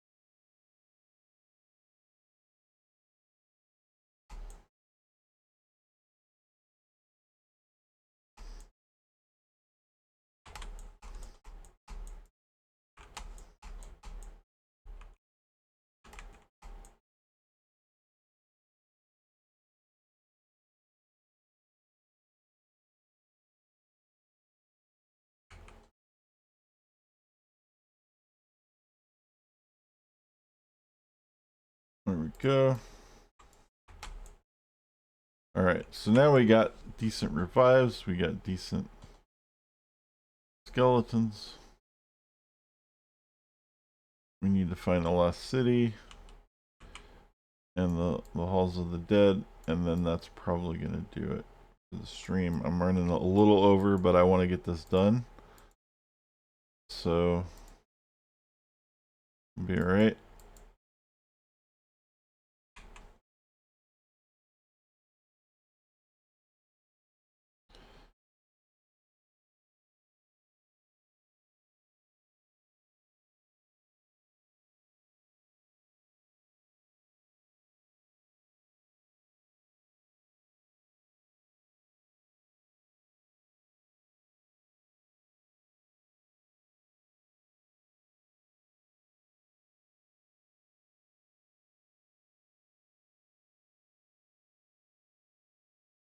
Alright, last city, looking for waypoint and exit. And it's gonna go dark in a minute. And there it goes.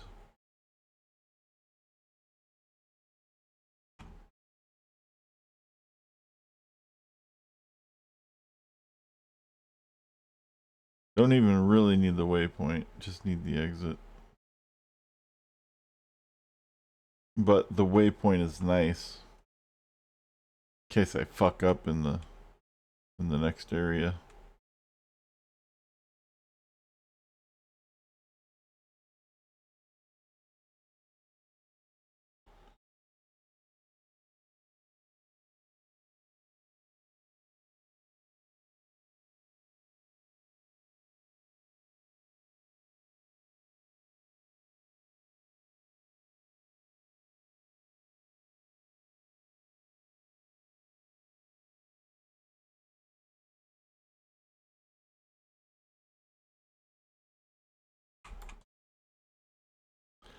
Just like running past shit right now because I'm just trying to get it done. There we go.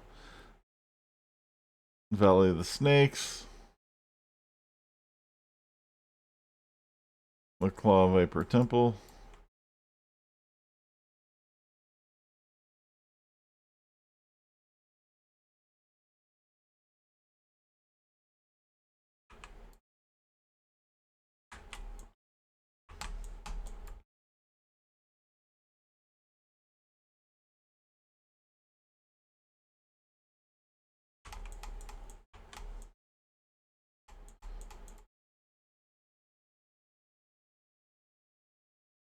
So we get some zombie snakes.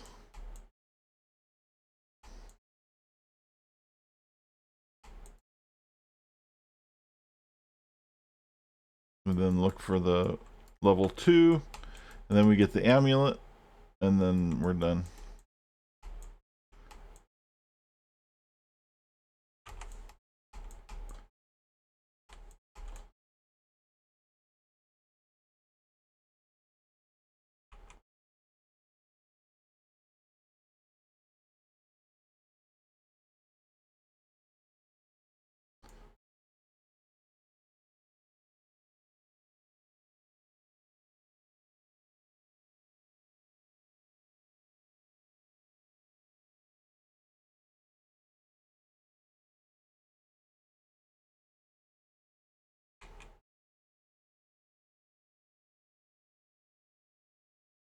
Ah. Don't be a pain in the ass. It's being a pain in the ass.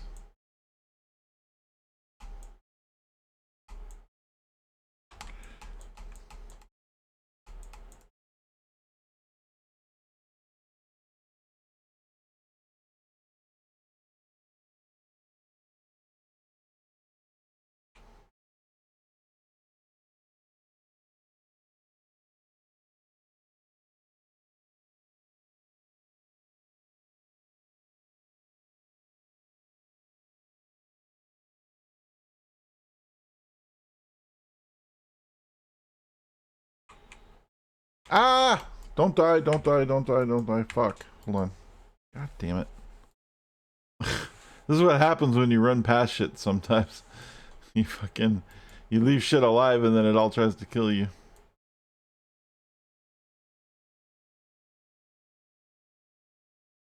I don't know how I didn't fucking die right there.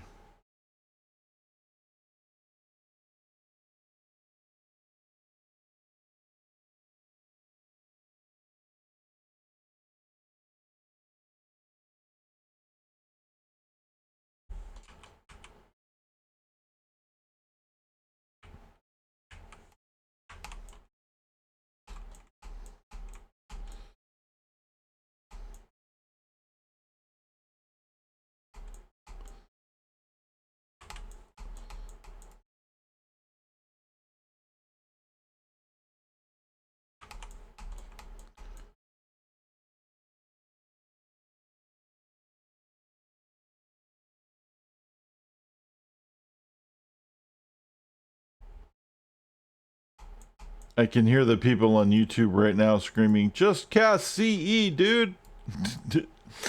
Because that's what I'm feeling. I'm like, that's why Corpse Explosion exists. There we go. Level 2. Alright.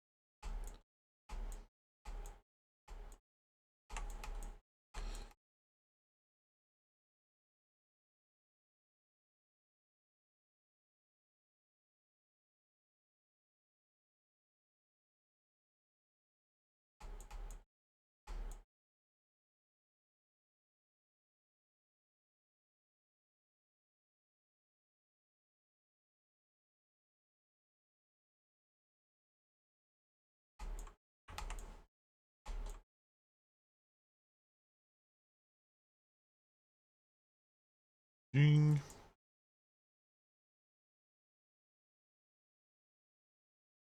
There it is.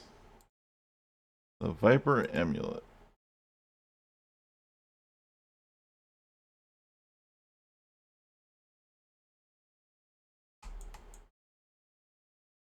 I'll kill this fucker off.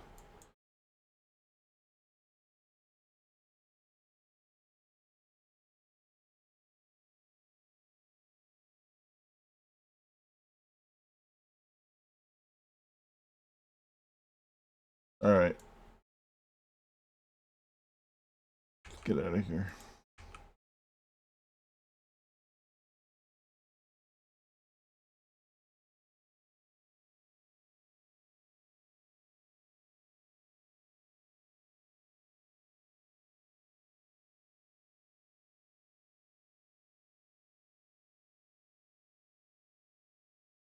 And there it is, the Heraldic Staff. And then next time, we'll go in and we'll kill Duriel.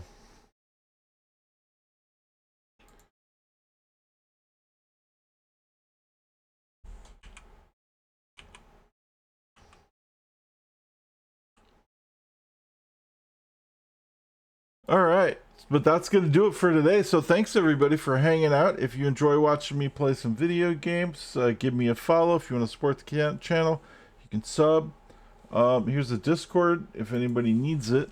On the Discord, we have some places for people to talk about games and stuff, but usually it's just for, like, generally, it seems most of it's just me telling people when I'm going to stream next and notifying. But there are plenty of areas with resources from different games and stuff in there as well to check out.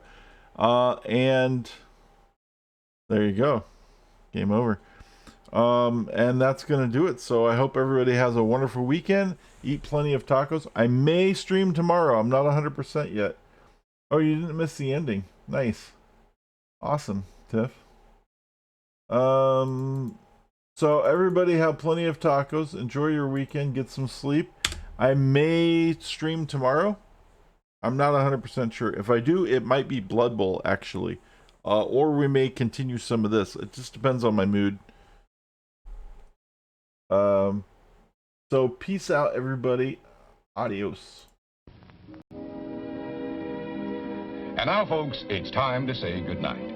We sincerely appreciate your patronage and hope we've succeeded in bringing you an enjoyable evening of entertainment. Please drive home carefully and come back again soon. Good night.